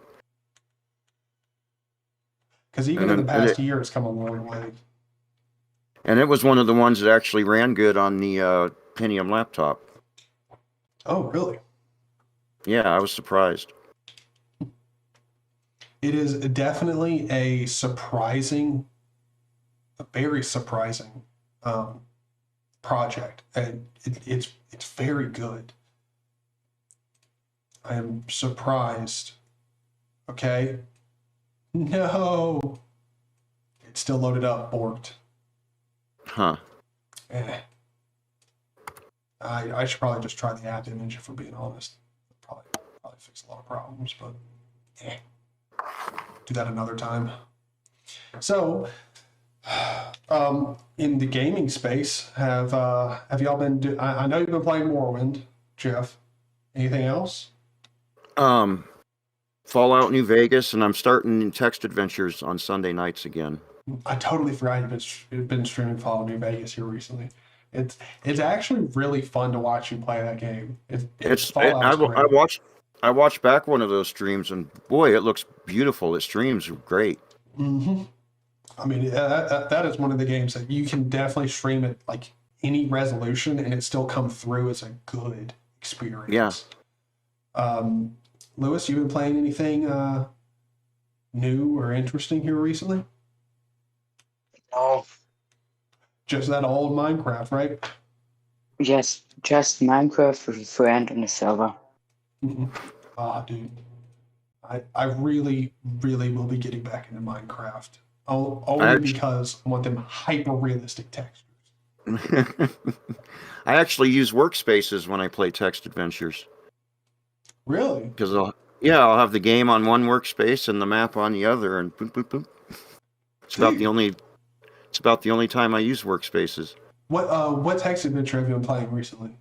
I started Babel, which I haven't played in a long time. It's from 1997, and it's not a Z. It's not a Z. It's not a Z file, so frauds don't work for it. You have to use Gargoyle. Mm. Now, I can't remember which one it was that I played. And I didn't get very far. I hadn't played it in a while. I have gotten through it before, but I forgot everything, and I didn't get very far at all. Monday. I mean, some of the text adventure games that I found are incredibly deep. Yep. I played one. It was a short text adventure game. I can't remember its name, but it was really interesting because I can't remember its name, but like you started out and like you were just in a house. You figured out at one point you figure out you've murdered somebody. 905. 905. Yes. Dude, that was that's so a good good. one. So good. And you gotta play it like a second or third time to get all the endings, and you might the first time you play it, you might not know you killed someone until you're at the end of the game. So then you got to go back and play it the second time to look under the bed. And yeah, like the first time I drove into work like an absolute tard. Right. After killing somebody, just killed somebody. Let me go into it. Let's pretend to be him and go to work as him. Yeah, that's what it is. You go to work as him, and you get arrested. But you might not know you're doing that till you do it. Yeah, that one's really good. I don't know. I guess we could talk about this for a second. Why in the hell are text adventure games so niche nowadays? When there are so many. I don't know. ones? I don't know. It's like you figure you would think that with everyone having a phone or a tablet these days staring at the thing, they'd come back. Because a tablet or a phone is so overpowered as far as running them. Mm-hmm. I think people just aren't into the mind engagement. I don't know. I was about to say that. I think all thinking and reading. Reading. That's what it is right there. I feel like people nowadays are just not willing to read. Reading has somehow become boring. I mean, let's be honest. There are journalists now who have been caught, literally caught red-handed, where their research is just reading a headline. Oh, they don't even know how to write anymore. You try to read some of that. It's 5 paragraphs of gobbledygook, and there might be 5 sentences in the whole thing that say something. Mm-hmm. And the funny thing is there are a lot of journalists now who their version of good writing is it's in it's shitty text. You're not really going anywhere. You're not really explaining anything cohesively, but the reason they got to the point where they call themselves a journalist is because they pass tests and they format the text in MLA format. That's it. Well, it's a tangent, but the writer for WandaVision actually publicly said on some forum or something somewhere that the comics were too hard. She didn't read the comics; they were too hard to read. It was too hard to follow the panels, and it's what the? Are you talking? Are you kidding me? You can't even read at a 9th grade level, and you're writing for a show? How does this happen? Wow. Yeah, it's what? And I liked that show at first. It went downhill, I thought, but it started out good. Mm-hmm. I actually haven't seen this. I definitely need to give it a look-see. Okay. Oh, interesting. I can't believe I have 3 weeks after the events of Avengers Endgame. How have I not seen this? I have no idea how I've never seen this. Now I am definitely diving headfirst into this. Of course, I might like it. I might like the beginning of it because of my age, because it starts out in all the old 60s. It starts out looking like the 60s sitcoms and then moves up into the 70s and the 80s. So it's kind of like it's kind of like reminiscent of me growing up in the 70s and 80s. Mm-hmm. Watching all those old shows. Nostalgic. Huh. I definitely okay, so is it only on Disney Plus? Well, We all know Well, there are there are completely- ways. Yeah, completely legal ways of downloading your movies. Nobody would illegally download movies. I mean, we all know that. Yes, That doesn't nobody. happen. Yeah. Nobody's dumb enough to illegally download movies. We're all legally downloading them here. Come on. Now, when it comes to movies and TV shows, have y'all been watching anything new or gotten super into anything recently? Nope. No, Lewis? I'm just listening to podcasts. Well, I will I gotta nerd get- out here for a second. Oh, go ahead. I got to get back to Babylon 5. I'm somewhere in season 3, and then I like put it down for a month or so. I got to finish that. That's a good. That's a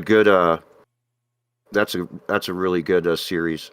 And you also have to be careful that habit of putting down a show when you're into it. You put down a show for even just 2 days, and it'll be like 3 months later. You're like, no, I should really finish that. Right. No, see, the reason I. And then I might watch the Battlestar Galactica reboot again. That was like one of the few reboots that I actually liked and think was good. I haven't seen the reboot of Battlestar Galactica. I need to watch that. I can't. Now that I'm thinking about it, I can't believe I haven't seen the reboot. I need to do that. Anyway, right now I've been super deep into Stargate. Like everything I've watched Stargate SG-1. Again, I'll load up Stargate SG-1 here so that everybody who's watching can at least look at what Stargate is and not just have to hear me explain it all out. But it's entertaining. I liked it. It's a really, really interesting show. Whether you like it or not, I can totally see it being way too outlandish. And I can totally see that. But it is a very interesting show. They go some very interesting places with it. And so I've watched Stargate SG-1, Stargate Atlantis, which is the follow-up to it. I went back and watched the original Stargate movie, which was very, very good. Again, doing something unique. So I'm not saying you're like definitely gonna love it. It's just you definitely can't be like, well, that's not physics. Like if you're a very like rational person and you need your TV shows to be rational too, you're just your media to be rational, you're probably not going to be able to get on board with Stargate. But if you can get on board, it's a great show. And the only thing that I will say is very weird is apparently there's a Stargate universe. I have not seen this. It's a I think it's a spin-off. I don't think it's actually a follow-up to either one of the other shows or movies, but it's I think there's 40 episodes. So there's 2 seasons, and it is extremely weird because I don't know. I've seen some of the trailers for it. It looks very, very weird. But that being said, I'm just about to start diving into it. It seems very interesting, and it takes the Stargate like sort of story and just completely expands it to a whole new level, which I don't know if I'm going to like. I'm very nervous about this because I don't want it to ruin the show for me. Like I don't want to start watching and be like, oh, this is good, and then they just go into a crap fest with it. But now, other than TV shows and what we've been getting on there with, I have to ask this because, you know, I've said this before. Hopefully now people will definitely know this. I'm super interested in Earth ships and what Jeff is doing. So how's the Earth ship going? Well, it's starting to cool off. Got a partly cloudy day, so I'll start working on that again here, maybe this afternoon or this evening. But last week I just I took it off. Mm-hmm. Well, I mean, you got a And lot then- of construction to do with one of those Yeah. airships, so gotta take breaks. And I did do a little work on my outdoor stove today because it's been sitting. It's been sitting out in the weather. It was made out of mud and it's sitting out in the weather for like 10 years. And I had done a little bit to it at the beginning of this year, but then I did a little bit more today. It started out as an experiment to see how one would work indoors Mhm. and have a chimney take the smoke outside, but now it's just an outdoor stove. The experiment was successful. I probably will build one into my kitchen, but I'll have the smoke. I'll have the smoke go to an oven before it goes up and out. Smart. Now, I do have a question here. What are you working on, like when it comes to your Earthship right now? I'm just trying to get I'm trying to get a 4-inch layer of pumicecrete on the roof before winter, and there's a few places I got to add some more. I got to add some more plaster where it's thin, and that's basically what I'm working on now. Just trying to get some layer of a layer of insulation on before winter hits. Now, And I eventually want to go with 12 inches of pumicecrete. Is pumicecrete is that good for like the insulation? Yeah. Like, okay. So Actually, it's not a bad building technique to build entire houses out of either. Actually, really. Hmm. Now, also, I do have a question. So, where you are there any building codes whatsoever? Yes, but if you're not on the main road, no one's going to see you. So, like, essentially, no one cares. And it's really hard to get an address out here. Mm-hmm. But, have you been able to? Yes, I did get an address. Awesome. And so I'm kind of, they know I have a residential, it's on file somewhere that there's an actual residential structure here. So a lot of people out here, some do and some don't. So I'm happy that I have an actual address. So I'm actually kind of more legal than most people. I was going to Out say, here where don't I'm they at. actually have like allotments for Earthships where you are? Well, there are codes for ships, yes. Okay, yeah. Like out The here. reason for building it is just to be independent. Yeah, because Have an easy retirement. Have my house take care of me instead of me take care of my house. and I was going to say too that you're essentially, when you're done with your house, so you have no more building costs whatsoever. You essentially, all you have to do is pay land taxes. Yeah. And let's be Buy honest. some food. I'm not going to ask you straight up how much your land taxes are, but I will say one thing. I've looked at prices of purchasing an acre in I can't remember what county it was, but somewhere in New Mexico, and it was literally the property taxes for it were like $5 a year. It's if there's nothing on it, yeah. Well, once you claim a house or something, it goes up. But yeah. Well, that's one thing I was looking at. Apparently, where the county in which I was looking at, they actually pride themselves on having no building codes, no building restrictions. You can move out there, build whatever you want. Oh, really? Yep. And I think I know the county started with an S. I don't know if it was like Sirocco or what, but buying an acre out there, it was like, I'm pretty sure the acre was like $1,500. Like, it was not bad. That's not bad at all. That's cheaper than where I'm at. Mm-hmm. Yeah, not bad at all. Now, I have no idea how far out in the middle of nowhere this place is. Oh, it probably is. Yeah, but still, cheap ass land, and so no building codes. And then when I was looking it up, so if I was to actually build like an Earthship or any type of structure on the property, if I was to get an address and make it a residential piece of property, which it already technically is a residential piece of property, but legally get it done, my property taxes would go up an estimated $15. So I was like, so at the end of the day, $25-$30 for my taxes every year. Awesome. And yeah, my taxes are so cheap. I could get a waiver for being a veteran, and veterans can get a waiver on their land taxes here, and I haven't even applied for it. Really? I just pay them. I did not know. That's awesome. Well, for one, thank you for serving, man. You probably told me you're a veteran before, but just in case I haven't said that, thank you for serving. Also, I did not know you got great benefits like that. That's epic. Yeah, I didn't know about it till like one of my neighbors who's also a veteran told me about it, and they haven't done it either because it's just like, I mean, pay the $5. Like, why not? Yeah.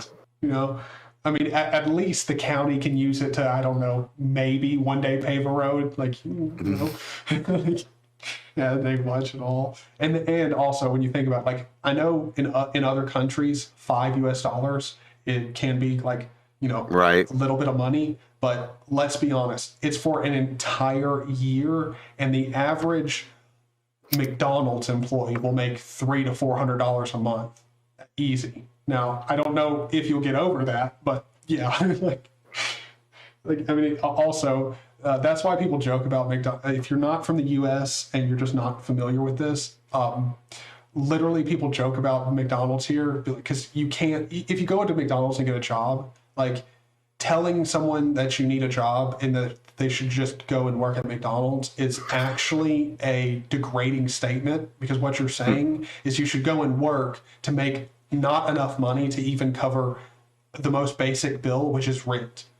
Like, if you work at McDonald's, I highly doubt you make enough money to cover your rent. If you can cover your rent, that's awesome. But most likely past that, the loaf of bread you buy at the store, you're done. You're out of money. Like, the only way there's a reason why here in America, when you go to McDonald's, you'll see mostly kids working there, like teenagers. It's because that's the only, they don't have to pay rent. Their parents aren't asking them for rent. It's the only way you can work at McDonald's and it be a worthwhile job. Now, some McDonald's, though, like the one in my town, is actually pays well, and I've never seen a McDonald's pay well before, but they start you off at here like $3 over minimum wage, which most McDonald's you get minimum wage at. Like, you're not getting higher than that. But actually, now this is, again, we're completely going off on a tangent here, not having one lick of Linux related stuff here, but out where you are, is there like job availability out there, like good job availability?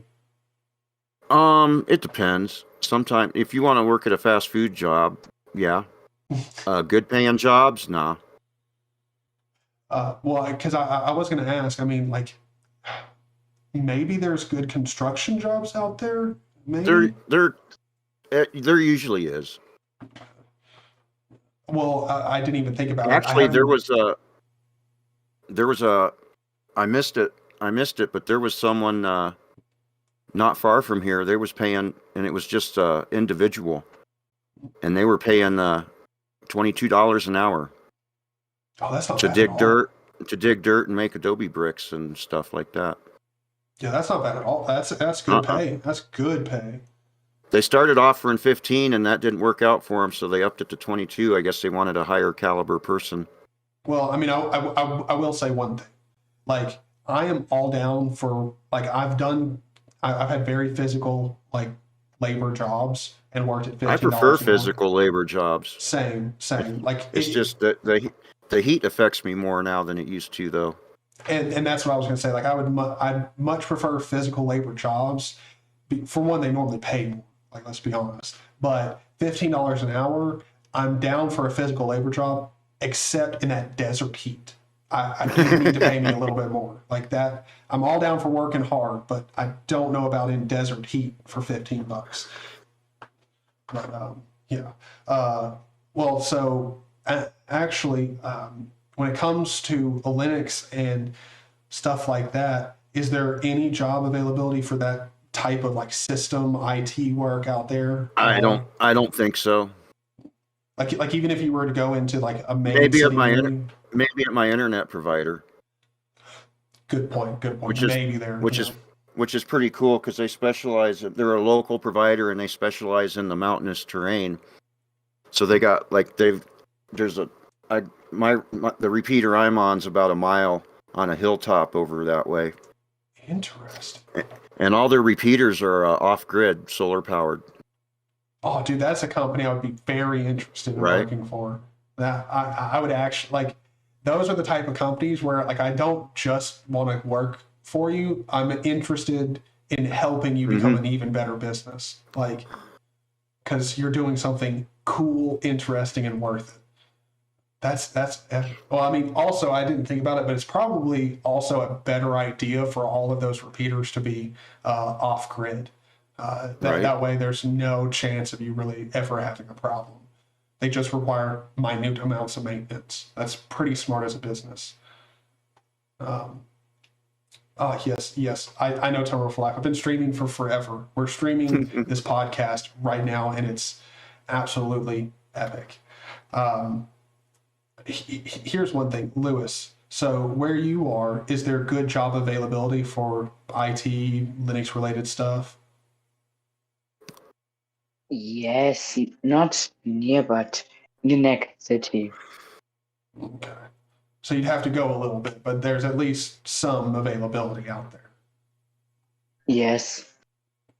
See, like out here where I live, I'm more rural too. So there's maybe like there's IT jobs out here, but they're very sparse and it's heavily competitive because even though there might be only like 20 IT interested people out where I live, there's probably only 5 jobs. So those 20 people compete like hell to get them. So like that is one of the things when people ask me, like, you know, why don't you go out and get that type of job? Like I'd have to drive an hour and a half to get to work every single day to even get a good, decent, job, because there's nothing out here where I am. Now, that being said, I do have a question for both of you. Have you tried doing like, system maintenance, stuff like that for people like in your area, like doing that as like a side job, like helping other people with their computers? No, not much.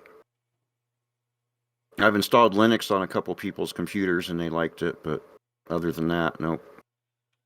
Well, I mean, I would also assume where you are, if you can take a desktop PC, like when most people around you are going to be living off grid, it helps to have a PC that is not soaking up as many resources, and that's just, you cut down on your power usage. Also, I would assume out where you live, there's not a ton of hardcore gamers who are like, well, I need to run Doom at max settings. Okay. You'd be surprised. Really? How many there are? There's not many, but there are more console gamers than PC gamers, but that's they're out interesting. Here. And there's like there are as well. There are it's everything's off grid out here. The closest power line's 5 miles away. It goes to like one place. Really? Mm-hmm. Holy crap! Yeah, you got to be off grid. And like one of the guys does the competitive online multiplayer stuff. Interesting. Well, I mean that's one thing I will say when it comes to online gaming nowadays. You don't really need a super fast internet connection to be able to play. Okay, apparently all my dogs have gotten excited. It's probably the UPS man delivering something, but all right. Of course, during the podcast, all the dogs go crazy. That's gotta happen. Now, I will say one thing. When it comes to power and stuff out where you are, how much do you like being off grid? Because I feel like I would. Oh, I love it. I don't have. I've got a food bill and an internet bill. That's it. Life. Also, do you find life more enjoyable out where you are? Yeah. So now here's my last question, and you don't have to answer this because this is not always an appropriate question. But do you have a job, and if so, like, do you absolutely need it? On and off. I've got a plaster job coming up. I'm not sure if it's going to start this month or next month. And I do like, small solar system installs sometime, but nothing regular. See, that's what I do. I work very sparsely on and off, do odd jobs. And now the only reason I'm able to do that where I am is because I've cut my expenses down a lot. But I worked my booty off till I was 40, and it's like decided, that this just isn't. I can't keep doing this for the rest of my life. And that's all. I mean, I respect the hell out of that. I do. Lewis, do you have any plans for, like moving off grid or anything? Because here's one thing: if you don't know this about me, I'm very much looking forward to getting off grid and doing that eventually. But and nowadays, pretty much all the equipment for electricity is really cheap, except for the batteries. Everything else is super cheap. Well, I wouldn't say super cheap. It is here. Well, see, here's the thing. Even out here, it's cheap, but it depends on your power needs. Like, if you're going to be thinking more like an off-grid person and like lowering your power consumption, it is cheap. It is definitely cheap to go off-grid. Now, if you want to go off-grid and still be able to power your regular old refrigerator, your dryer, all of that, the expense to get an inverter that will not literally explode like a stick of dynamite when you turn one of those on. What, like $250? Well, for one that could handle a refrigerator and a washer and dryer going at the same time. You're not going to do a washer and dryer, but you don't need a dryer out here. Yeah. It's clothes dry so fast. And a small washer you can run. My neighbors, their system's not that big. I think they got almost 500 watts worth of panels going on right now, but they have more.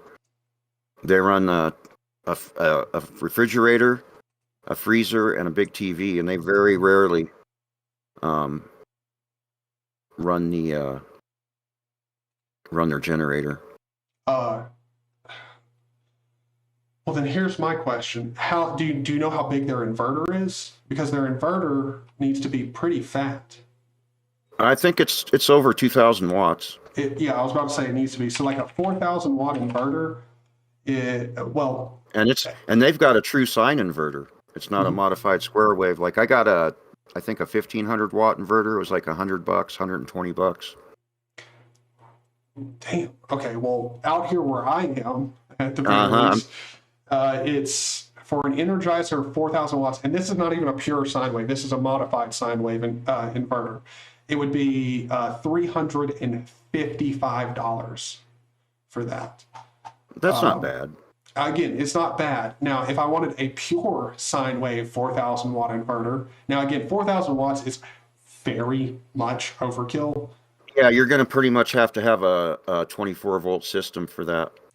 You can get 4,000 watts at 12 volt. Now, you go any over 4,000 watts, and you're going to need a 24, like 5,000 watt, anything else. Your cables going to your inverter for that are going to be huge, though, to handle the amperage. Yes, yeah. That, again, when it comes to setting up your solar system, if you're going to be supporting a lot of power, you definitely need to make sure that your cables are thick enough, okay? That's just, please God, know that. Now, one thing, I will say this again, the only reason that going 4,000 watts would be necessary is if you're trying to power a regular American home with all the appliances in it and no one gives two damns about how, like, flicking on power switches for stuff. Well, even the Outback, they use a lot of the Outback 3,600 watt inverters at a off-grid community for rich people near here. And there's a guy even runs a 120. It's 120 volt, but he even welds with it. Ooh. Okay. with one of those, with a MIG welder, and it's an American MIG welder. It's not some cheap Chinese thing. It's a Miller, I think, or it's one of the American company, a good one, not a crap one. But he's got a solar trailer he rents out. It's got the it's got panels mounted the outside of it. It's just a little rectangle, and then on the inside is the inverter and the charge controller and the batteries. And instead of, when he's welding at home, instead of sucking off of his house, he sucks off of his solar trailer. You should. Now, and so here's one thing too. I will say this. I'm going to go ahead and quickly here price out. But that's pretty extreme. Welding off of solar is pretty extreme. You generally run a generator for that. Yeah, and also the amount of people out there that are going to be having a solar system where you're also welding is very far between. But when it comes to your solar system, nowadays, even for a very, very nice system, it's not expensive. Just the batteries. Mm-hmm. And even a decently picked out set of batteries aren't going to set you back too much. Now, I know I've got a gel battery here. It is, oh wait, what am I doing? I just searched gel battery.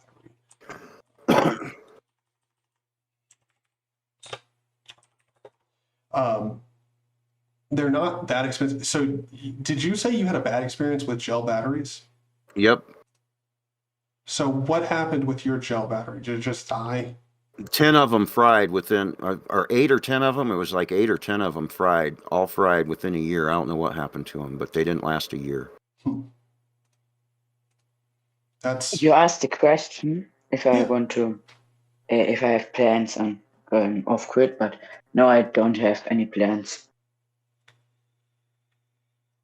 Well, I will say this. It's definitely something to give a think about. I really want to get to the point, because I mean, if you think about it, it's a way better way of living. At least the way I look at it, it is. You don't have to work. If you're doing something, it's because you want to do it. The only work that you got to do is make sure that you got food. That's it. Now, if I needed a really huge battery bank, I'd go for Edison cells, but that's like a $3,000 investment or somewhere around in there, because you have to have a minimum of 10 of them for a 12-volt system. They're 1.2 volts each. Yeah. Well, I will say one thing. There's a nice company.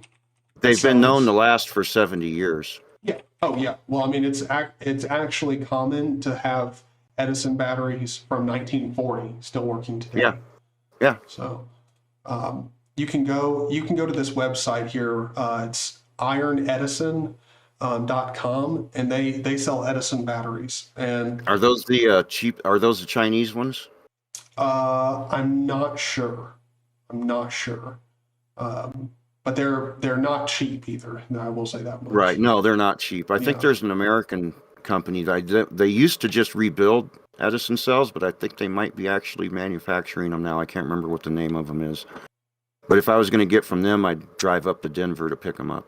Well, I mean, I will say one thing.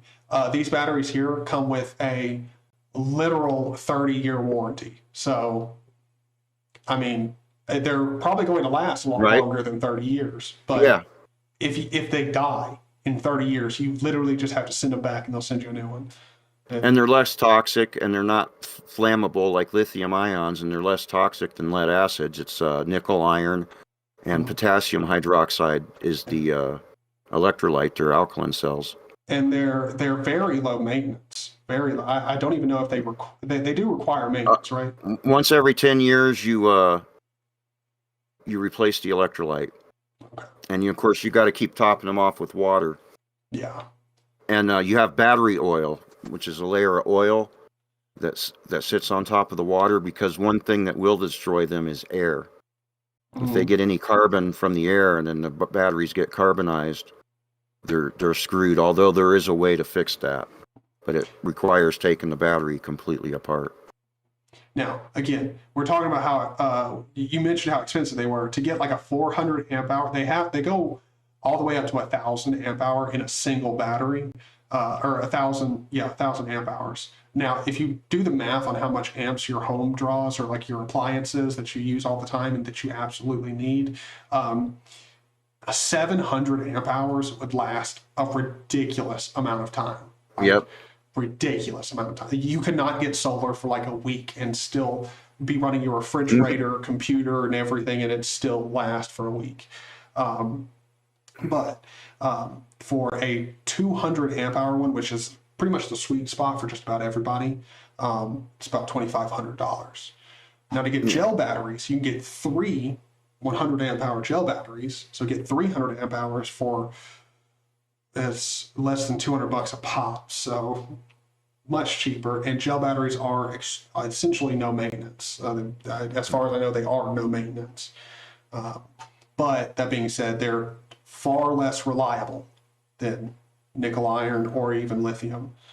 I'm going to go ahead and answer a question in the chat. My internet, there's a repeater for the local high-speed internet. They got off-grid. I think they've got off-grid repeaters all over the place, and there's a repeater about a mile away from me. I got a little dish pointed to, and I get 4 megabits per second down and 16 megabits per second up with the plan I'm on.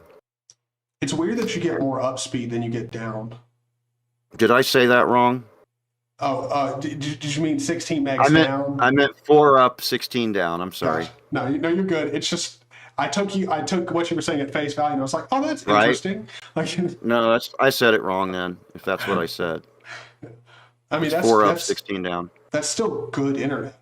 And they have faster plans, but I'm not sure. It depends on where you're at, whether you're actually going to get the extra speed or not. And is it cheap? The plan I'm on is $70 a month. Oh yeah. They have a. They probably have. They have like a $35 a month tier, and then I was on the $50 a month, which was 2 up, 8 down, but I bumped that up to the next plan, and I'm getting really close. Yeah, because I mean, I would say one thing. When you're trying to stream, 2 megabits up is just not enough. Yeah, you can do 480p, I think it's 2 megabits. Now, so for anybody who's not seeing the screen right now, maybe I've actually done my due diligence. With my plan now, I can stream at 720p. Yeah. And it looks just. I streamed. It was uploading at 720p. I saw a comment.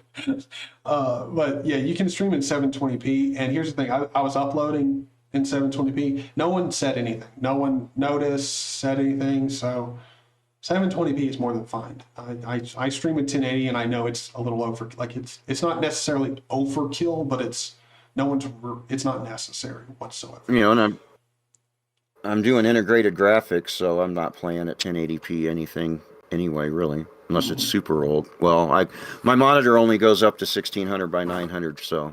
Well, that's one thing. Now, I will say one thing. So, for those of you who are not seeing my screen right now, I have the laptop monitor is actually higher resolution than the desktop monitor, but then that screen's so small, I still have it on 720p, so I don't have to scale everything to where I can see it. Mm-hmm. If you're not seeing the screen, I have priced out a solar setup here, and it's pretty overkill if we're being honest. And it comes out to under $1,700. And to be honest, for a system that will literally pay for itself in no time, if you think about it, how much do you spend on electricity where you are? It's probably not nothing. It's probably at least $20-30 a month. Price it out. And this system theoretically would last for upwards of 20 years, properly treated. Would last for easily 20 years. What kind of batteries? Now they're gel batteries, and now the ones in here that I added are good. It's from a good company. Now that being said, if you really want to make a good investment, I'd highly recommend going lithium. That's going to make it closer to 2,000, if not maybe closer to 2,500. But 2,500 bucks for a system that is guaranteed to not have a problem for 30, 40 years, hell yeah, go for it. Well, you probably have to end up replacing your batteries halfway through the 20-year point, but I mean, if you go lithium, probably not. I don't know about that. Well, if they're kept cool, if they're kept at a reasonable temperature, you should be fine. And now that being said too, as long as your solar charger is not cheap, as long as you don't cheap out on the solar charger, everything Well, should the be fine. lithiums are just way more complicated anyway because you have to have a better battery management system and all that stuff. Yeah. But that being said, they will last much longer. Again, as long as you do the proper setup, get everything right, they will last much, much longer. I'd be more inclined to believe that if like laptop batteries and phone batteries and stuff lasted, but they don't. Yeah, but I will say this. If you think about it, with phone and laptop batteries, they're not treated the way they're built to. Like the way your laptop is actually designed to be charged is you're meant to charge it up to full and unplug it. That's how it's actually, when they charge the battery inside of your laptop, there is not they don't have a good charge controller going to the battery. Nope. So you're essentially like the way I keep my laptop right now, it's plugged in. I keep it plugged in just about all the time. And that's actually not good for the battery. The battery is fine. It's just the way they're charging it is bad. Yeah, I make sure to unplug this thing a lot, like every day, and run it down. And then if you think about phones too, phones are is a different issue. But when it comes to your actual solar setup, you're meant to charge it up, and then when you start draining the battery down, you have a system that's going to continually charge it back up to full. Most people, again, not all of us, but most people charge their phones up. They let it get to like 84, 90%, unplug it, go about their business. Most people don't keep them plugged in. Like, luckily now it's become more and more popular for people to just plug it in at night, charge it up to full, and then use it the next day. But if we're being honest, a lot of people don't do that. And they just charge it up to almost full and unplug it. And if you do that frequently, and it's not that frequently, that's required. But if you do it just frequently, that battery is actually going to get trained that like 84, 90% is actually full battery. Which is, again, not good. Or also, this is another thing that is completely just related to phones, but there's also planned obsolescence in phones. So the software and the manufacturer guarantee that the performance of that battery will get worse over time. Right. Because if you had a battery that lasted indefinitely, like lithium ions pretty much should, like, I mean, they last long enough that you could just call it indefinitely, get properly treated. When you go buy a new phone, you ain't have to go buy a new phone, man. Manufacturers know that, so they design their shit to break because they need to sell you a new phone. Sadly, how the world works. That's why it's ridiculously overpriced to get something like a nickel iron battery. And then another question in this chat was gaming experience. My ping tends to be between 20 and 30 milliseconds. Oh, that's so not bad. I don't have any trouble with GeForce Now or anything like that, which I haven't messed with since I'm not gaming on Pentium anymore. But it's worked no problem for you? Yeah. Epic. I've had way too many problems with GeForce. Lewis, have you had, I just now realized you haven't talked in a minute. Have you had any problems with GeForce Now? What is GeForce? Yeah, Sorry GeForce that I Now? don't know it. It's a game streaming service, and it's the one I prefer because it links to Steam, GOG, Epic, and so you don't have to repurchase games that you've already purchased. It works with the games you already own. No, I just play Minecraft. I don't play any games. Well, all right, Buddy is whining like crazy. I've got to go take care of this dog. I don't know how long this podcast has been, but we have definitely bounced all over the place, talked about plenty of different stuff. So I guess we're going to go ahead and wrap it up here. I want to go ahead and say thank you to my patrons, and by patrons I mean Matt. Thank you, brother, very much. If you guys want to support the podcast, me, and stuff, check out the links in the description. Also, Jeff's channel will be down in the description, as well as his Twitter. So go over there and hit him up if you use Twitter. Now, I guess we're going to end it off. See you guys. All right. Have a great day. Yes, bye. And have a great week. The week's got to be good. You can't have a bad week. It's starting off pretty good. It's finally not hot as it's finally not too hot to be up in the day. Yeah. And I've started using Brave and apparently like it. This is, I mean, we have entered a whole new world here, man. Whole new world. Now, if you guys want to keep chatting, I can definitely do that. But I'm streaming right now, and that's going to keep going indefinitely. I don't know. I'll probably just stream all day today. Why not? I have to go take care of Buddy though. He absolutely is insisting on my attention. I'm going to open up Rhythmbox and just play some music for the stream in the background. And of course it's, I don't know, the music is playing, but it's not going anywhere. You know what? Just no music. I'll be back in a bit.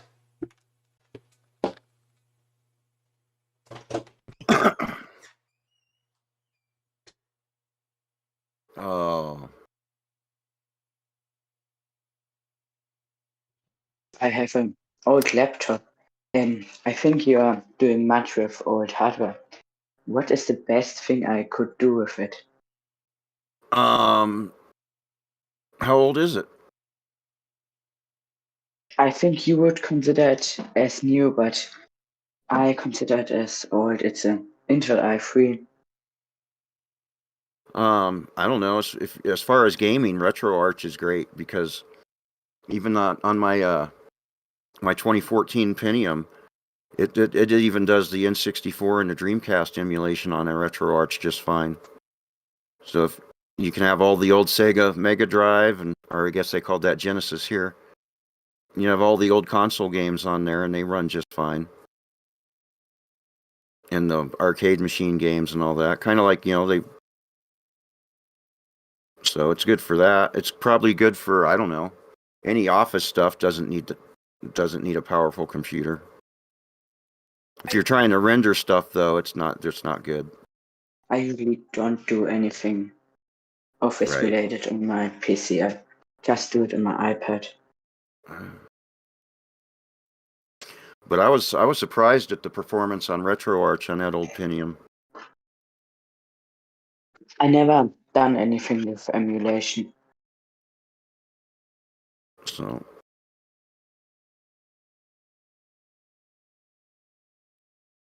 that was interesting. I thought it'd choke on when it got to the N64 and the Dreamcast games, but it was fine.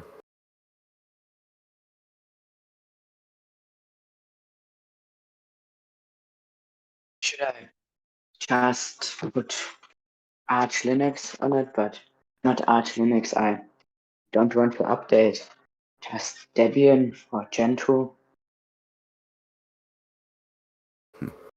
So I don't know. I used to do more than game on my computer, but I'm pretty much that's pretty much what I do on it now is game. Yes, I'm just rising and playing around with Plan 9. Yeah, before I was drawing my house. The floor plan for my house was probably the last real serious thing I did with it. And I like to research old technology. I really like pre-1920 tech. It's surprising what we were able to do back then. Pretty interested in old operating systems like Plan 9. Pardon? What? What'd you say? I'm pretty interested in old operating systems like Plan 9. It has blown me away how modern it was for this time. Yeah, the Amiga operating system for its time was really modern. You see, Also, Plan 9 operating system was just something different, and that's what I like. and I think BIOS was another old one that was actually probably ahead of its time.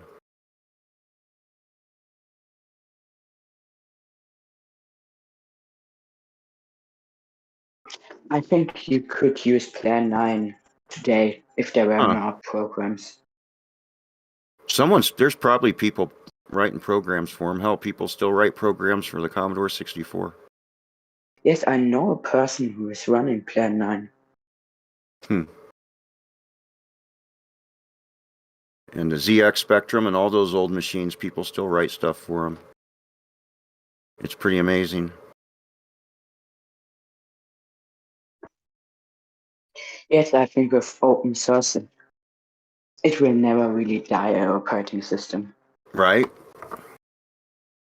Most people would consider Plan 9 as dead, but there is a small community. Not a big one, but a small one. It's Right? enough for the operating system being able to run on my PC and my old hardware.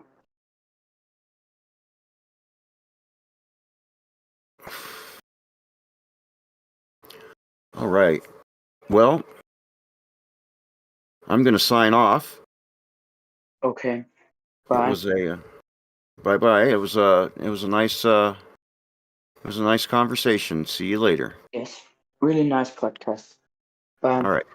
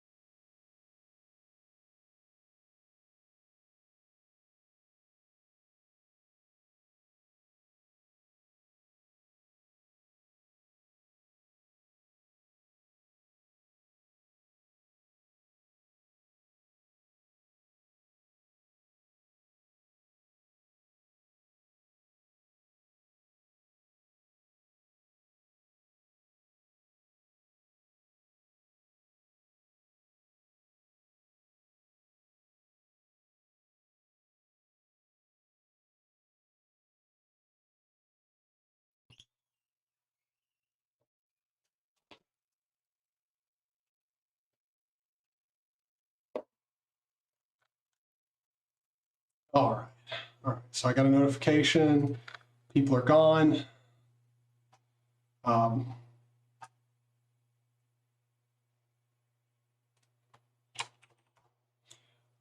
That's totally fine. How are you guys doing? How are you guys doing? Sorry for ditching for quite a minute. Don't know why I've got 2 Discord windows open. I don't need them, but whatever. Yeah. So we've recorded the podcast successfully. That's epic. And this stream is totally not just as random as it was before. Still using Brave. I think I'm going to stick with Brave, if I'm being honest. I really like Brave. Add to favorites. Yes, sir. I'll take it right over here. All right. Why is the shop over there? What?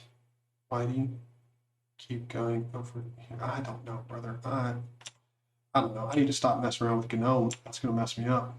BRB 10 minutes or so. Cool. All right. All right. Well, let's see. We can't play Airshipper. It's not an option. It's not an option.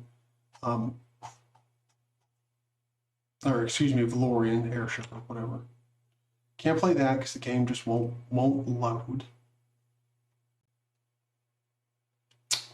Is there anything else we should check out? You know, actually, here's something that we could do. Hold on, let me go over here and turn this on. See the desktop. And now if I go into here and go to maps, I haven't checked out what in the hell GNOME Maps does. Okay, so I can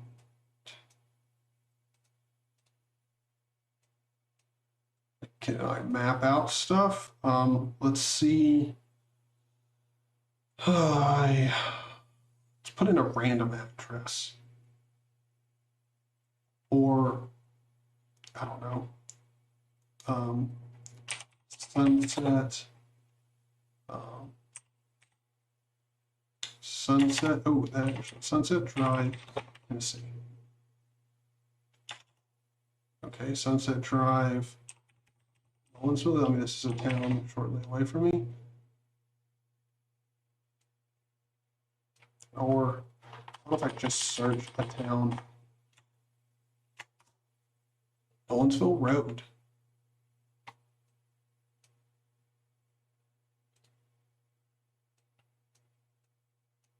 And get directions. Epic. So wait, hold on. So if I wanted to go, oh God, zoomed in a little too much there. Zoom in a little bit more. Okay.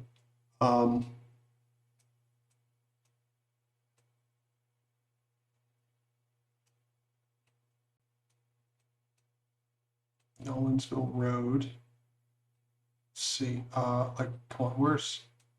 Here we go. Towns. Nolensville. Here we go. If I go down here and set a pin, can I set a pin? What does this do? Go to current location. No, I'm not interested in that. Don't want to be showing everybody on stream exactly where I am. So I can't. Interesting. Okay, whatever. So it's a map. It works. That's cool. Epic. Now let's play a game. Because there's nothing like playing. Ooh, we could play Stardew Valley. Definitely do that. Why are you doing this? Shift click here. Regularly. Ooh, we could try this. SCP, Secret Laboratory. Pretty sure this is a little bit of an intense game. Shouldn't be too big of a download, hopefully. 3.82 gigabytes. That ain't nothing. Ain't nothing. Let's download that. Epic. Absolutely sick. Sick. It'll be downloaded in no time. So, boys, we have to talk here. Don't worry, I'll wait.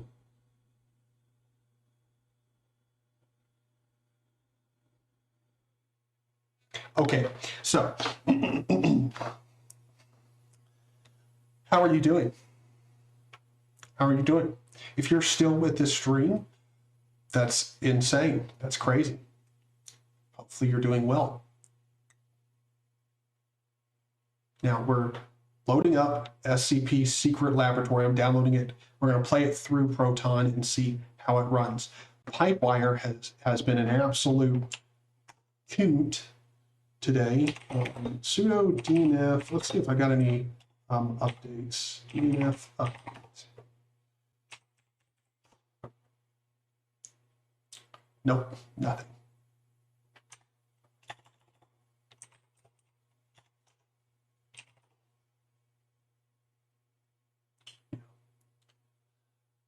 Okay, so there's nothing to do update-wise. I was really hoping Pipewire had an update or something like that, because Pipewire has been acting very, very finicky, my headsets. When it comes to games just for some reason are not outputting to the proper device. Let me go into my settings, my audio settings, make sure everything's fine here. Sound, output device, to that HDMI. Jesus, why do I have to keep setting you?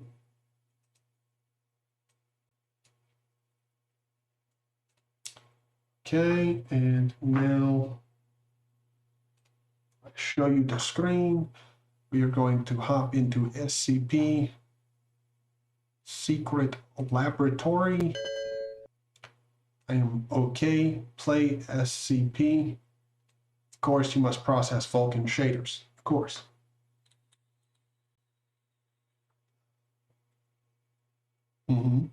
Yes.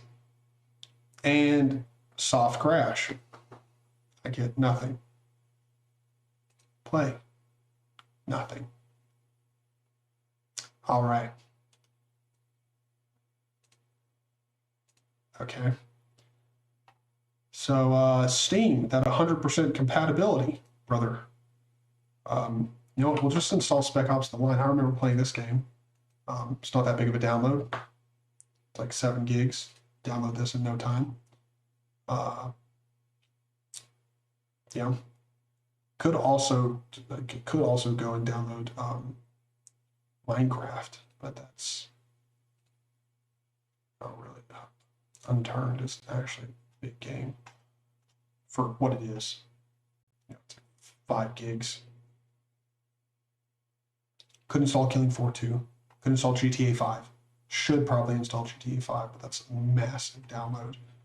Not doing that now. And yep.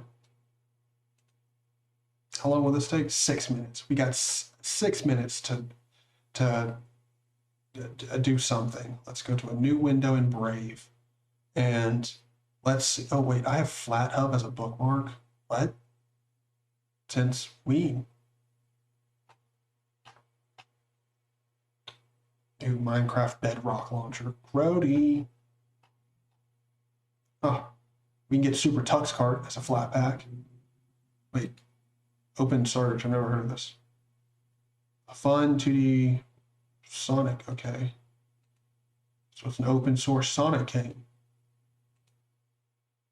Never heard of this. Interesting.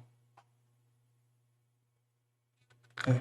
Learn something new every day, especially here. Okay. I also should load up. Oh, wait. No. No, we're not going to do that now. Anything else interesting here? Editor's choice. Let's see. Metadata cleaner. I'm good. Marker. Color picker.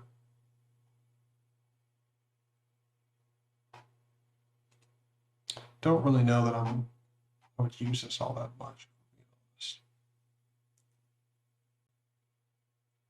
Password safe.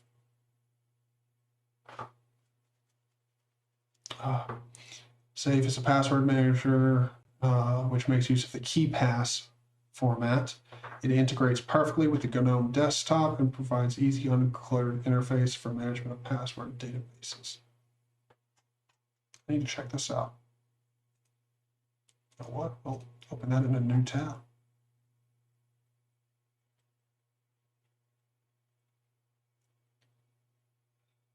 There's some interesting stuff in here.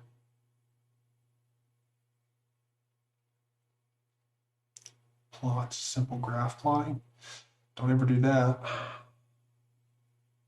Builder, an IDE for GNOME. What is this? Never heard of this before.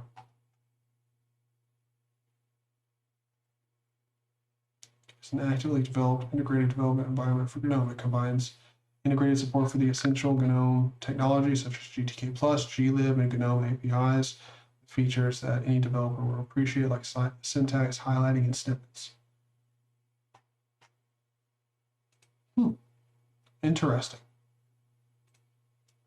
So at least GNOME. I didn't know GNOME had its own IDE for developing GNOME stuff. Interesting. Interesting. So I guess they make becoming a GNOME developer very easy. Very interesting.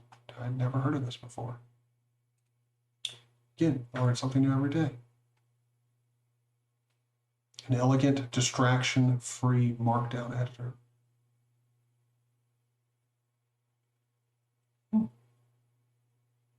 Neat little flat pack.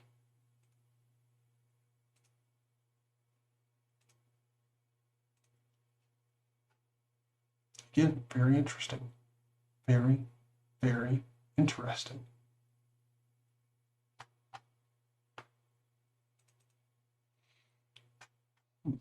Okay, so let's see. How's Steam doing? Spec Ops is about done. We're gonna play the heck out of that for sure. Open Spades, Pioneer. Oh, they got Xenotic on here.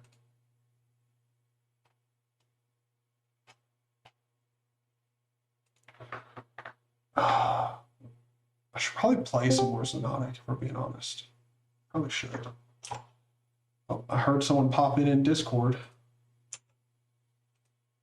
But I apparently don't have a Discord window open. Hey, Lewis, how's it going?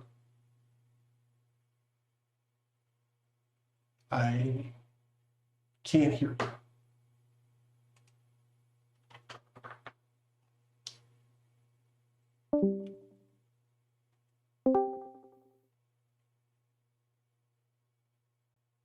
Open Spades, open source voxel shooter. Interesting.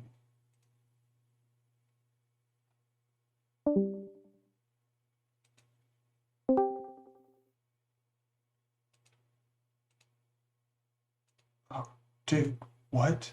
This looks sick as shit. Yo, screw the game that we were gonna play. No, I don't want to click cancel. Hi, can you hear me? I can. Yes, I just wanted to say bye. It was a really nice conversation. Yeah. Thank you, dude. It was nice having you here for the podcast. Yes. If you want, I can join you next week. For sure. Yeah. Yeah. Why will it not open up this in the software center? I'm going now to bed. All right, man. Well, have a good night, and thank you for being part of the stream and podcast. Yes. Bye. Have a good one. Let's see. Where is these? I gotta get used to these applications looking different software. Here we go. Can I just search Open Spades? I don't want to start. Open Spades. Okay. Open Voxel Shooter. Here we go. Border.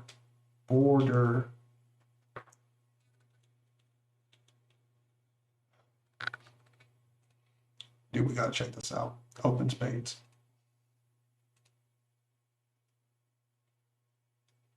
Okay. We want the resolution at 1920 by 1080. I don't want full screen mode.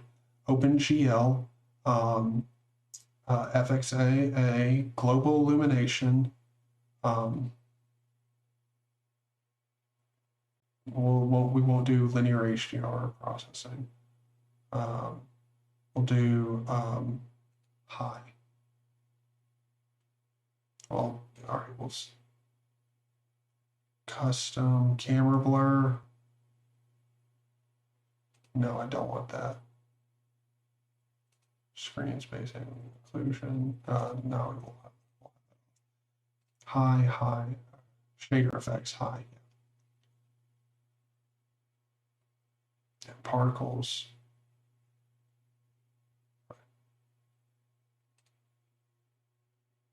Okay, and let's start. Welcome. Choose a player name. All right. Zaney. I've never played this game before, and I'm so excited. I've never heard of this. This is going to be epic. All right, so I've clicked on this one. Oh, just double click on it. Okay. Select team. We'll go red. I want, oh wait, this is apparently going off the screen a bit. It's actually because of this banner at the top.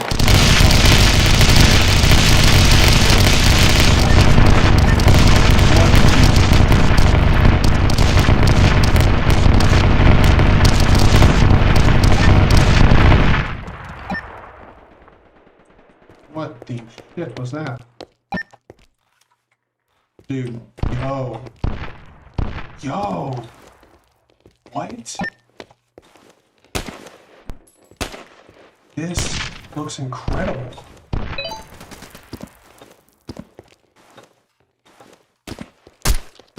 Ooh. Where are they at? Oh, there they are.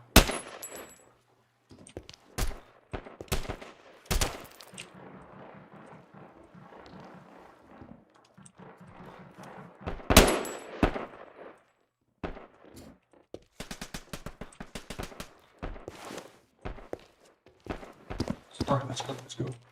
Get out of these trenches.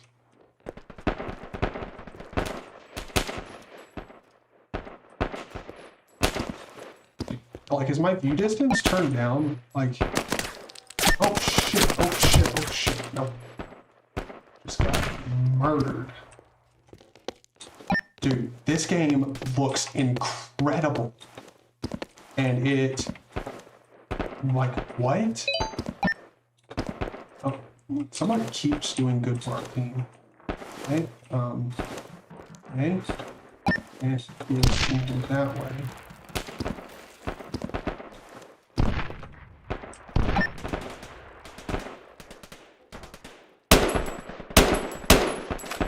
Try to hit him. Alright, reloading.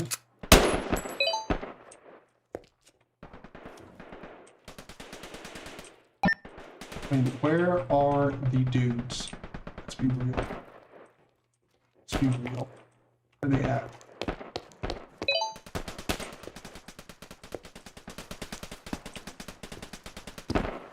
Oh, okay. Falling down in the trenches. Just swore I just saw somebody over there. I mean, this feels like a Battlefield, but like open source. This is epic. I am a massive fan of this. Ah, shit. Okay. This is so fun. Like, dude, this is incredible. Oh, shit.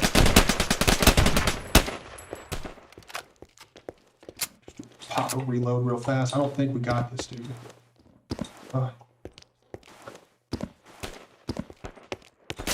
Oh shit. Oh shit. Oh shit. Oh shit. Oh shit. Oh shit. Where did that come from? Where you at, brother? Where you at? Who's popping shots like that? Can I press G to throw a grenade? No. No. Okay, F turns on a flashlight.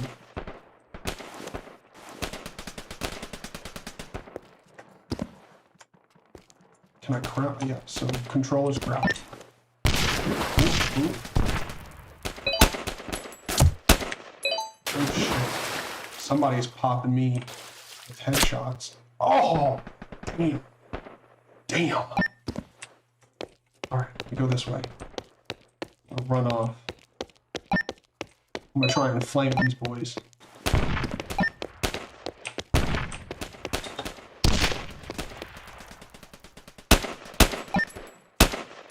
Come on, pop that head back up, brother. Ah, that shit hurts. Oh, ooh, pop a quick load. Dude, this game looks gorgeous. What? What? What? How have I never heard of this game before? This is so good.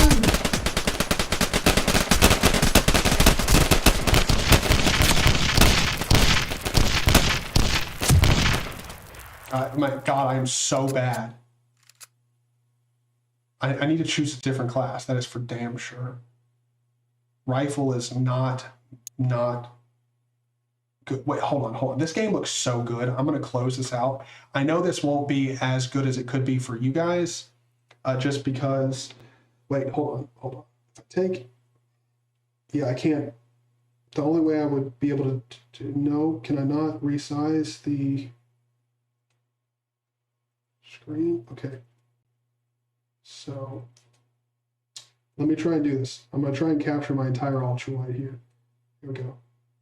I know there's going to be black bars. I know. It's okay. It's okay. It's all right. It's all right. Now, let's go in here. I'm adding this to add this to my favorites, and I want to launch using the discrete card. I don't think I even have to do that because the performance was just fine. I want the resolution to be 2560 by 1080 full screen mode. FXA particles, I want to do that on high, and shader effects on ultra. Let's start. Now loading. Okay. Let's go. There's a hallway server. Let's try that. I don't, yeah, I'm just gonna try shit. All right, so blue, yeah, white for the SMG. Let's go SMG.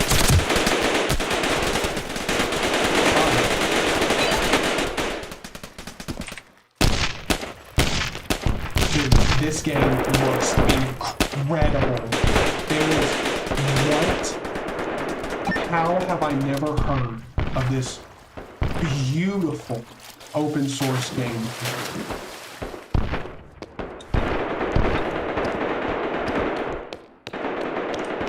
Dude, the sounds. Oh my, really gosh. Well, I mean, when Pipeliners work, it sounded great. Option here. Option here.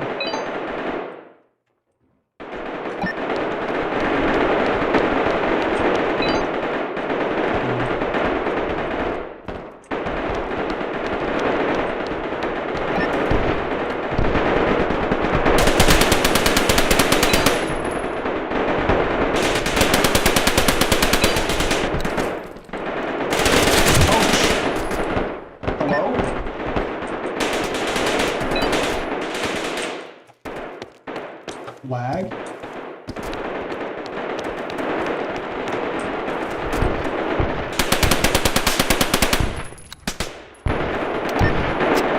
Aim for the head, baby.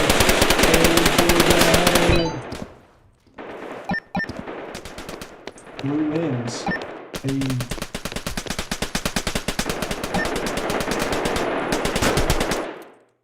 Oh.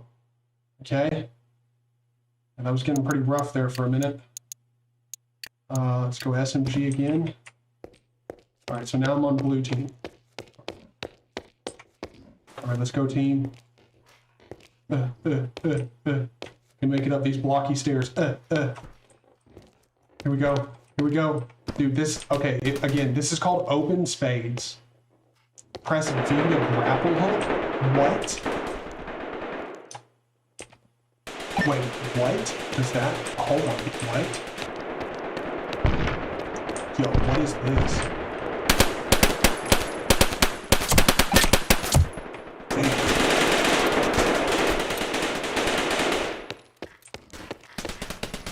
Hold on, so if I beam, oh, yo, what? So you're telling me, hold on. So I beam, yo, you got a grapple hook? Oh, what is this game? This game is amazing. Bro, I am, no way. This game is, what? Oh, you bitch. I was busy looking at the cavern below me. Oh my god, my aim. That was horrific.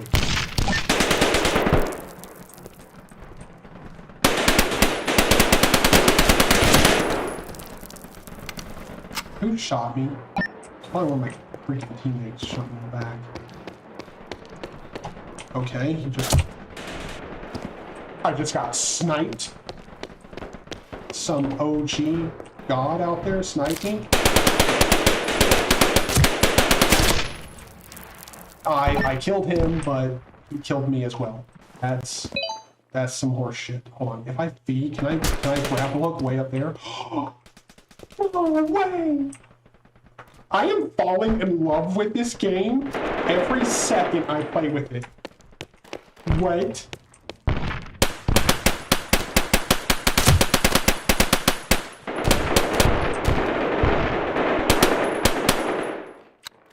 I gotta reload, gotta reload, gotta reload.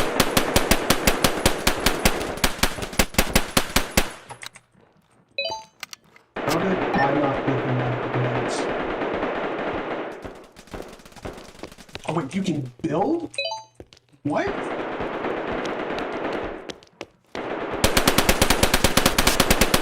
Got him.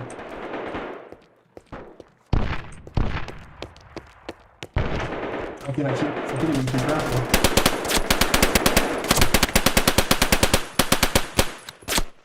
Damn. Got a grapple hook up here. Yeah.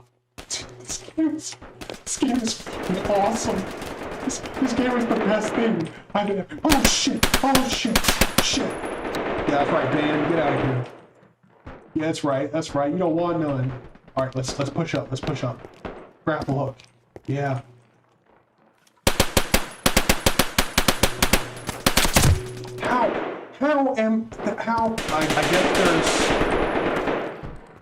I guess there's a range. No! Oh. Okay. You got ready.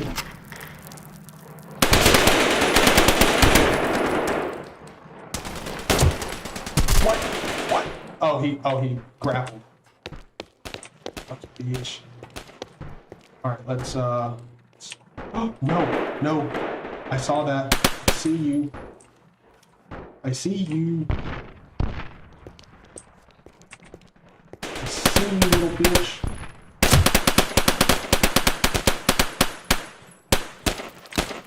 Oh shit.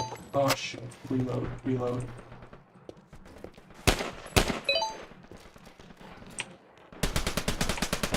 I'm pressing B.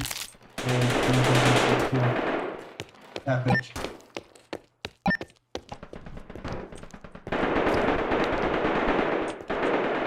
These freaking stairs. You got no bitch? Okay. Somebody already got him. Cool. Let's go whoop some tail.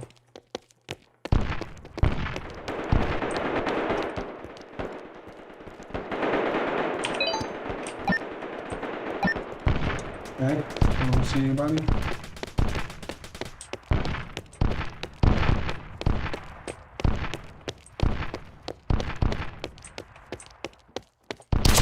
Oh, okay. Alright. Dude, this is such a good game.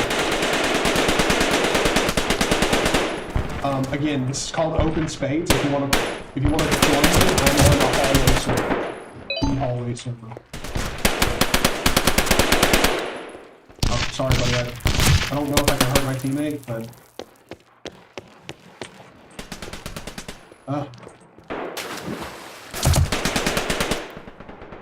oh, cool. You got just murked by someone out there. No shit.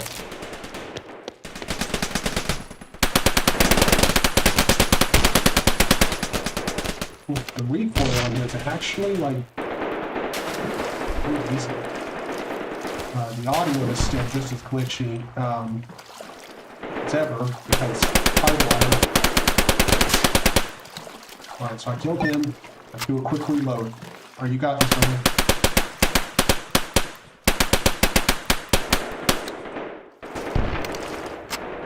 He got him with a shotgun for me. Cool.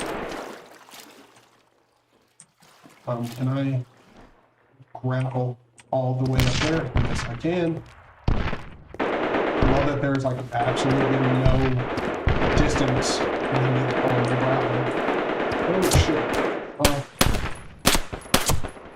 Shit.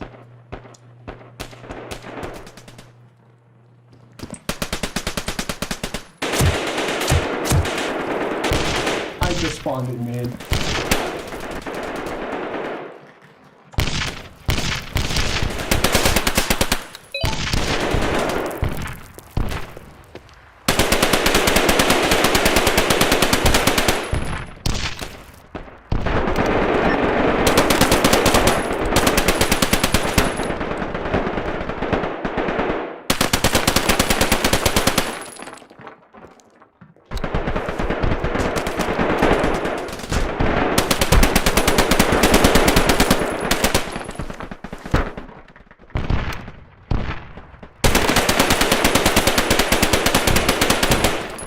Am I not out of here yet?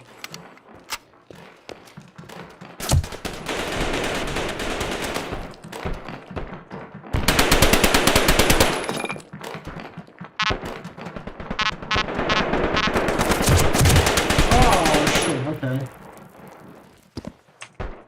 Okay.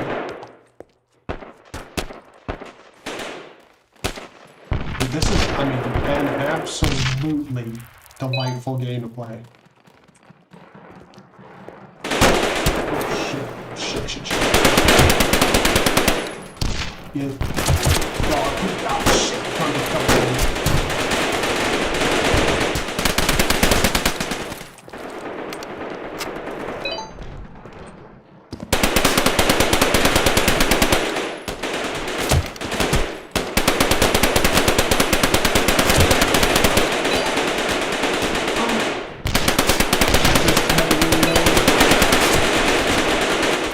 Grappled over them. Hindsight always 2021.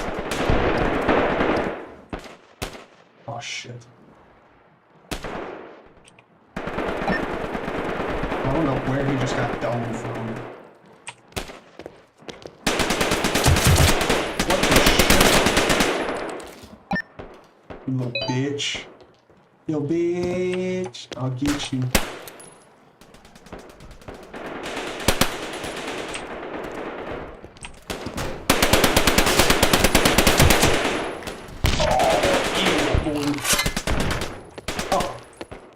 Here's how you get grenades.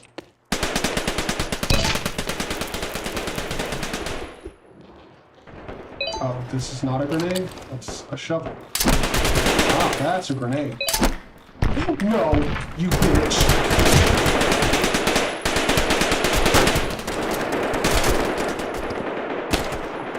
Okay. Let's run.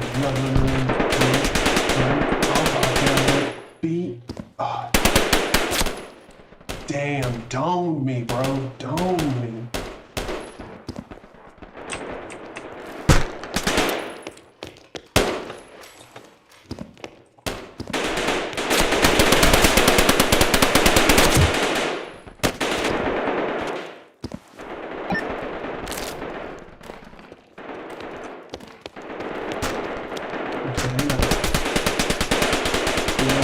Fall damage.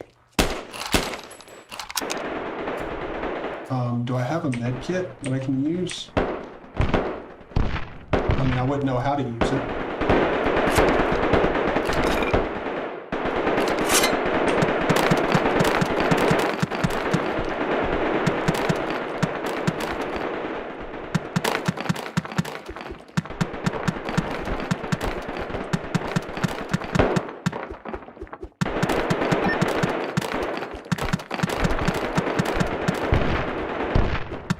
Keep on shoveling. Keep on shoveling.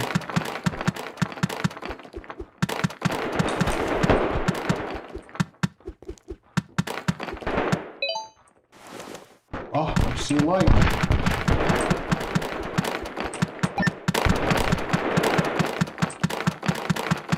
If you're wondering what's going on here, so am I.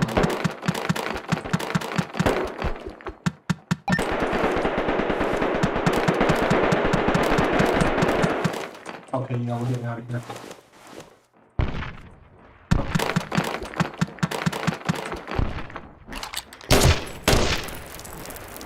I don't even know how that happened.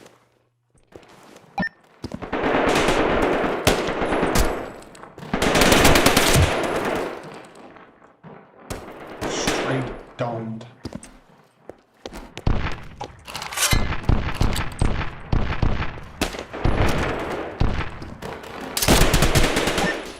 Of course, there's a guy right there.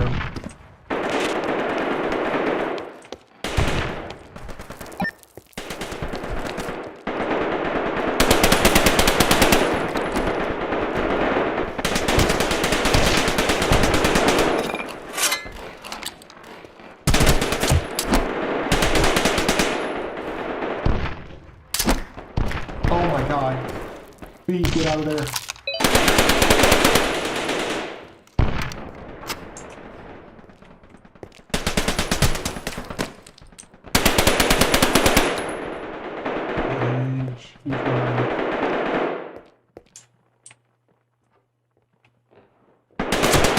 Damn, he came back.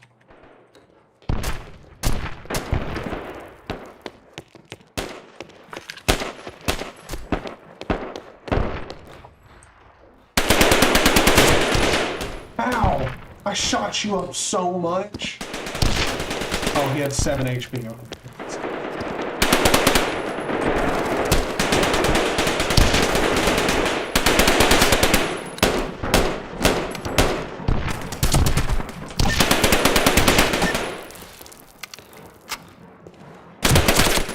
Oh, I thought I killed you. Yo, Toshino.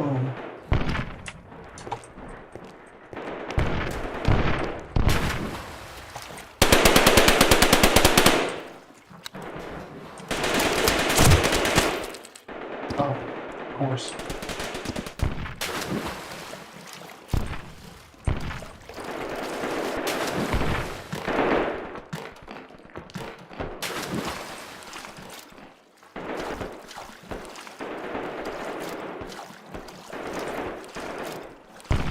There's this right here.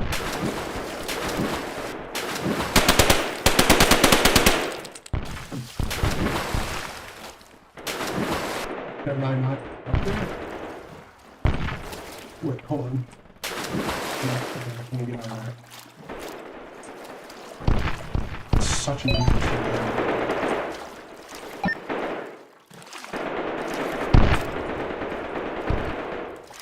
This game is so good.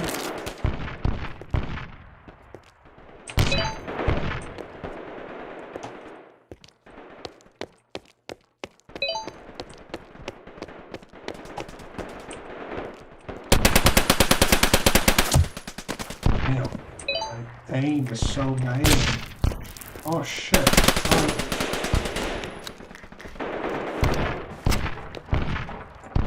Oh. Okay.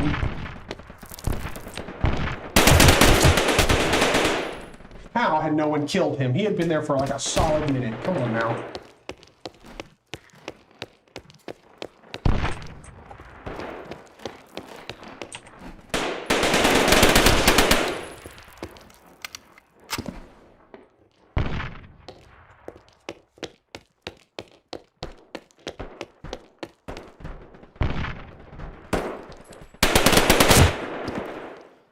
Damn.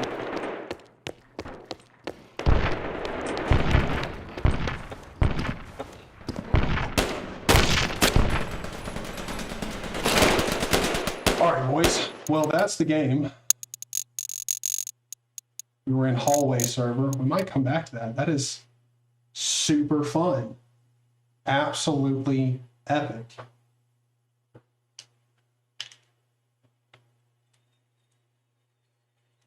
Oh no, just the podcast. We ended off the podcast.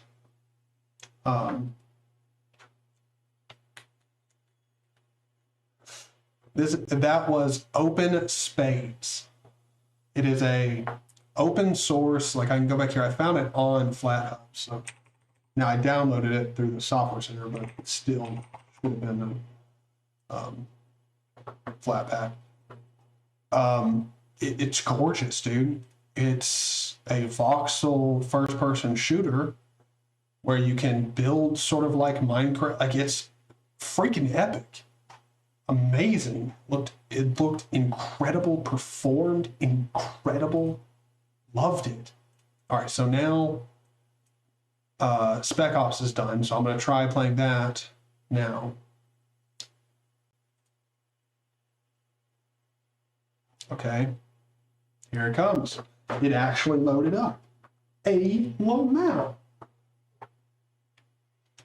A Steam game that actually loads today. That's epic.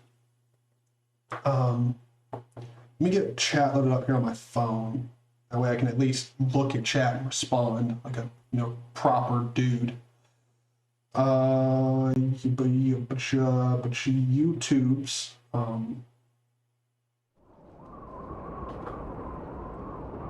the flashing would give me a headache. You mean like muzzle flash? Because I wasn't seeing any flashes. Now, if you're unfamiliar with this game, that's fine. Give me 1 second, because these graphic settings have to be changed. As well as the audio. The audio is super loud. I just now noticed that. I forgot I turned back up. Give me 1 second. Audio.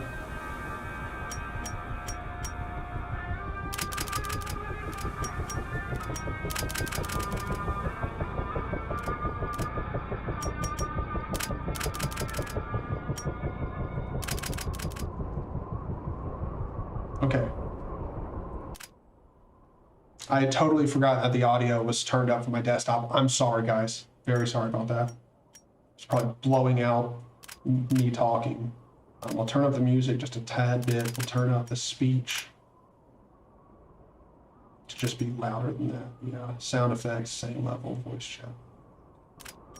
You don't need super loud audio, that's for sure. So graphics, this resolution being at 640 by 480, no. 192560 by 1080.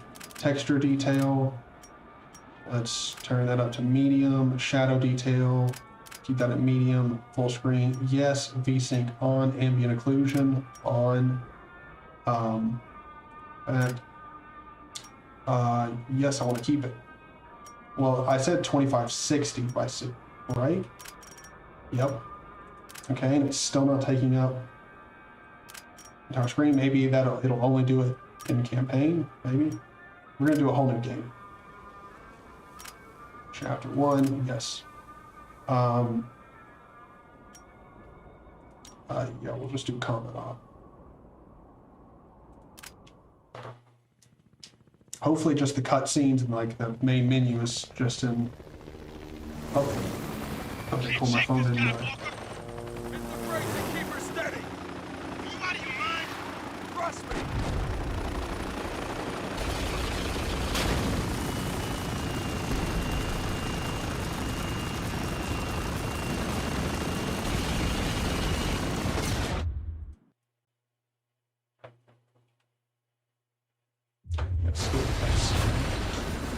Got him!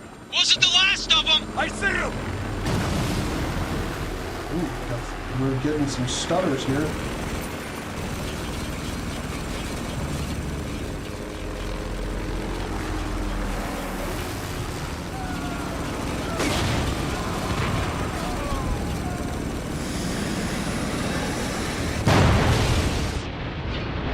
Come here, you dang champer.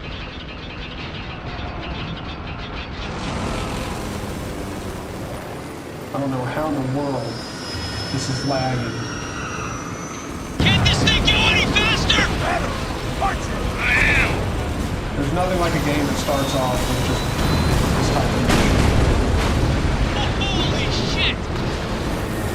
Too close, Walker! Take this guy out! Well, if y'all would drive like normal, fly this helicopter like a normal pilot would.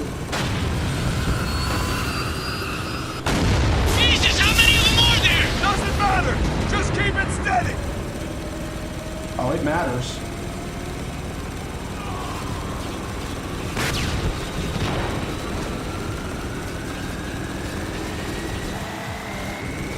god, why is it lagging this much? Oh shit! That what I think it is? Yep. Sandstorm closing fast. So get us out of here! Not with these guys on our ass. Then take us in. Into the storm? Are you nuts? Guess we'll find out.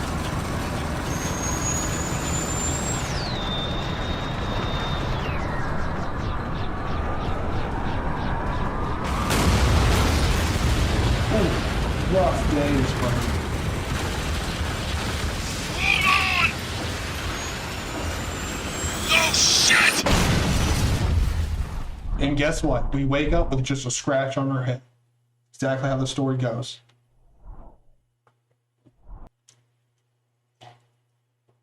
Earlier. Okay.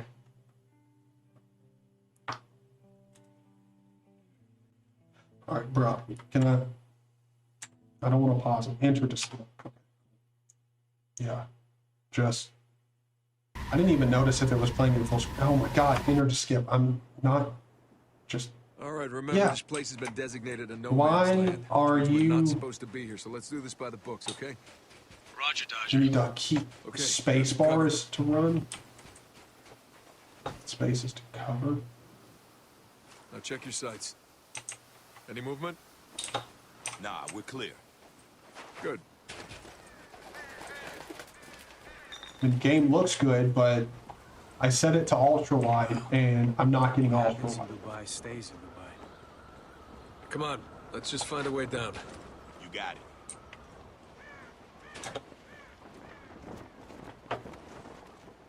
Whee!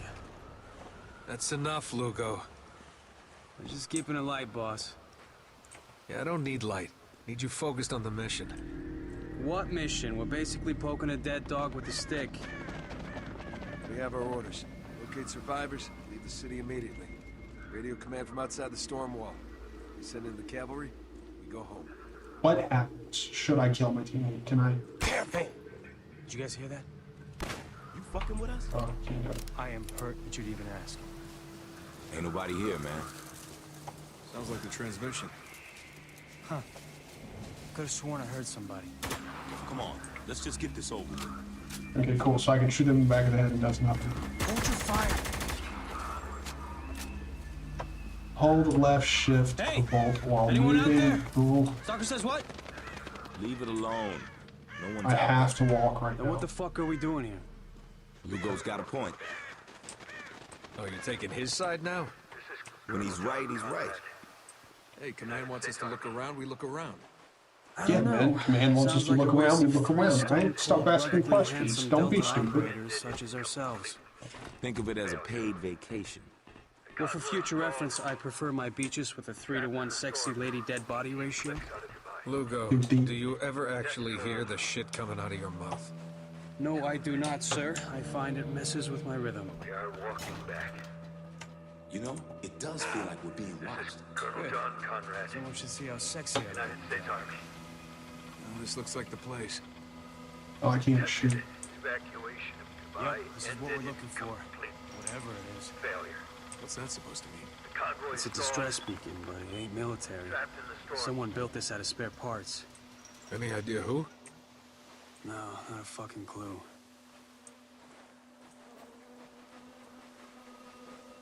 God damn it. Walker, you better come see this. Oh, fuck. That's putting it lightly. Body looks fresh. It is. Even worse, he's 33rd. Who did this? Probably the same people been ghosting us. That doesn't answer the question. Don't worry. I think we're about to find out.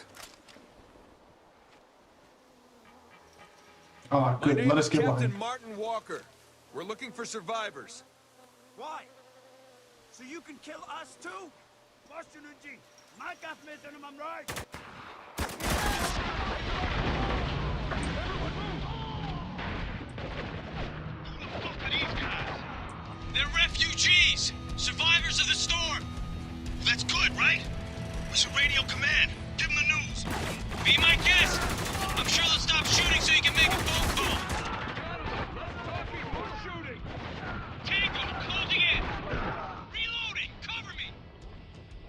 Thought I was behind cover, but okay.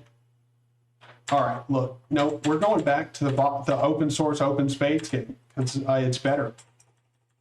It actually does ultra wide. Wait. Yes, I am sure.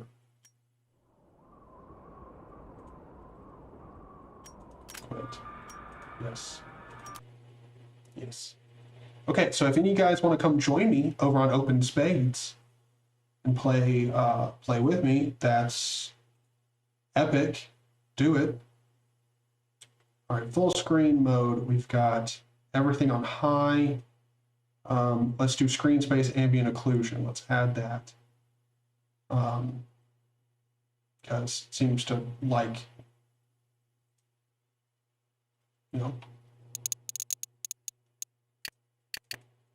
seems to like running good.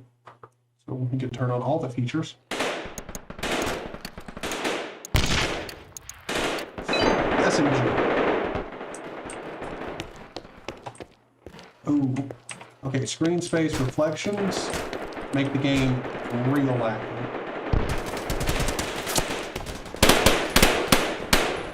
Unbearably laggy.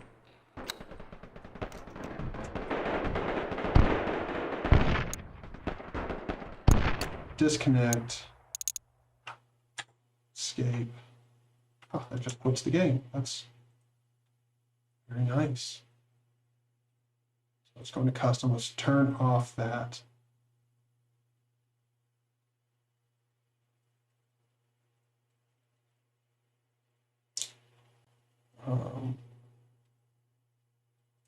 Let's not do that.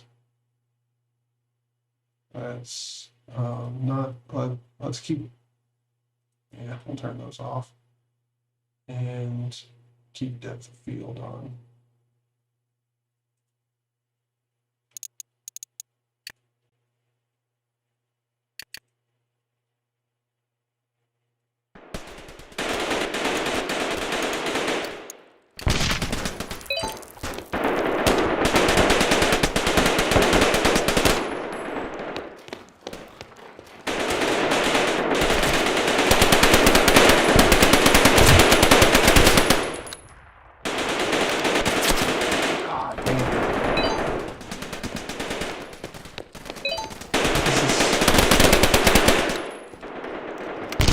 Such a fun game.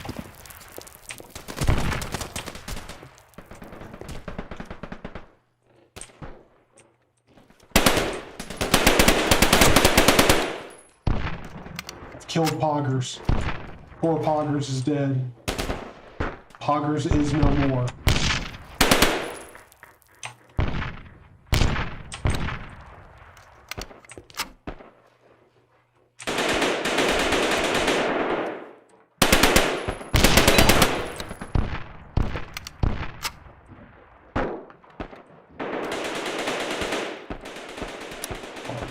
Oh no.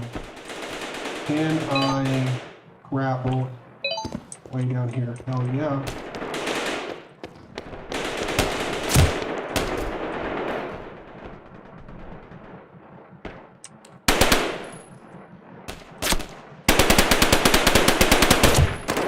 Ow! I was behind the wall. Come on now. Don't do me like that. Don't do it.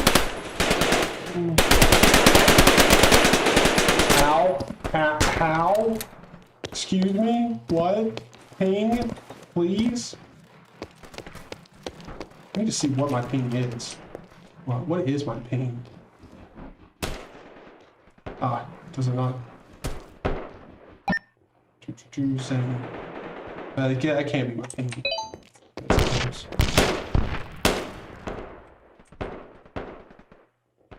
Oh. Oh. Nice little cavern. Epic.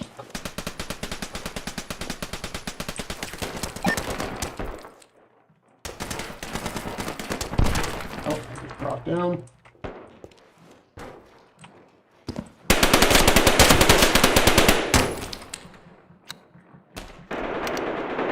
Oh shit. Damn. Got that shot. my day up.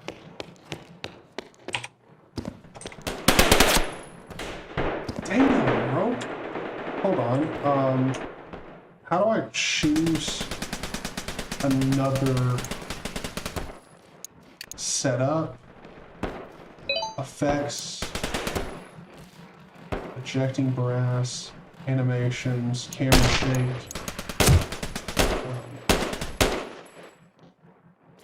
We'll do less on the particles.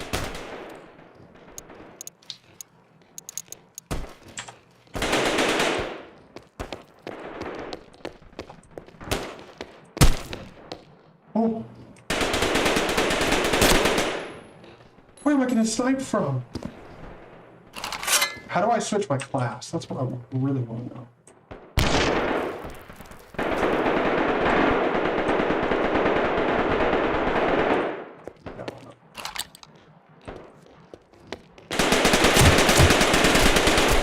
Couldn't even throw my grenade.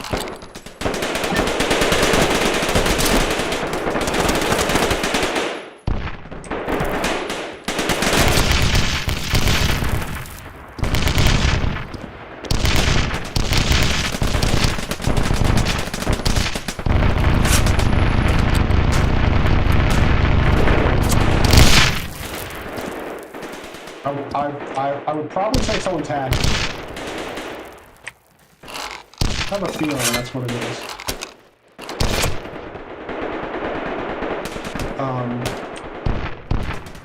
Dude, there's Poggers is cheating.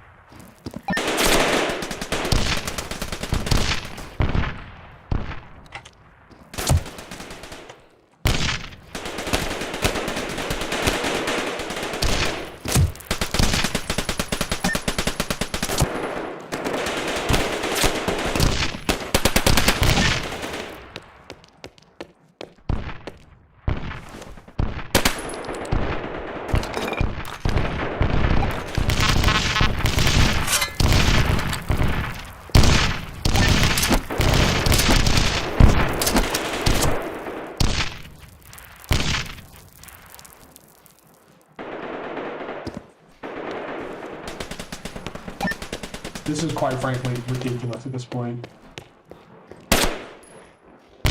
How? Poggers.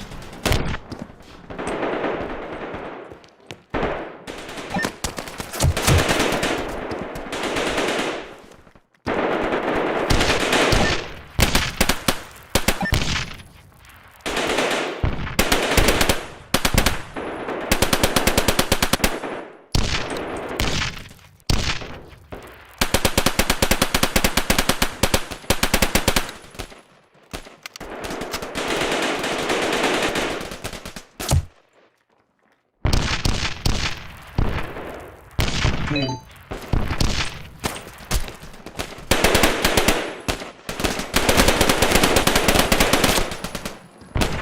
How? None of my bullets hit him.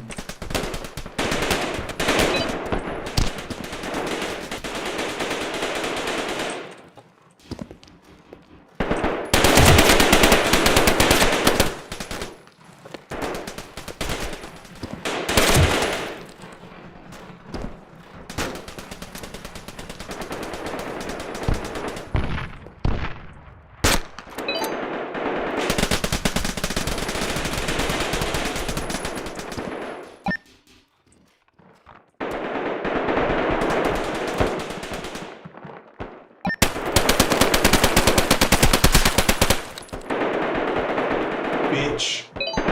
That's how a vendetta is handled. No.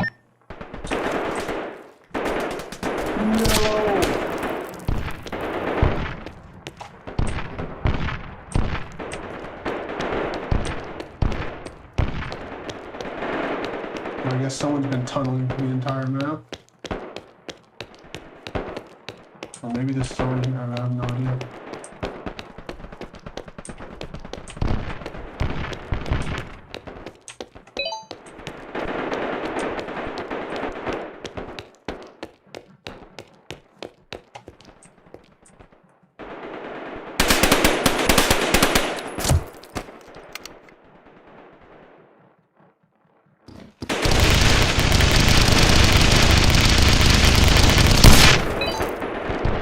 Jesus.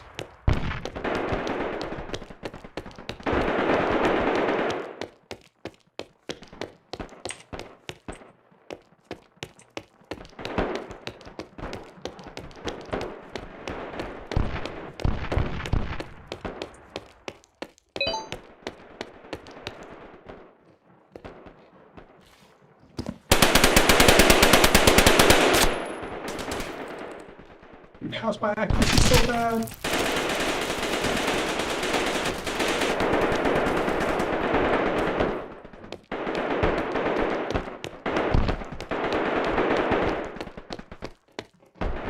Oh.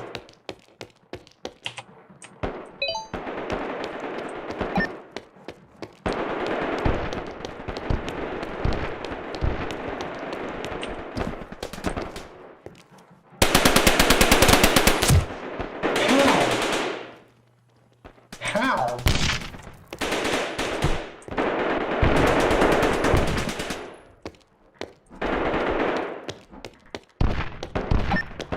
We'll keep going back.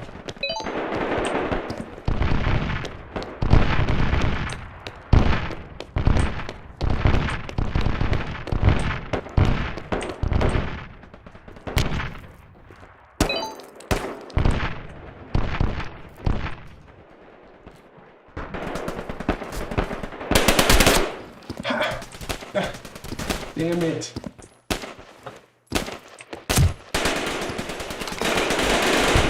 How do I choose a new class?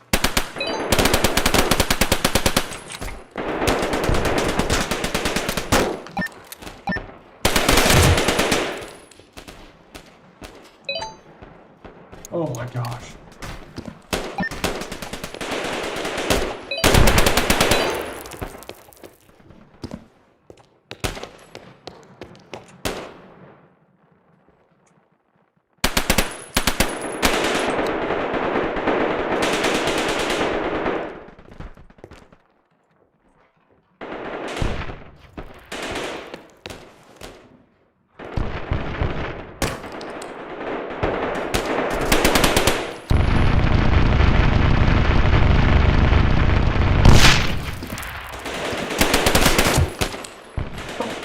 Wow! Hey, I'm trying not to kill him.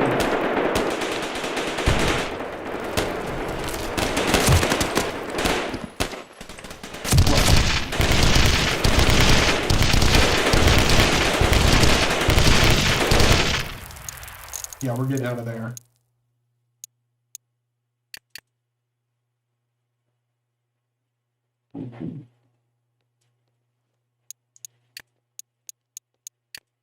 Rifle spawn.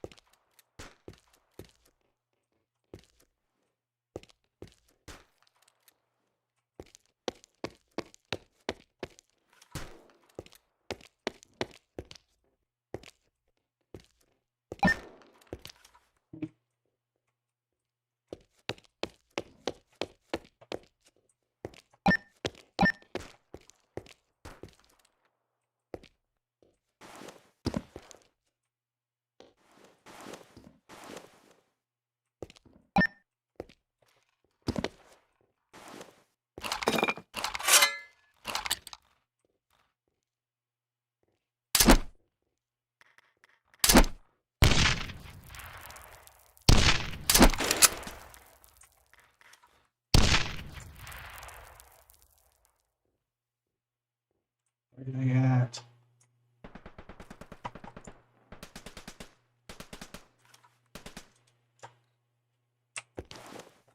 I wish I could have a glider or something.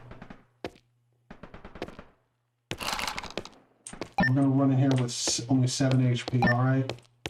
We got this.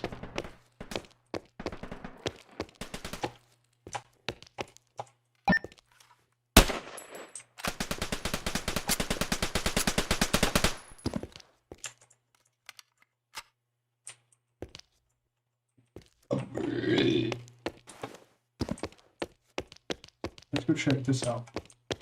Mhm.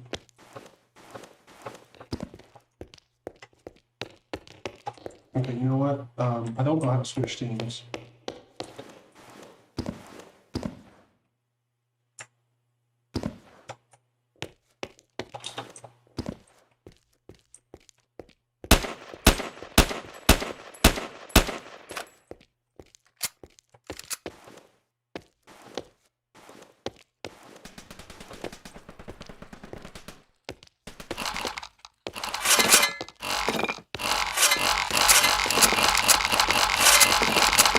That's a little bit much. Why can't I place a block here? I place a block here? There? There? No? Why not?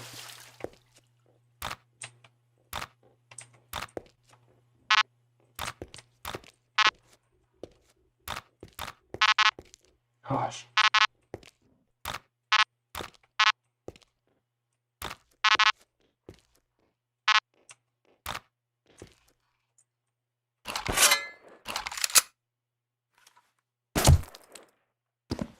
Bitch.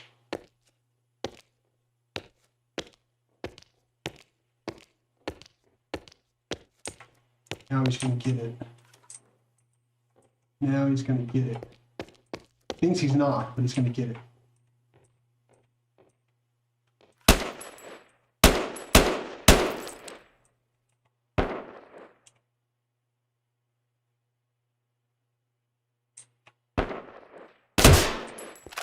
Bitch. Dunzo. Get Dunzo. Teabag him. Let's go.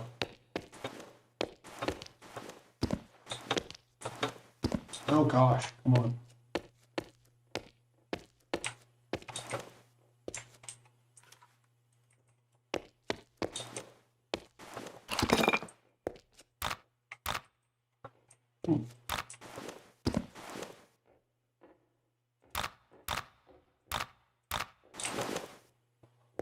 Of course.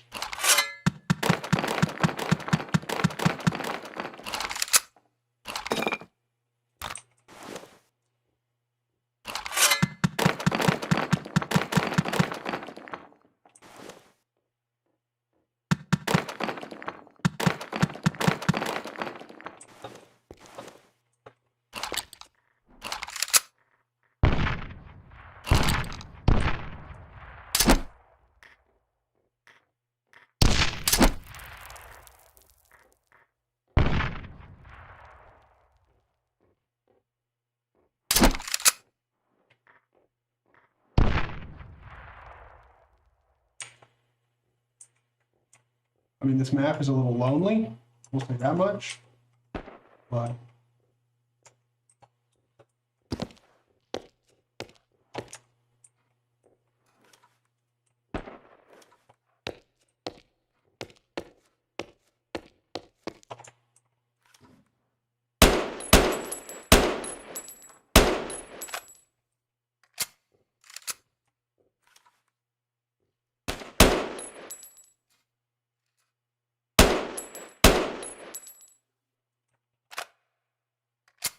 why are you not dead?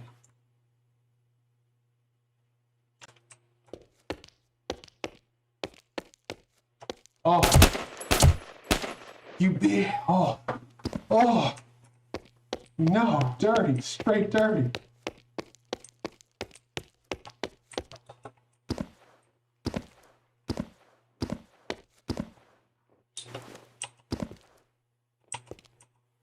Oh, do we not have a grapple here? I'm pressing it and nothing's happening.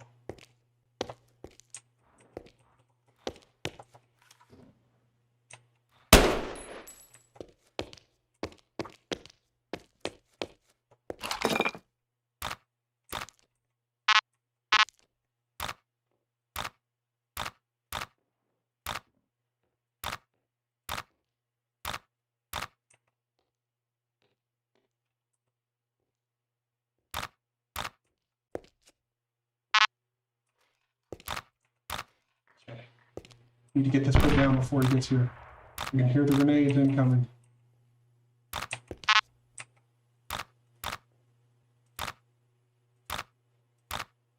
good old fort here.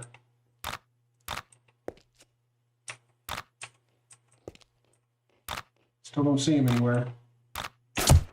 And he got me. Oh.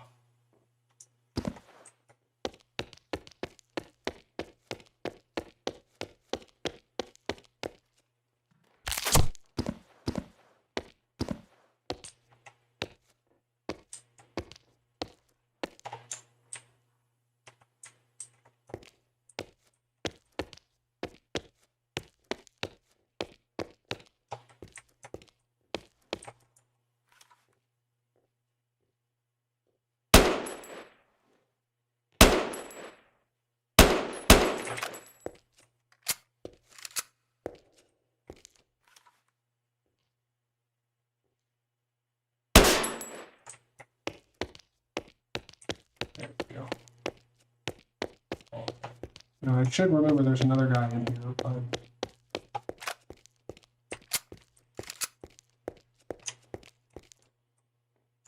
I don't know if he's actually playing.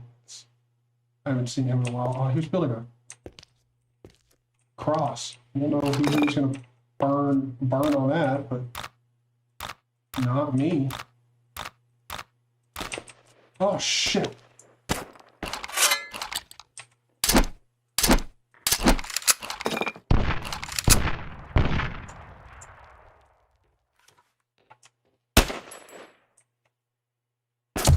Oh, he hit me in the shoulder. Don't peek.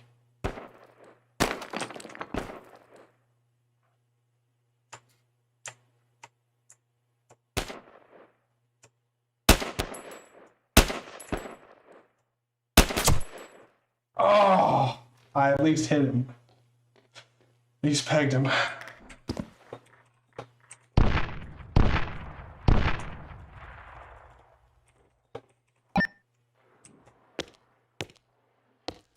I don't know why.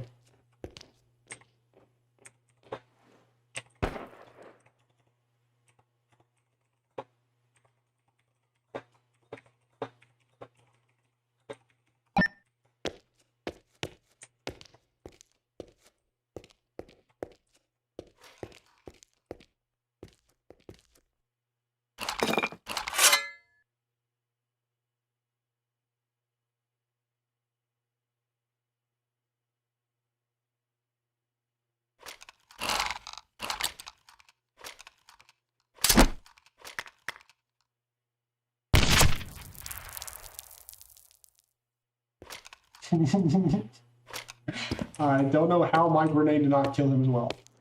I will never know.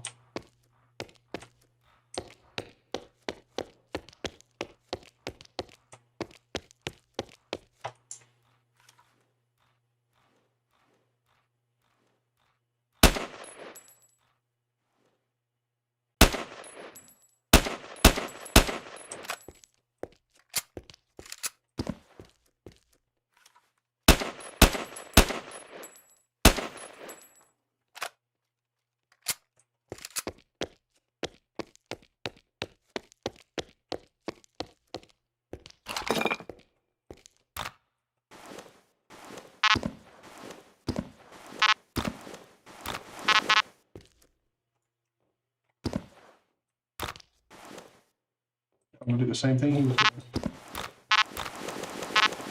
I can't do it here.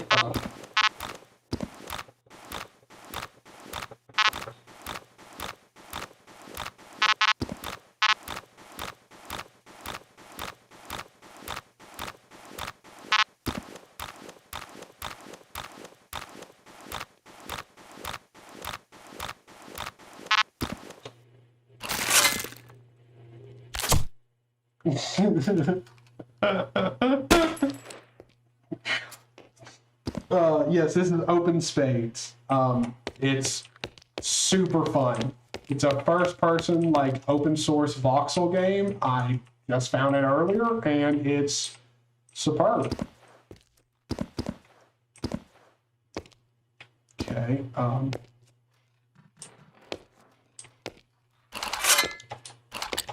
Let's go. We're gonna go ham on this dude.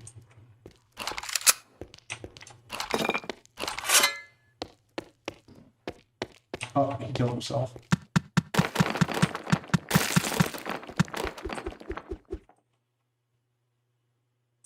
Actually, hold on, let's go up here.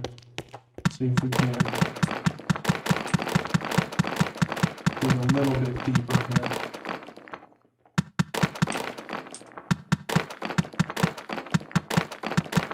Get ourselves a little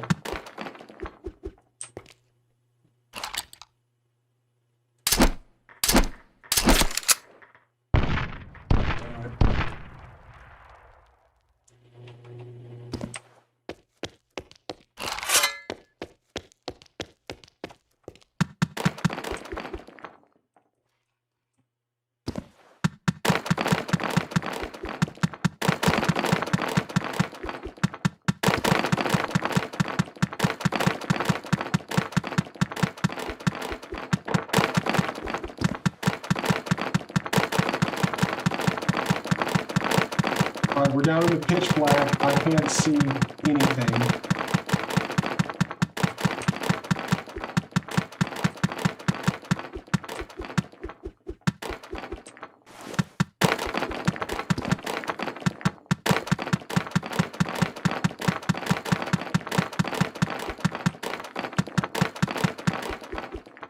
Oh wait, I have a flashlight. I always forget that.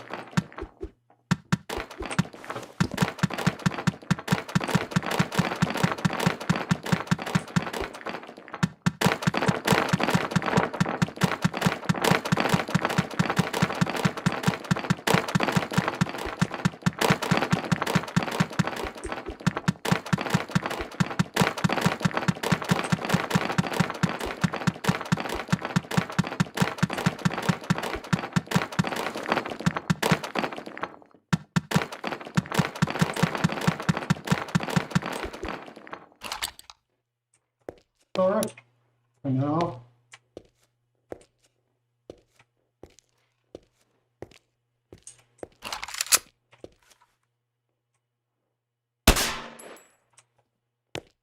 bruh,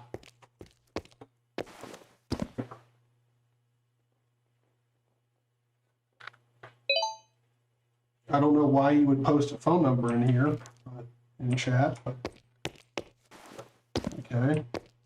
No one call that number.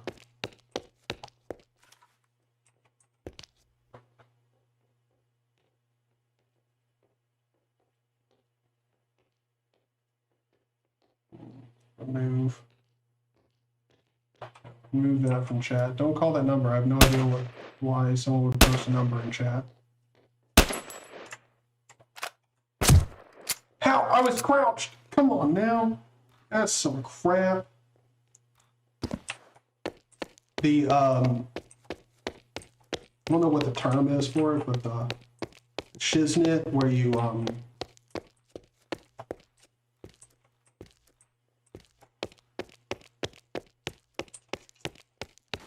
shiznit where you I have no idea what I was gonna say.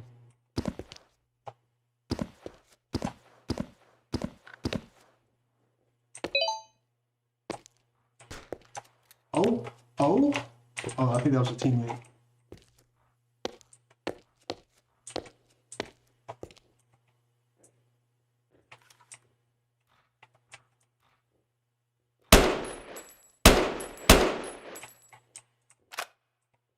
Take cover.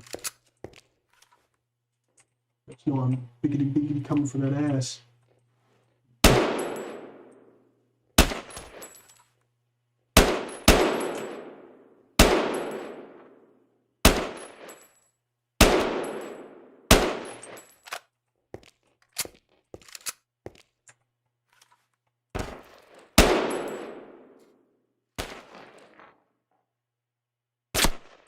Whoa, where'd that come from?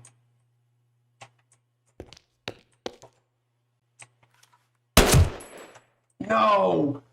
Shit! Two of them on both sides of me.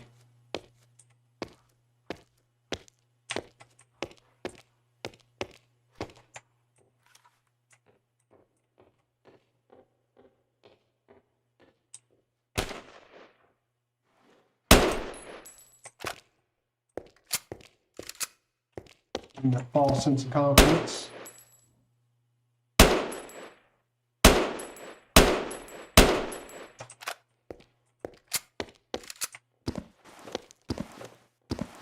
Do-si-do.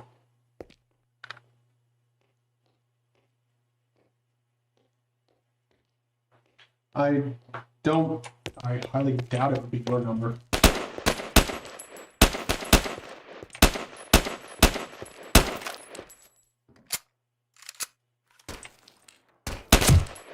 Shit. Got me.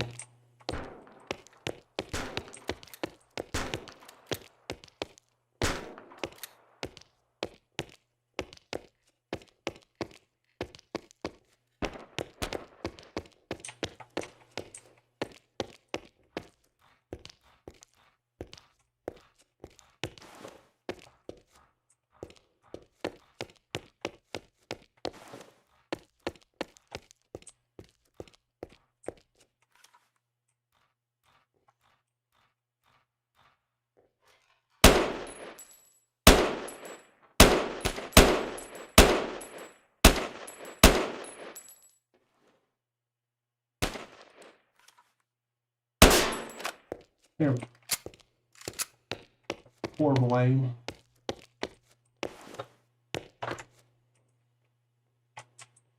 Stay crouched.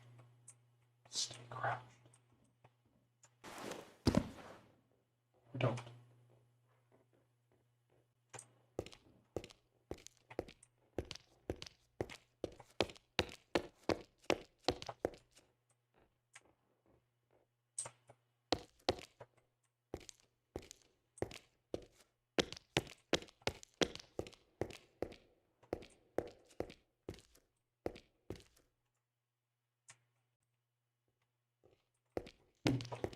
Oh, there's my teammate.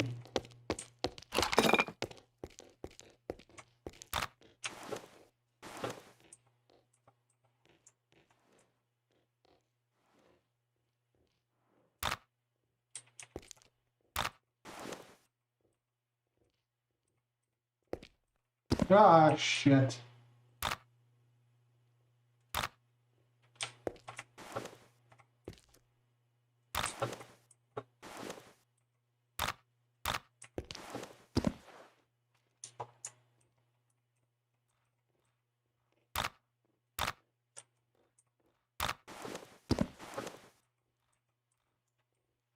Let's work on these fantastic stairs. Shit. Okay. All right. You know what? Here's what I got to say about the stairs. Fuck the stairs, man. We're building up.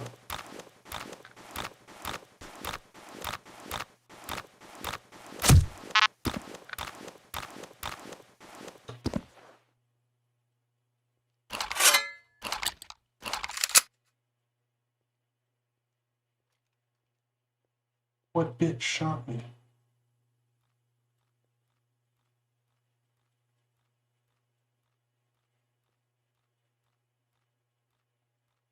Hmm? Okay.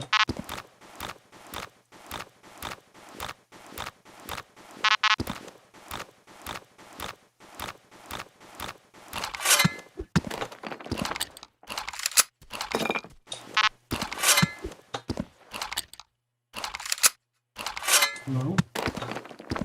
Okay.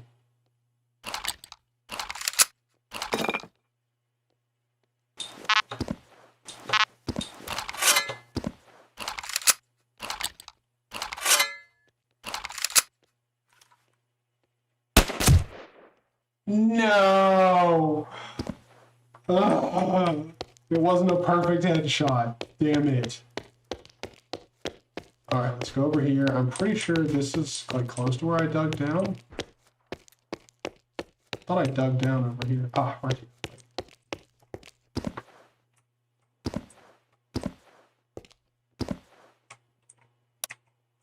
On the flashlight, go down here.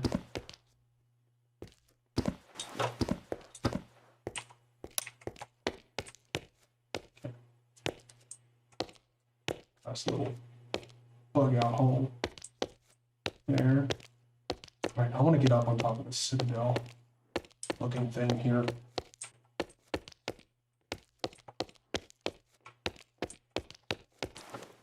We got 5 minutes remaining on the server.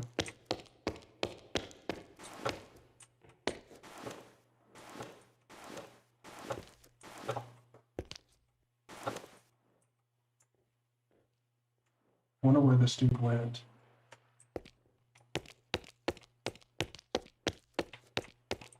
Okay. So, there we go.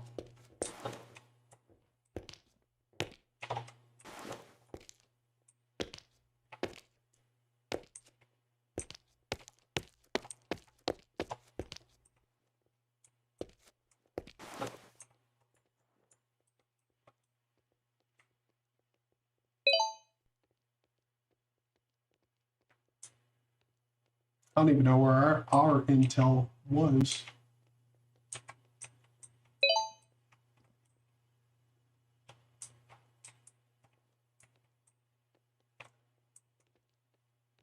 Okay, so he's going to have to come all the way back with it. So I assume the intel is at that little flag over there. So it means he's probably going to come this way with it. I would assume. You're playing CTF on Sockstone Spade, so yeah, cool. I figured. Been here for a minute. Where's he at?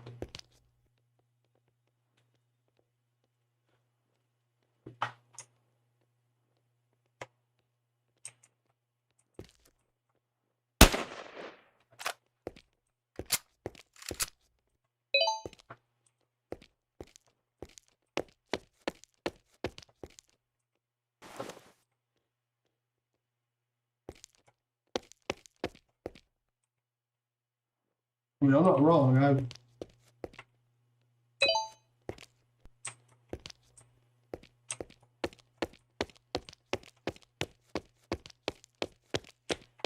would figure you would have to.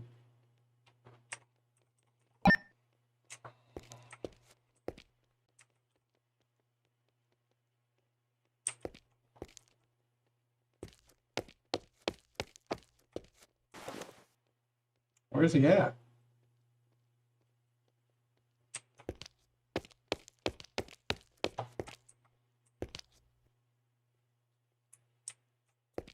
I mean, I don't see this dude nowhere.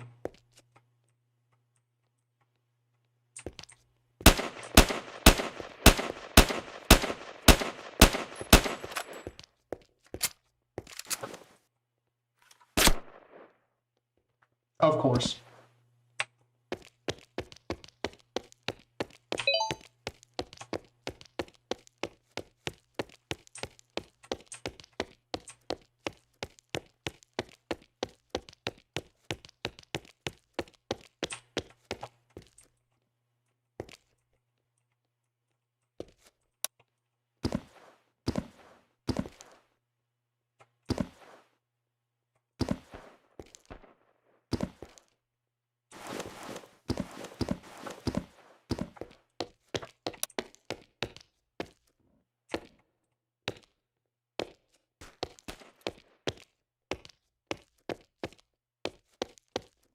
Yeah, and also, if any of you guys want to play this with me, I'll tell you the server name. It's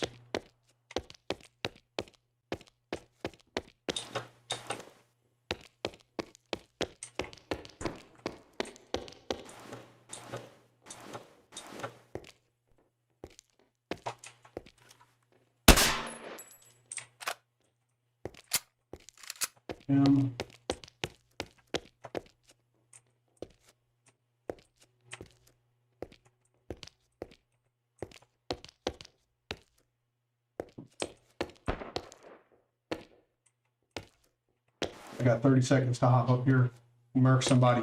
Can I do it? Can I do it?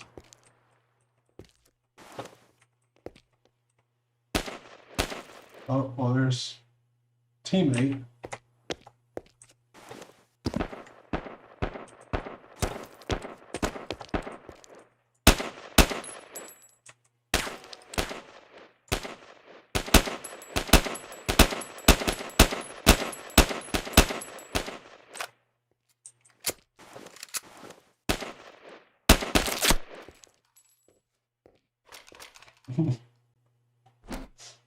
And he kills himself too.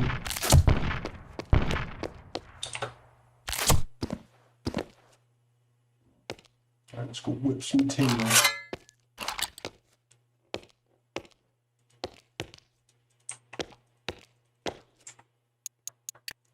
Disconnect. All right, so if you're watching this right now and you're like, I'd like to play with you, well, look, here's the server we're going to hop onto. We're going to hop onto Sock's Town Spade server again. That's where we're going to hop onto. Oh, well, no, we're not, because there's like no one in here. Disconnect. Let's do, ooh, zombie survival? Biodome survival? Wait, what? There's zombies for this? What the shit? Hell yes. Human. SMG. Start. There's zombies for this. What? Where am I? What universe? Like what? What's going on? Where am I? Holy shit.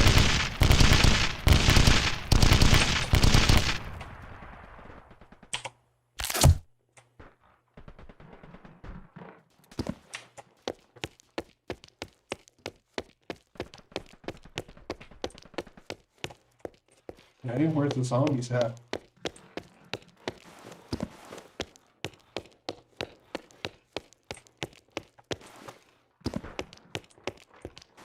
Human territory.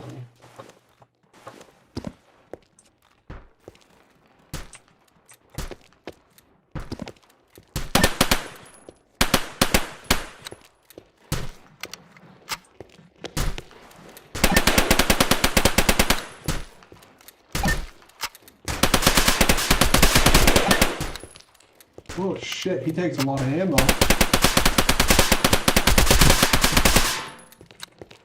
No! How did he gain on me so quick? Oh my Christ!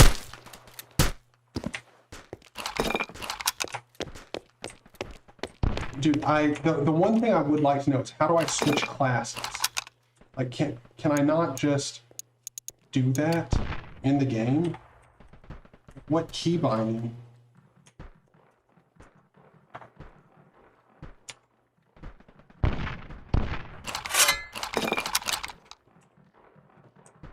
I have no idea. I just need to stop choosing SMG. That's really my main problem.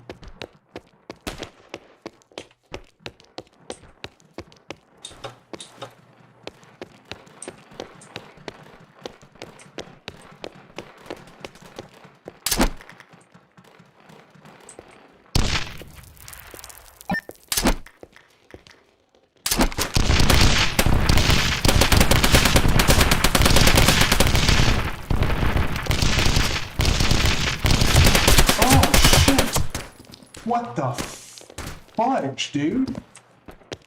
Like, I can't, like, okay. So they run faster than me? Is that what's going on here? What is this?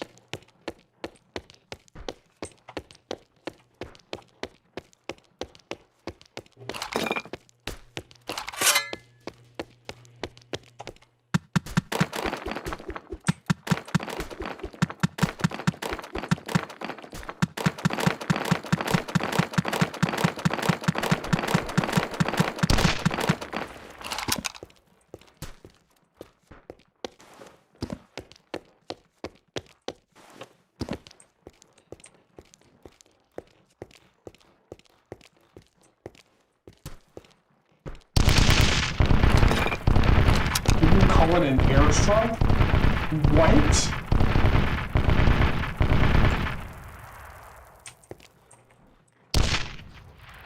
How the hell do you do that? I mean, I would absolutely love to call it an airstrike. What? Setup. Controls.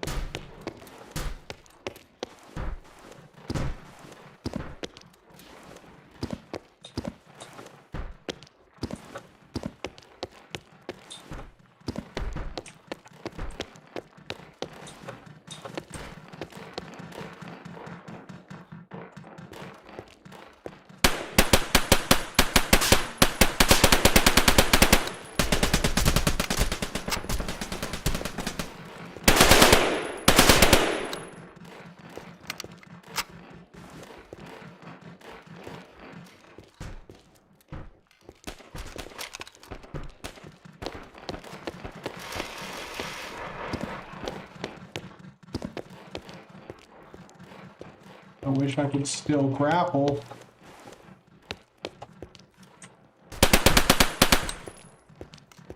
Oh shit, you got...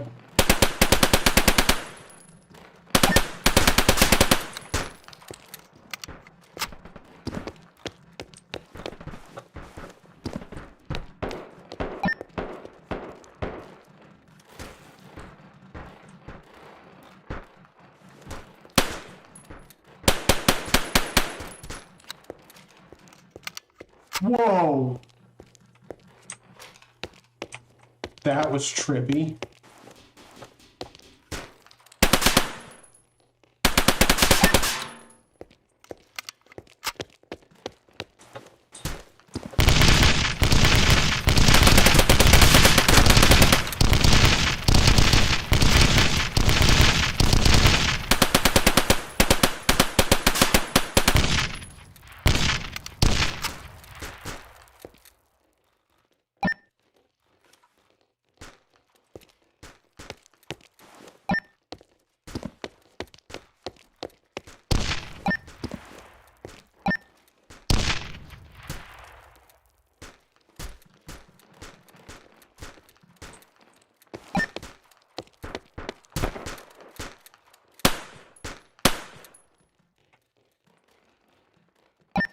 Oh, I'm out of bullets. That's no bueno.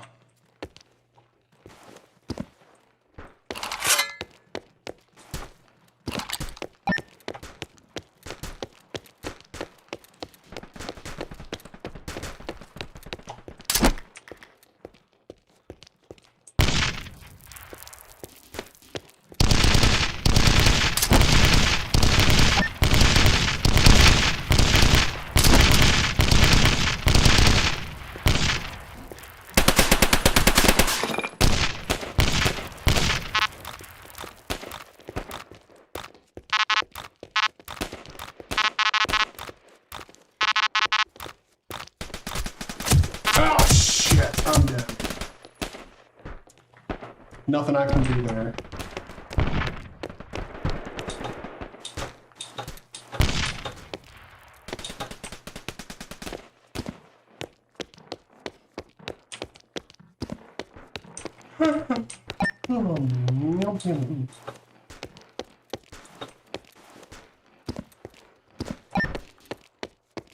At some point I should probably think about getting food, but...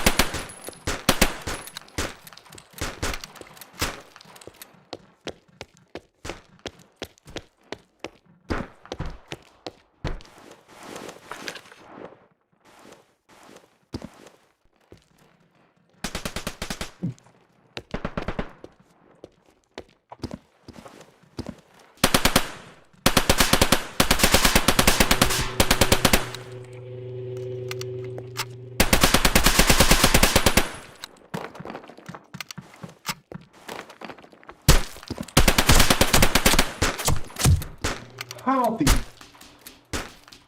shit? These zombies are tough. Jesus Christ! What the frick?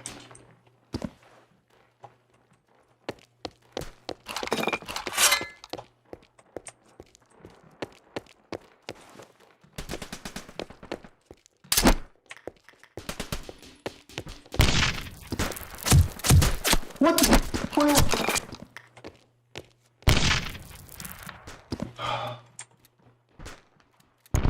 This is insane.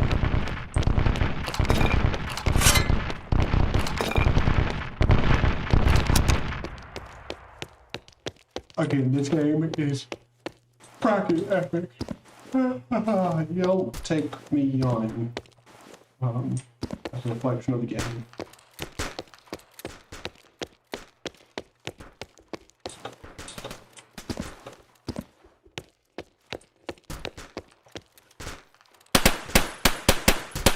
Hey, tomorrow. These Zambeezis. We die. Free open source gaming. Yay.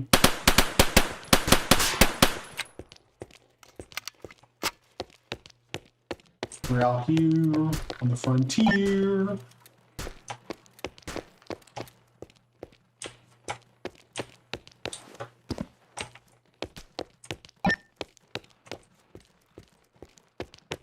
Oh.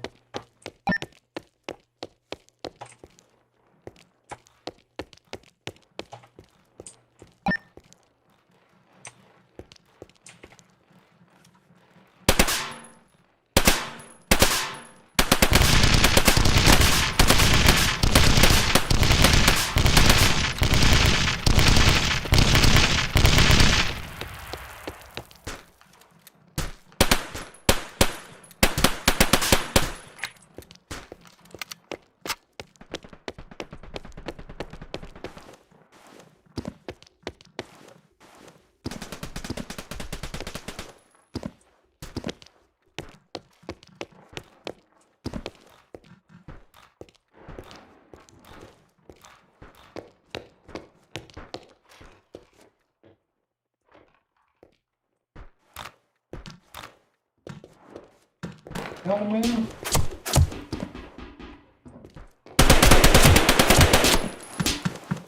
Jesus. The zombies push you up and shit. Alright, so that's zombies. Did not know it would have that. Wait. Push. What's this game mode? There's so much to play and find out here. We're gonna go blue. We're gonna go rifle. Okay. So we're essentially at a port. I think. Looks like a port.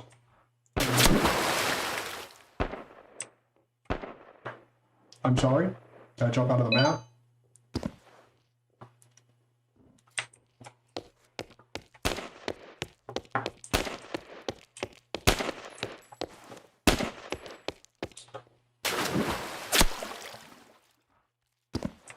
Oh no, it's Deuce. He's headshotting me.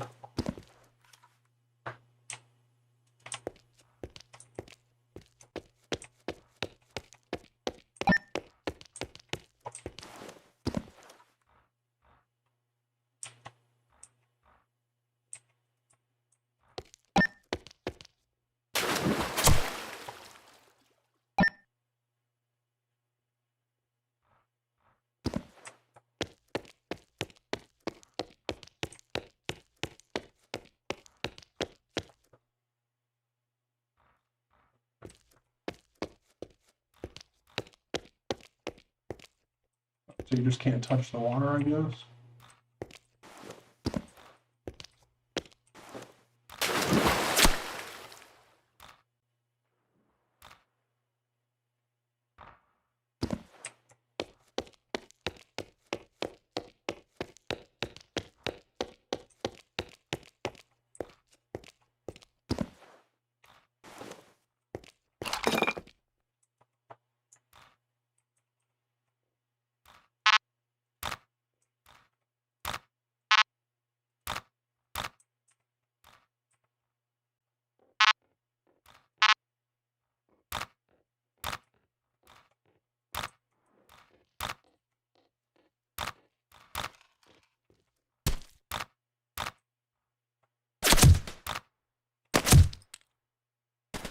It.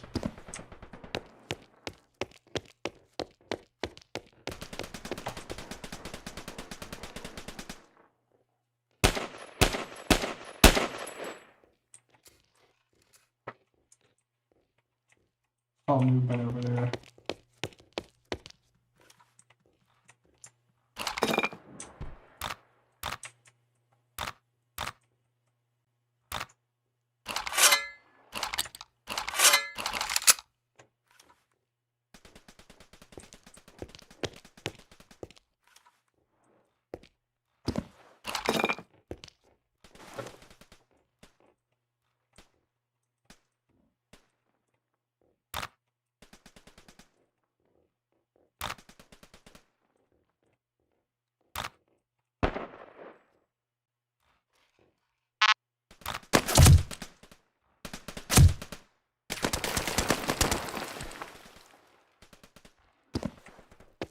Well,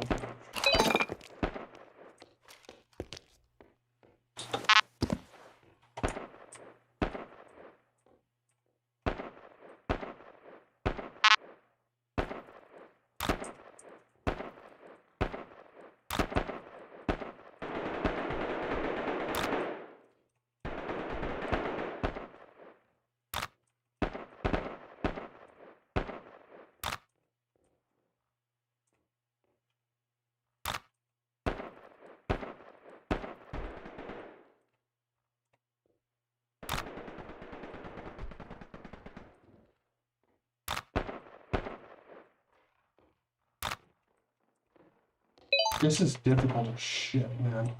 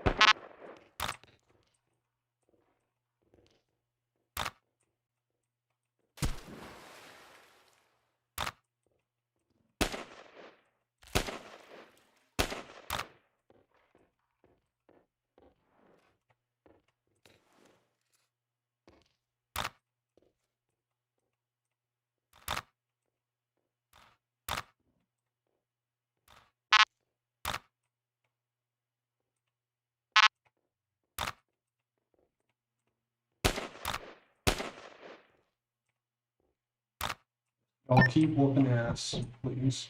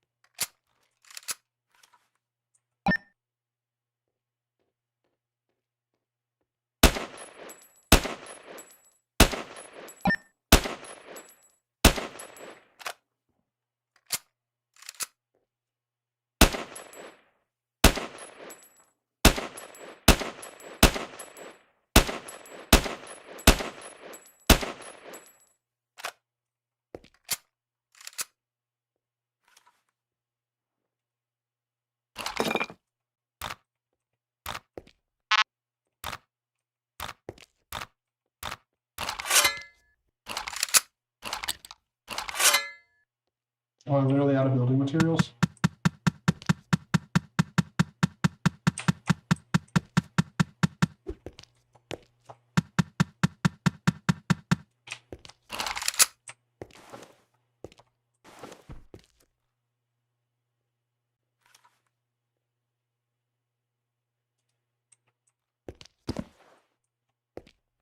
Oh, like, I don't even understand, so get sniped, yeah, of course.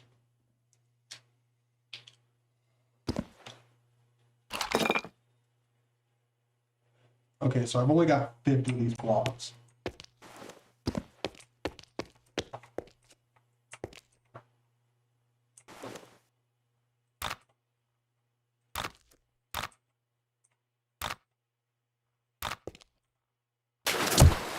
Damn it.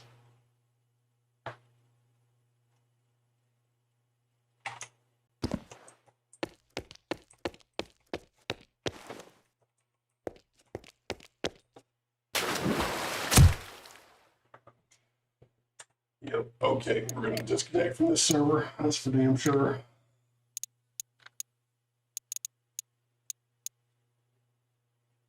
One v one catwalks.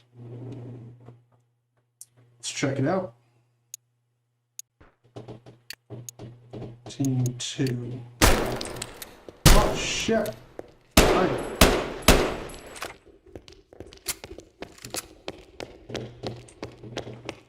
Yes. I can hear you tapping at the door. Yes.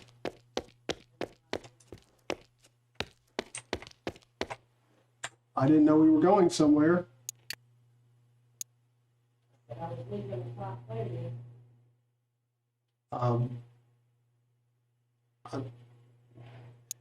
Hold up. All right, boys. We're gonna call a stream an end here. I'll see you boys later.